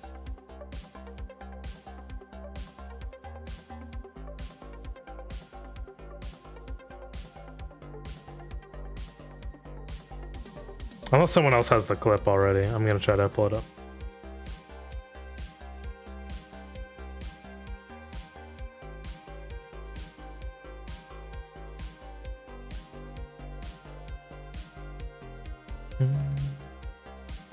I found it. This one hurts, by the way. So you know when your friend doesn't tell you they're corp, and they're like a corp spy, but they're not really a corp spy because they're playing like a double agent kind of role? That's what Emily did. And Feels birthday, man. Thanks. So here's Emily, here's me, and suited up, ready to go, well-to-do. Here we go. Oh, there's my boss, by the way, at the time. This is my employer, Honeybee, right here. Never do this in front of your boss, okay? I'll give you a couple of fucking shits. Oh, pardon me, miss. Oh!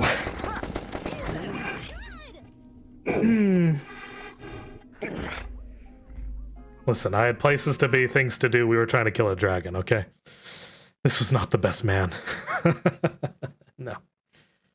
No, this was not. That one. That one's meaty.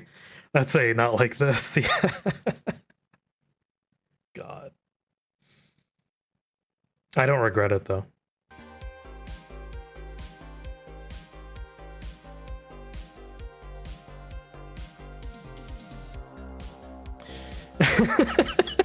Yeah. It got bad. So, because of that one incident of Flint trying to kill Masaru, things ended up being pretty bad for my character, okay?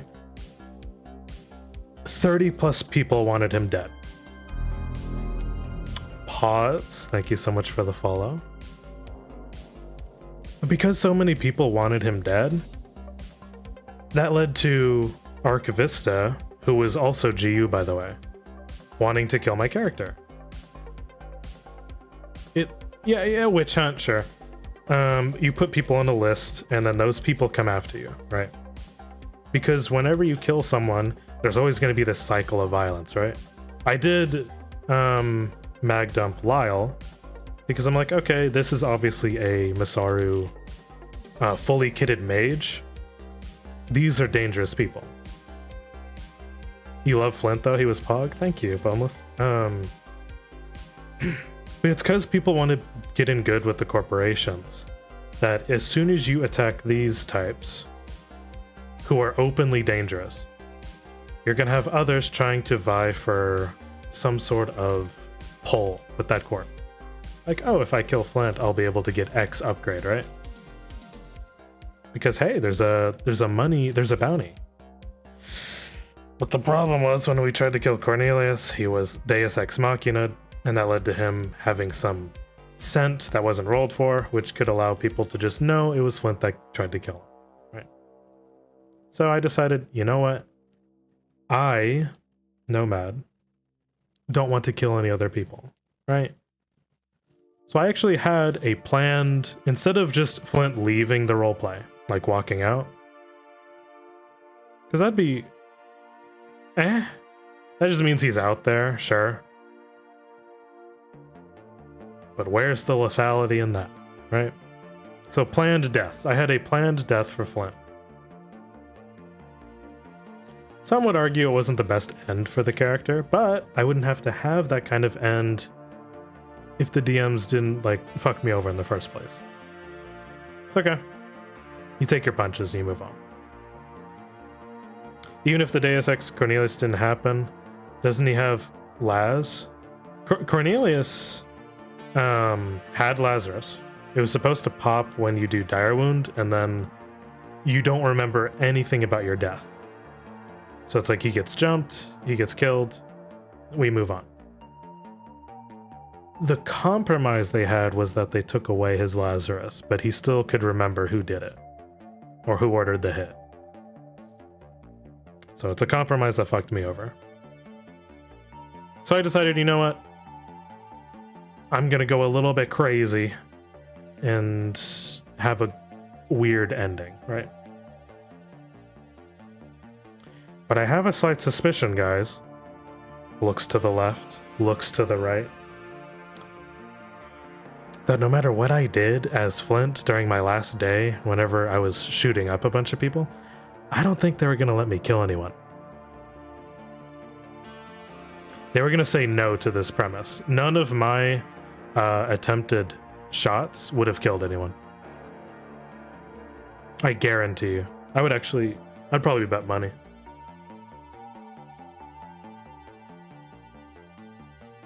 Weird concept, right? And when you tell someone, hey, nothing that you do after this point matters, well, that fucks with your agency. It's your ability to affect change in the roleplay, right? John Divide, I haven't been there in the past couple of weeks. It's a lack of motivation for the roleplay.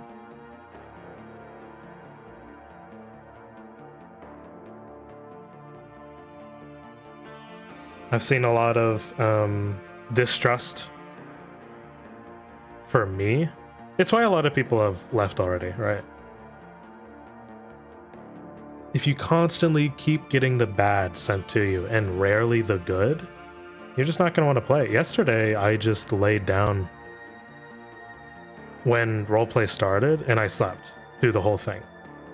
My body was like, I'm just too mentally tired to deal with Neon Divide. And if that's not a sign from my body, then I don't know what is. John Divide hasn't killed anyone. Because he's just meant to be a dude. He's meant to be a guy. You love my roleplay? Thanks a lot. Yeah. Alright, so we're on 5. Alright. Anyone have any questions about lethality? Because we're almost towards the end here.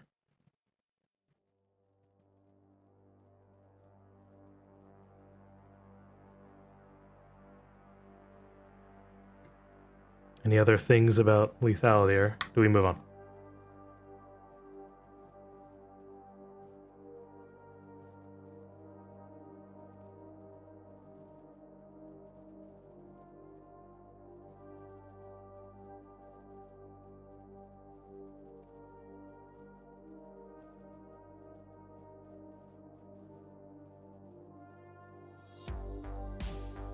Yeah, it's Friday night, you get off work, and then you go into the roleplay and you have fun.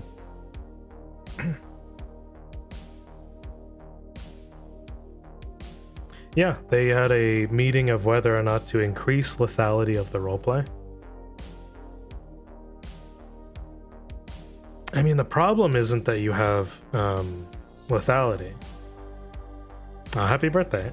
My actual birthday was on the 8th, so a couple days ago, but I celebrated today.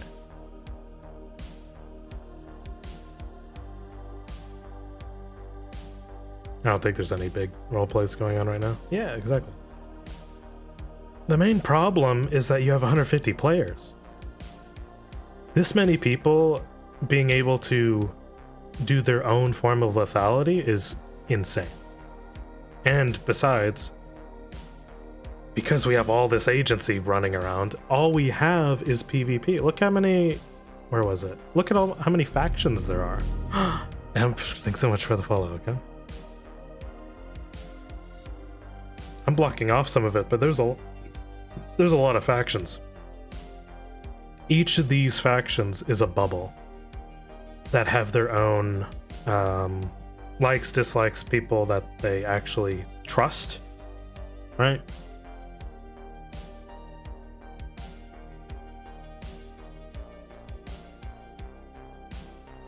All right.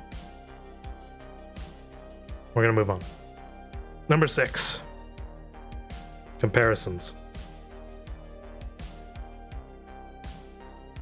ND has been compared to a lot of other roleplays, yeah?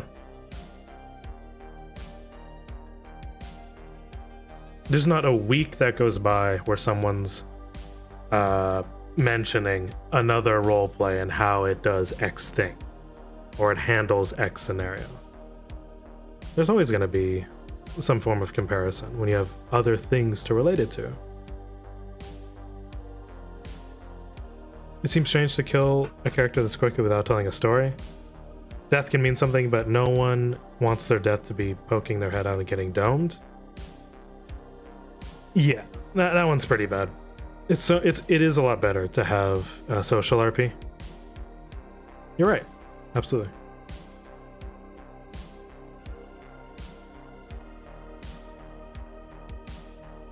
But no, I guess Callous Row less so, right? Because it was before a bunch of these other projects.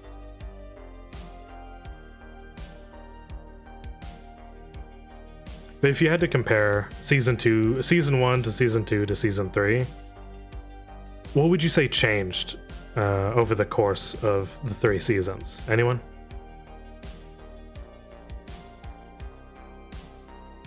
Any neon dividers in chat? Any callous rowers? Yeah, someone's gonna take the hit and die. It's guaranteed. Go for it, dude.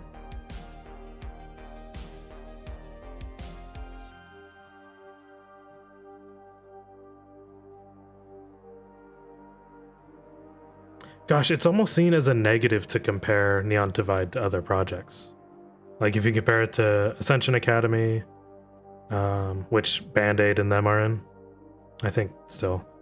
There's Fractured Thrones, which, hey, this character is a part of. Marcus, the Worthwhile. So I have a pretty good sense of how roleplays are being done. Hell, I was in my own that no one really knows of. It's called Dreamscape RP. Does anyone remember Dreamscape? Dreamscape had 3 players, 3 DMs, and 10 NPCs. And no staff. 3 players. I was one of the 3 players.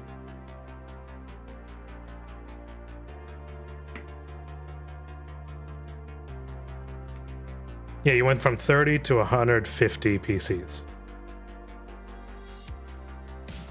God, yeah. That's actually, yeah. Scale went up.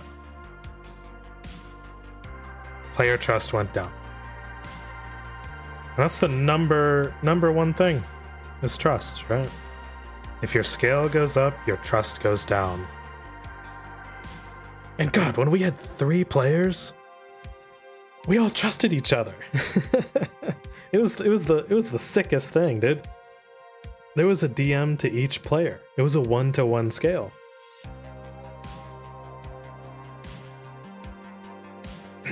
When you have 150 and only like 6 DMs, whew, that's rough, man. A 3-player game was fun. Dreamscape was awesome.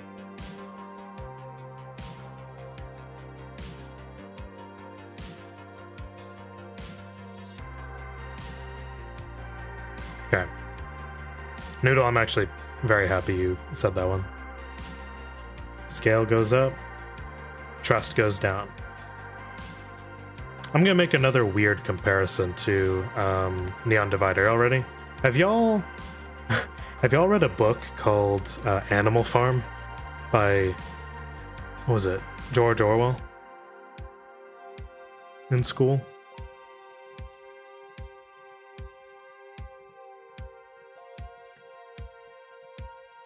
You know what I'm gonna say. Did you read Animal Farm? Anyone? And now Dodger, hear me out. Yeah, you had the animals taking over a farm, right? Okay. Here's a weird thing I picked up on when I was listening to the Animal Farm audiobook while reminiscing about whether I should go into Neon Divide for that week when I was walking. I just had an audiobook playing. Here we go. Neon Divide is like Animal Farm. This is a nuclear take, and it's for fun. This is just a fun way to look at this, okay? So here we go. Let's break this down. The people at the very top, you guys know what Animal Farm's about, right? You can Google it really quick.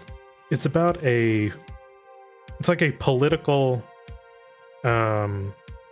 take. It's like an artistic take on how totalitarianism can ruin something. Yes. This is just a funny aside. Now watch this shit. The farmers in Animal Farm, the farmer mismanages his farm so badly that the animals do an uprising and they kick this human farmer out of their little farm. And they call it Animal Farm, not the Manor Farm anymore. Your farmers are the drunken owners who mismanage the farm. Who are the farmers of who's the farmer of Callus Row? Who's the sole dude that acted like a drunken maniac and was kicked out?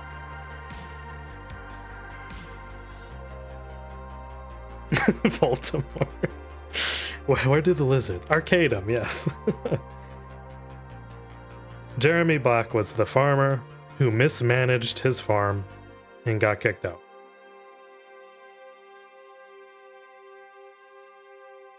Weirdly enough, in the same vein, people would say the newest farmer is Sci-Fry. But he's leading from a committee, right? How is that possible? Well, you can still have a mismanaged farm and be part of a committee. It's where you get a lot of people complaining, why doesn't this run as well as it should? It's all at the person at the top. Remember, if we had your structure, right? You have to either rule by committee or rule by sole leader. The farmer is usually the sole leader, or they have people helping them, the committee. No, you can say a name, it's fine. Guys, if you're afraid of saying someone's name, like Voldemort, they have power over you. Never be afraid to say a name. Never. Multiple people can be at fault. Yeah, exactly. It all hinges on the people who run the project to make sure it succeeds. And not label it as a side project, okay? Alright. One step down. You have your pigs. What do the pigs do in Animal Farm? He must be called that. I hope you're still following me. Here, all right. These are the people. These are your mods. These are the rule bearers responsible for other people. These are the people who maintain the production line. These are the people who have the most tie-in, right? Those are your moderators. They're your pigs. Now, pigs are good to have. DMs? No. Yes, also. DMs are also the pigs. Because you have to have a lot of trust in your pigs to make sure this thing goes well, okay? So it's like there's a flow of hierarchy, okay? Next up are your horses. I'm sorry if it's been a while for those who read the book. Usually like pack horses or cart horses. These are your dedicated workforce who lift the project onto their back. These are your map creators. These are the people who make your avatars. These are people who make the assets, right? So Kier, Sketchu, Sentinel, Gambit. Yeah, the people who create the stuff that we interact with. Prop makers, FaZe, who makes the code. They're your workhorses, man. You gotta treat them with at least a modicum of respect. Are y'all getting this so far? I know this is a weird analogy. We'll get through it. Even extras. Yeah, they can be. You can have.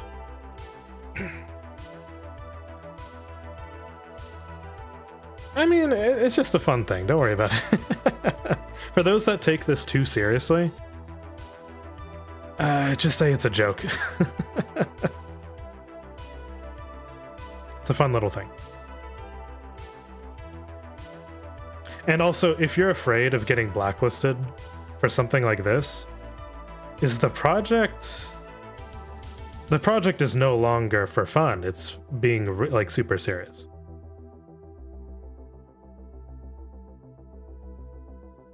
You know, this is in for the sake of fun. So, yeah, for those who report it, I've been reported for less. Your cows are there are cows on the animal farm. What do? They produce foals or baby cows, milk. This represents the producers of lore and breed new ideas, okay? Yeah, and ND. People are afraid to speak their mind about ND because they're afraid that it'll be taken in a bad way. Or they make manure, right? But that can be used for fertilizer. Cows produce a lot for a farm. Okay, this is a comparison of production, okay? You want to respect your cows. Why? Because they provide you better insight into your project. Loose labeling, I would call this. Okay. And in Animal Farm, a lot of the milk goes into the pig's feed. Cows are PCs. Actually, in a way, yes, a lot of player characters are cows. They make your they make your content. They make the roleplay feel fresh and fuck. I mean, the story is supposed to be centered around them, right?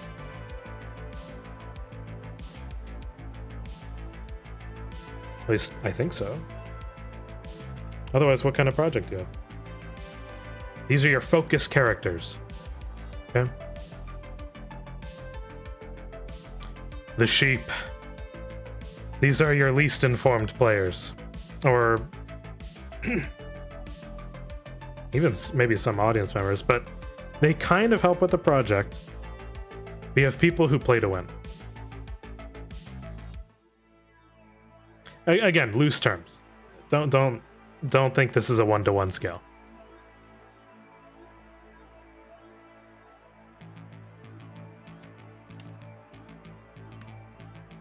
These are your folks that reject season 1 and 2 lore. Just outright, full scale. And they don't don't grasp the purpose of the roleplay, right? Sheeple's a or a goat. I think this is a picture of a goat, but it's like sheared, so it's a sheep. All right. The last one are your chickens. I know I'm blocking it, but it's like let me see. Well, they're in it for the fun. Every now and again, they'll lay eggs of wisdom to kind of help out. These are your folks that produce their own content, and they just have fun with it. They're perfectly happy with never interacting with the DMs.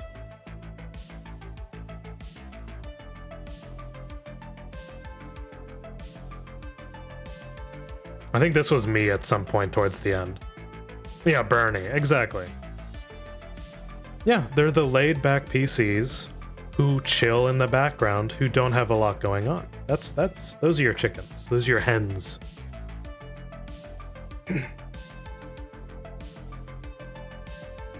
And of course the classic 4 legs good, 2 legs bad. This is to say that anything on 4 legs is good, and technically wings count as legs because they're not hands, is the thing they mentioned. 4 legs good means all these things, even the sheep, by the way, they're all a part of the project. You're a chicken? Yeah. Yeah, Sheila too, now that they're free from the spirit pot line. Yeah, exactly. There are people who just want to have fun. There's people who really... I used to be a cow. I was really engaged with the roleplay, and I wanted to see it. A lot of my ideas come to pass, but I was rejected a lot, so... No longer a cow. I turned from a cow into a chicken. Never thought I'd say that. These are most tier players. But it's the darn farmer that we have to kick out. It's the 2 legs bad. These are the people who manipulate you. Do not allow a farmer to subjugate you. It's a classic cow to chicken pipeline. It's simple. See how this connects? The farmer becomes the pig, who becomes the cow, who becomes the chicken, who becomes the sheep, who becomes the horse, and then back to the farmer. It's cyclical. Notice how I don't have arrows. None of these turn into each other on their own.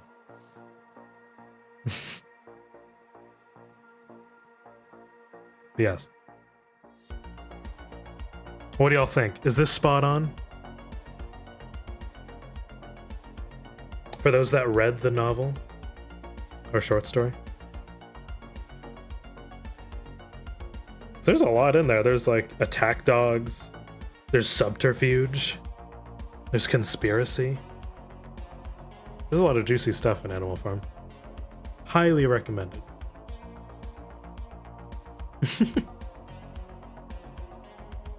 I hate it when my pig molts into a cow. I fucking hate it.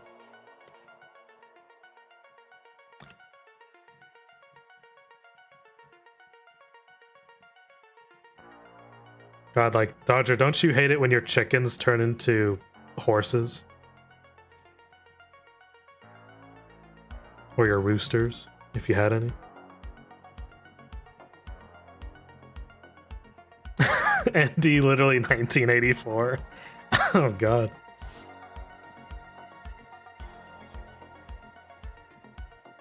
I have a chicken that's as loud as my sheep. No, this is not to say like any kind of Minecraft though. You can only rebuild your chicken coop so many times, dude. Dude, you can have your chicken turn into a farmer. Bro. Bruh. They've started banning cameras. Ooh. I don't know. I don't know, man.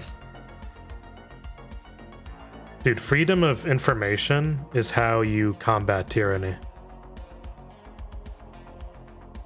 I'm just gonna point that out right now.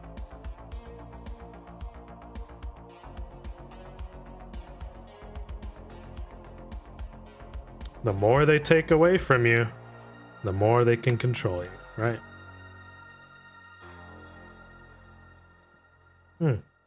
Yeah, that was just a fun little aside, okay?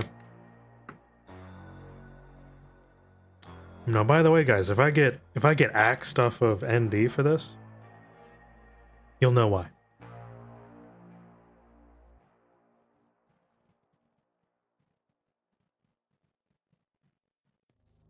You're a chicken sheep hybrid?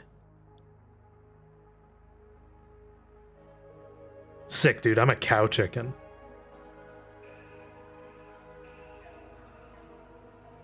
Alright. We're at the end here, guys. Closing thoughts. That sigh is from you're a sleep sheep. Yeah. Playing through 2 years of roleplay gave me a really big amount of perspective into how these projects are ran. Okay? I've made some friends. Made a shit ton of enemies. And they'll keep hating you. And that's okay. So I'm gonna keep doing my thing, right? Doesn't sound like I have much to lose. Yeah. It's only 4 hours of time on a Friday. You're right. But I actually do want ND to do well. I mean, it gets people into roleplay. It gets people thinking about how to play as a different person. God, and I have fun with it as much as the next person.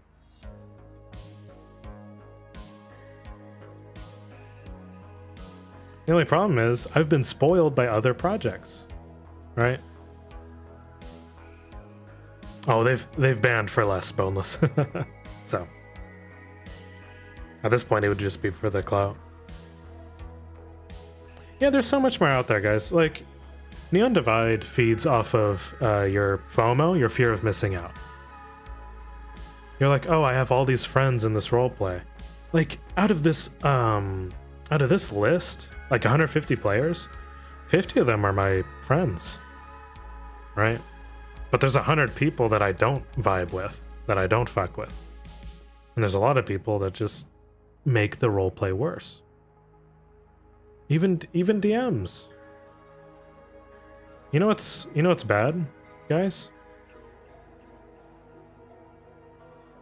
I have no trust in my DMs in the Undercity.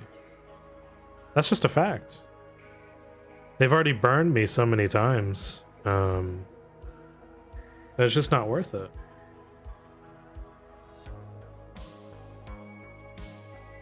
And I would ask them, hey, can we work on this thing? They say, no, Nomad, we don't have time for that. I'm like, okay. I get it.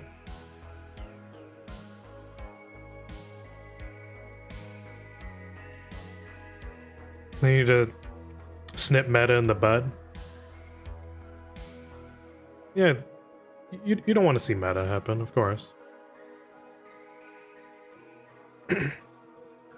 Yeah, they just say they're toxic and move on. Was Flint's death forced by me? Yes. Yes, it was. I didn't want to kill any more people. As weird as that sounds, I didn't want to... God forbid if I had to kill Morel. Because they were my slow burn love interest that wasn't going fast enough. I'm still down for that, by the way.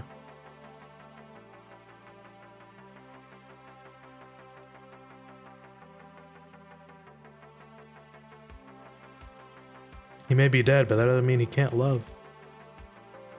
Yeah, there's an alternate universe where they're happy. Dude, I want to see that. Yeah, John dude, Dodger, we had this like this weird moment of like you know what? Yeah, even you mentioned to me like we'll have this 3-season slow burn. And I'm thinking in my head, I'm not gonna make it that long. My characters don't last a season. I burn vibrantly.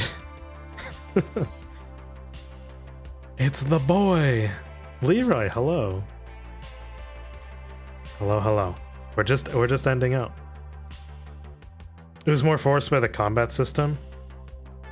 I'm telling you, nothing I did on my last day as Flint would have mattered. I'm pretty sure. Dude, shooting Nico was fucking brutal though. Yeah. Yeah, that one was real bad. You just got off work? Welcome, vibe. I'm doing, closing thoughts. Y'all can ask me questions. What is the roleplay you had the most fun in? Oh god. It's a close one.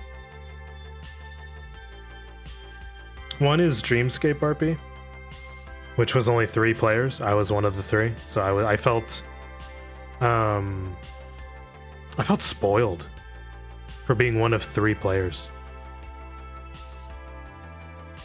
But the other one is Fractured Thrones RP, which Marcus is based off of. This character, hello.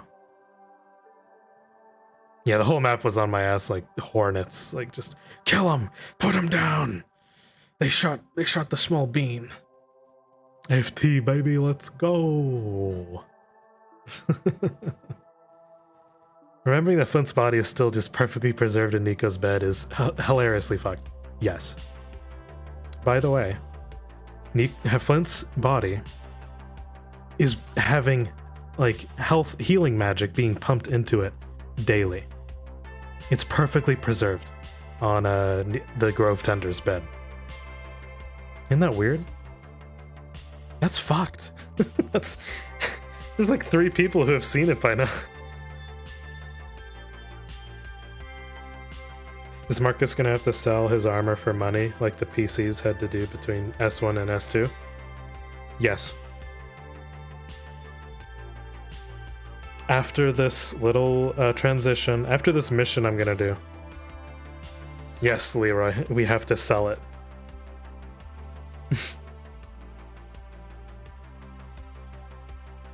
But we gotta do one mission in Ledford. We gotta do one more mission to where it all began. for Fractured Thrones. I have to survive Ledford Part 2. I'm gonna die. Are you gonna do a story weave with Nico about my patron? Boneless, I'll be perfectly transparent with you. Unlike a lot of the ND team, unfortunately. They said no to it. We actually did type up a thing, like Glitch and I. And they said, nah, dog. Yep. They said dead characters can't do story weaves. Except that one time when, Duncan got to come back for Oblivious's story weave. That was interesting. Even though they're a dead character, there was a digital representation of the character. One last job, Soapman. Will I be streaming FT again? Yes. Absolutely.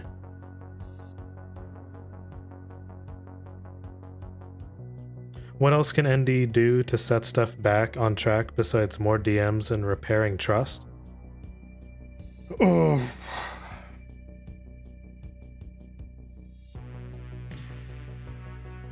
Yeah, Lone wrote that. And guess what? Like, that story was fine. It included a dead character, but it was really well done. It was well thought out. Nothing in your opinion? If we look back here, right? To build trust, you gotta have less systems. Because remember, the more systems you have in place, the less you trust your players. The structure, it would have to be Soul Leader. Good mod team. It has a good mod team right now, I think, but they don't listen to them enough, or they don't have enough power to affect change. The DMs, you gotta get the DMs on track.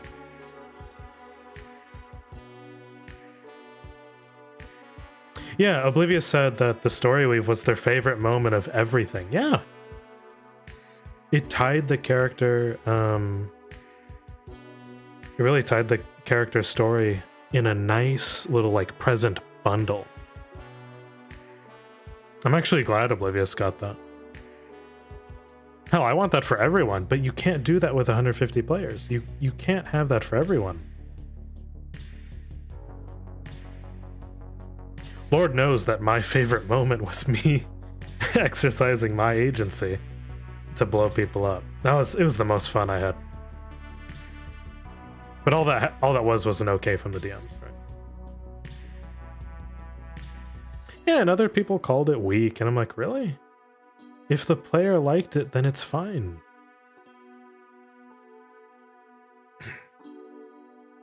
You gotta be a yes and DM.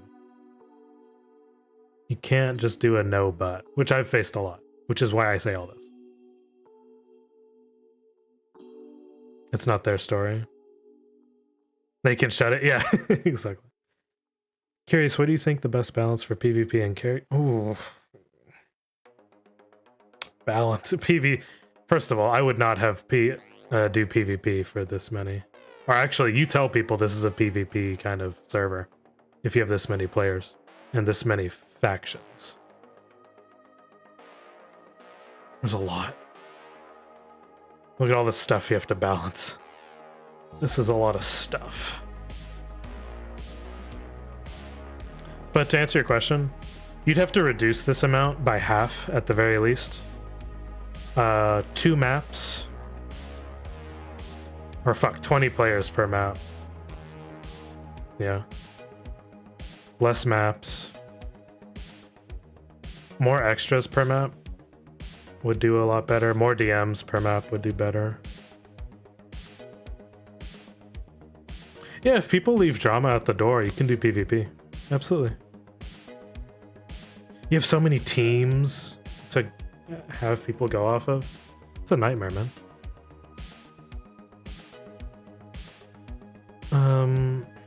It's tough to do PvP and have everyone like it.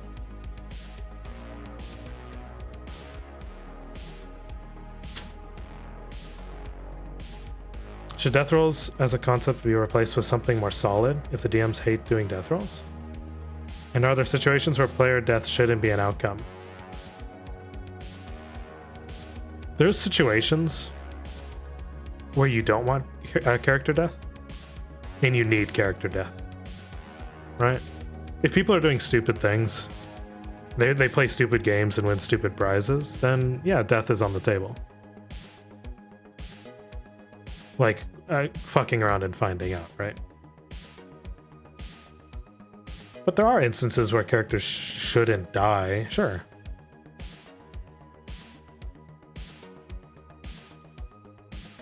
being a DM is hard, guys. If you've never been one, it's tough.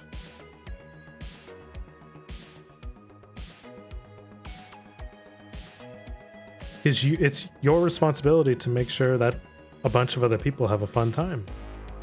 It's contingent on you. And I wouldn't attribute Undercity's DMs to malice with my experience. I would just think they're newer DMs. So shit happens. I was just dealt a bad hand and I move on. I think it's impossible to cut down the players. The gates have been open already. And the idea of who gets to stay and who gets to go pretty much kicked out is impossible.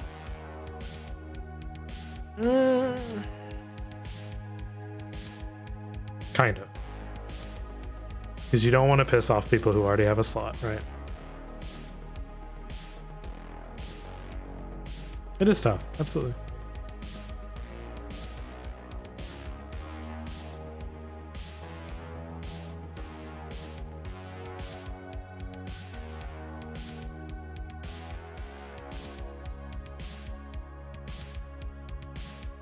Hey, Dodger. Thanks for checking out the stream, okay?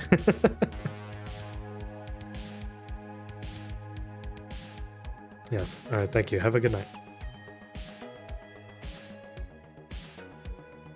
Yes, guys. Any other closing thoughts that you want me to get out? Because I've enjoyed my time in Neon Divide. But if stuff doesn't change for Season 4, we're talking scorched earth and then rebuild from the ground up, more than likely just gonna move on. Sometimes hard decisions have to be made for the betterment of a project. Yes. Yeah, you have to. Might be a few slots freeing up come season's end. Could just not replenish the players. Oh god. That'd be so good if they just had it to where they increase lethality up until you cull the herd, basically. You know what I mean? You don't accept any more. We can get some smooth jazz going. Have a nice smoke.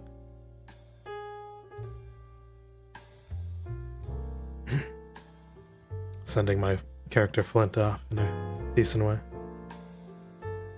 When do we get to see Nomad's Land? 2023. Like a year from now. My weird West RP. Flint Satch. Yeah.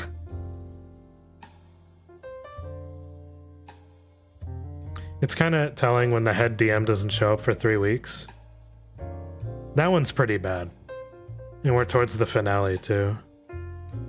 Last question, what do you think of executions of player characters? To me, it seems like the majority of times it is enacted is a character acting out of character because a role will come and just want a sure death. Oh, I told my DMs a sure death was coming. But it meant that I had no agency towards hurting people. Finale is like episode 18 to 20, somewhere in there. I don't know. I won't be there for it. He was your favorite third season character? Nice. So I did win season 2 and 3 because people thought my character was their favorite. Nodders. I won Calistro and Neon Divide. It's true. My win condition is that I had fun. Oh yeah, Noodle. We're just playing this out. Good to see you, man. And hey, if I stream more, who knows? Thank you. I won the RP? Yeah. I'd say so. The win condition was to have fun. And we did, so we did win. Wait, where's Hydrasia? Hydrasia. I had a thing.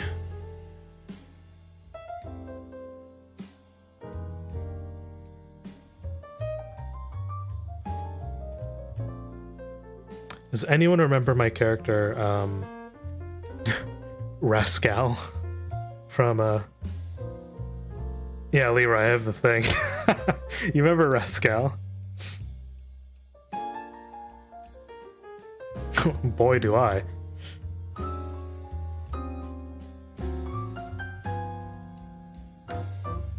No, it was not Pascal's brother. Oh.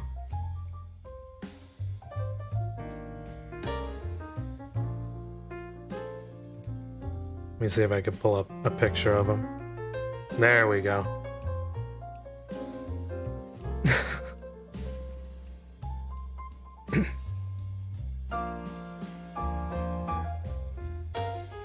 All right.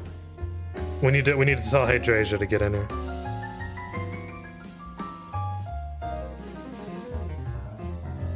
Hydrasia.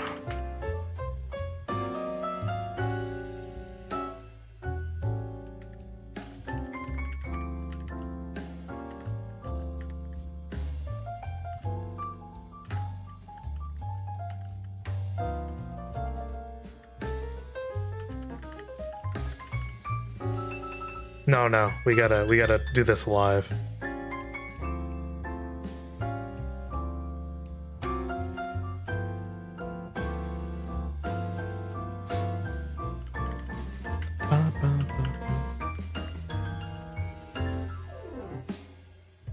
Let me see if they're around.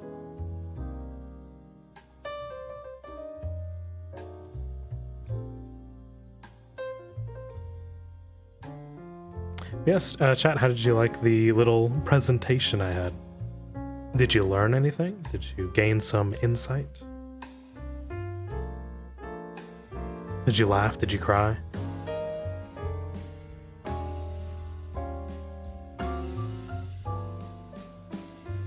Perhaps do a little dance.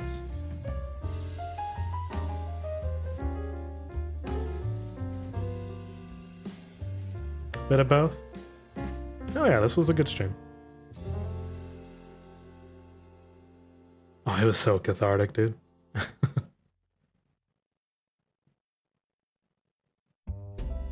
It's sad, but you gotta do what's fun for you. True.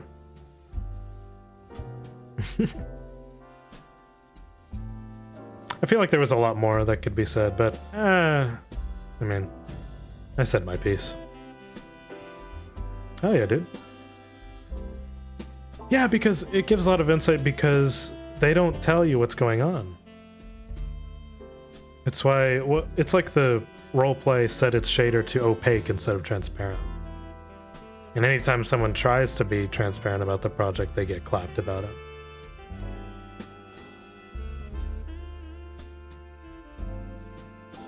Oh, there's a response, maybe.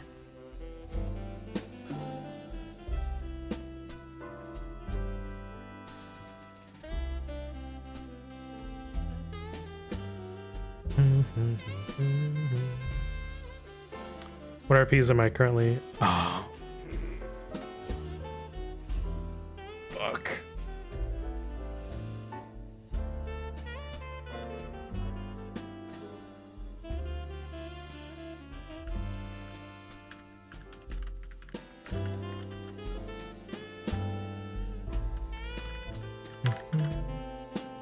I am part of FT, so Fractured Thrones. I'm in Aether Chronicles.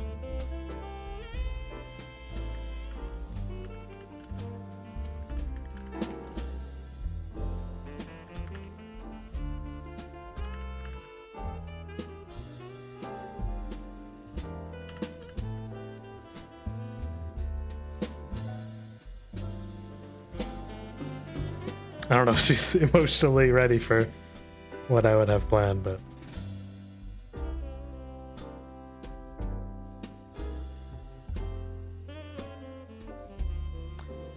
yeah, I'll be streaming them. Roleplays that I'm a part of. Absolutely. I think those are the only two right now. FT's on hiatus and Aether's on Monday.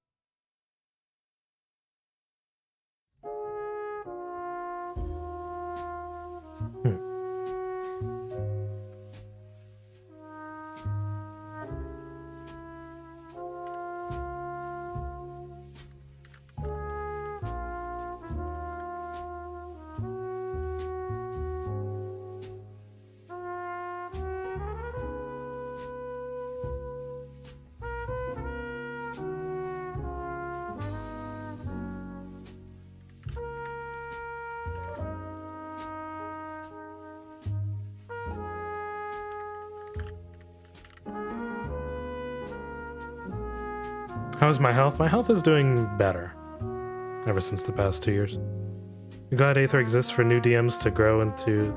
Yeah! God damn.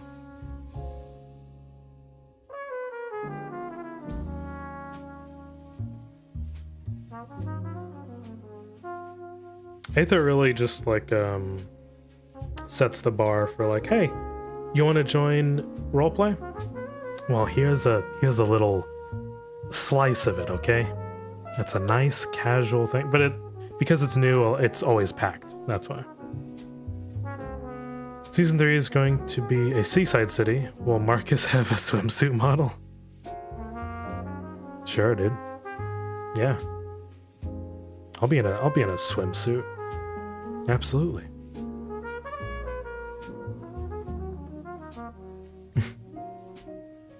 Also, for anyone in the chat, this lovely gentleman does have a Discord. It's linked in his About Me. You should totally join it.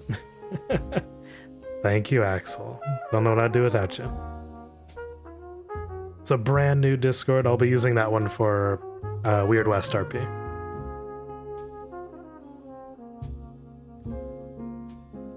Yeah, I kind of want to get into FT, but there's so many episodes. Bro, that's the hardest thing about VR roleplay, is that there's 50 different perspectives streaming, and it's like FT's 8 hours a day. It's the 9 to 5 in the PM. So there's a lot. I don't know if you want to catch up. Beach episode with cat boys and what? Oh, kobolds? Maybe. Let's go. Yeah, I play a little goblin in Aether Chronicles.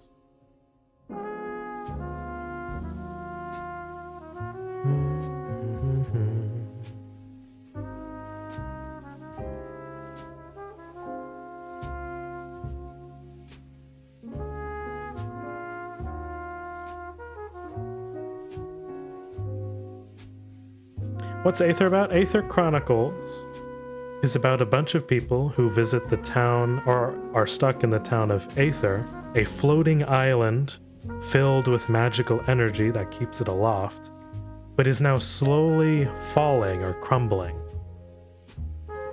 So it's kind of like there's a mystery to it, but it's also a casual roleplay environment. It's all about trust.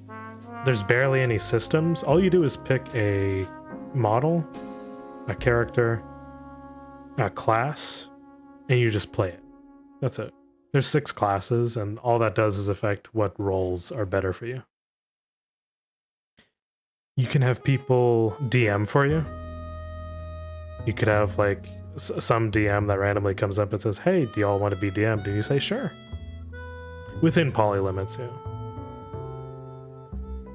But it's like metaverse, but not metaverse. It's the best way to describe it.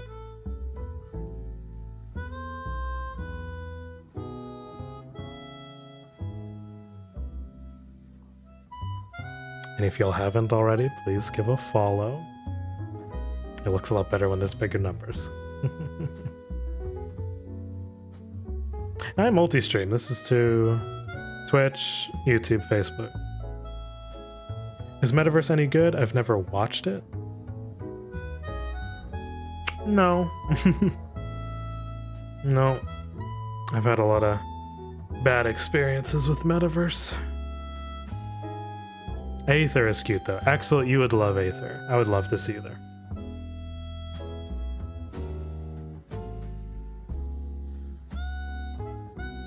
And mission maps. So you just pick a map and a DM will maybe grab a couple of NPCs and you just do a mission. Shinny got rejected one night from Metaverse for a raccoon model and made a project out of spite. Yeah, he did. It's true. Metaverse can be hit or miss, yes. Metaverse just has a lot of, what do you call it? It has a lot of clicks. Actually, you know this better than a lot of us.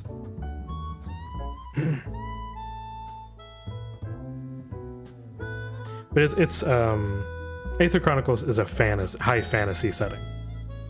So you can bring in anything that fits in a D&D type world. You're tempting me with a good time? I like that. Yeah, I'm tempting you. What are you gonna do about it?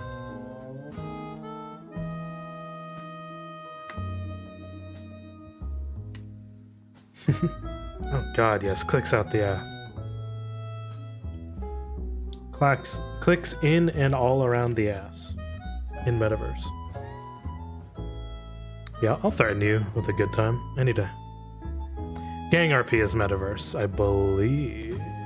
No? Maybe not. Maybe they're their own thing. I forget.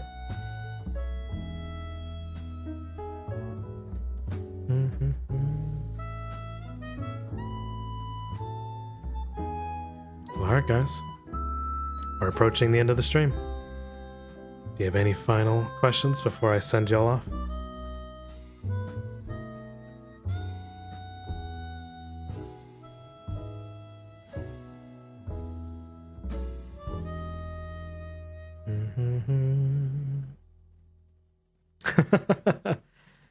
Am I going to SawCon? Well, that's a great question. I'll have to check my schedule. I'll have to really open up. Yeah, that's right. We'll be hanging out on VRC to celebrate my birthday? Oh, like I did last year? I might do it like next Saturday. How do I like my steak cooked? Oh, you already know a way to my heart. I like it medium rare. I like just a little bit of pink in the middle. Just a little. It's amazing the amount of roleplays that are out there. Yeah. There's a lot.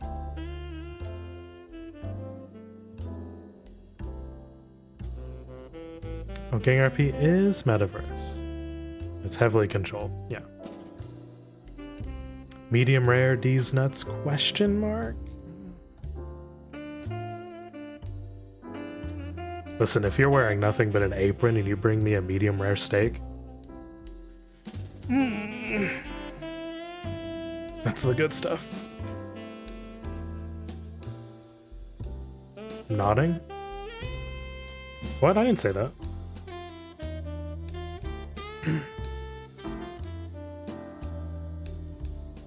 Well, alright, y'all.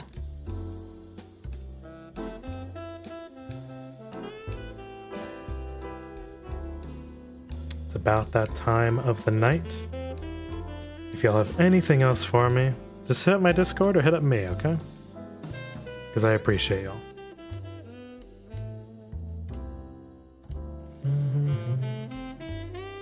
Thank you, thank you.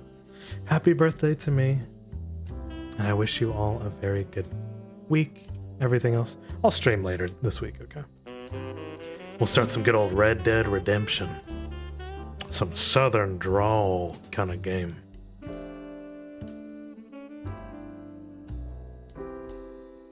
Hell yeah, dude.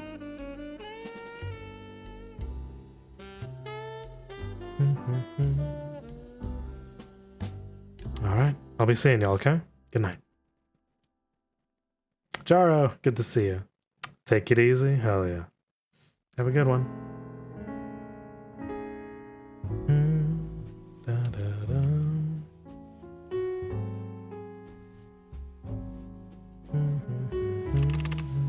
Tonight, I'll be eating a bison burger and a... Whoa.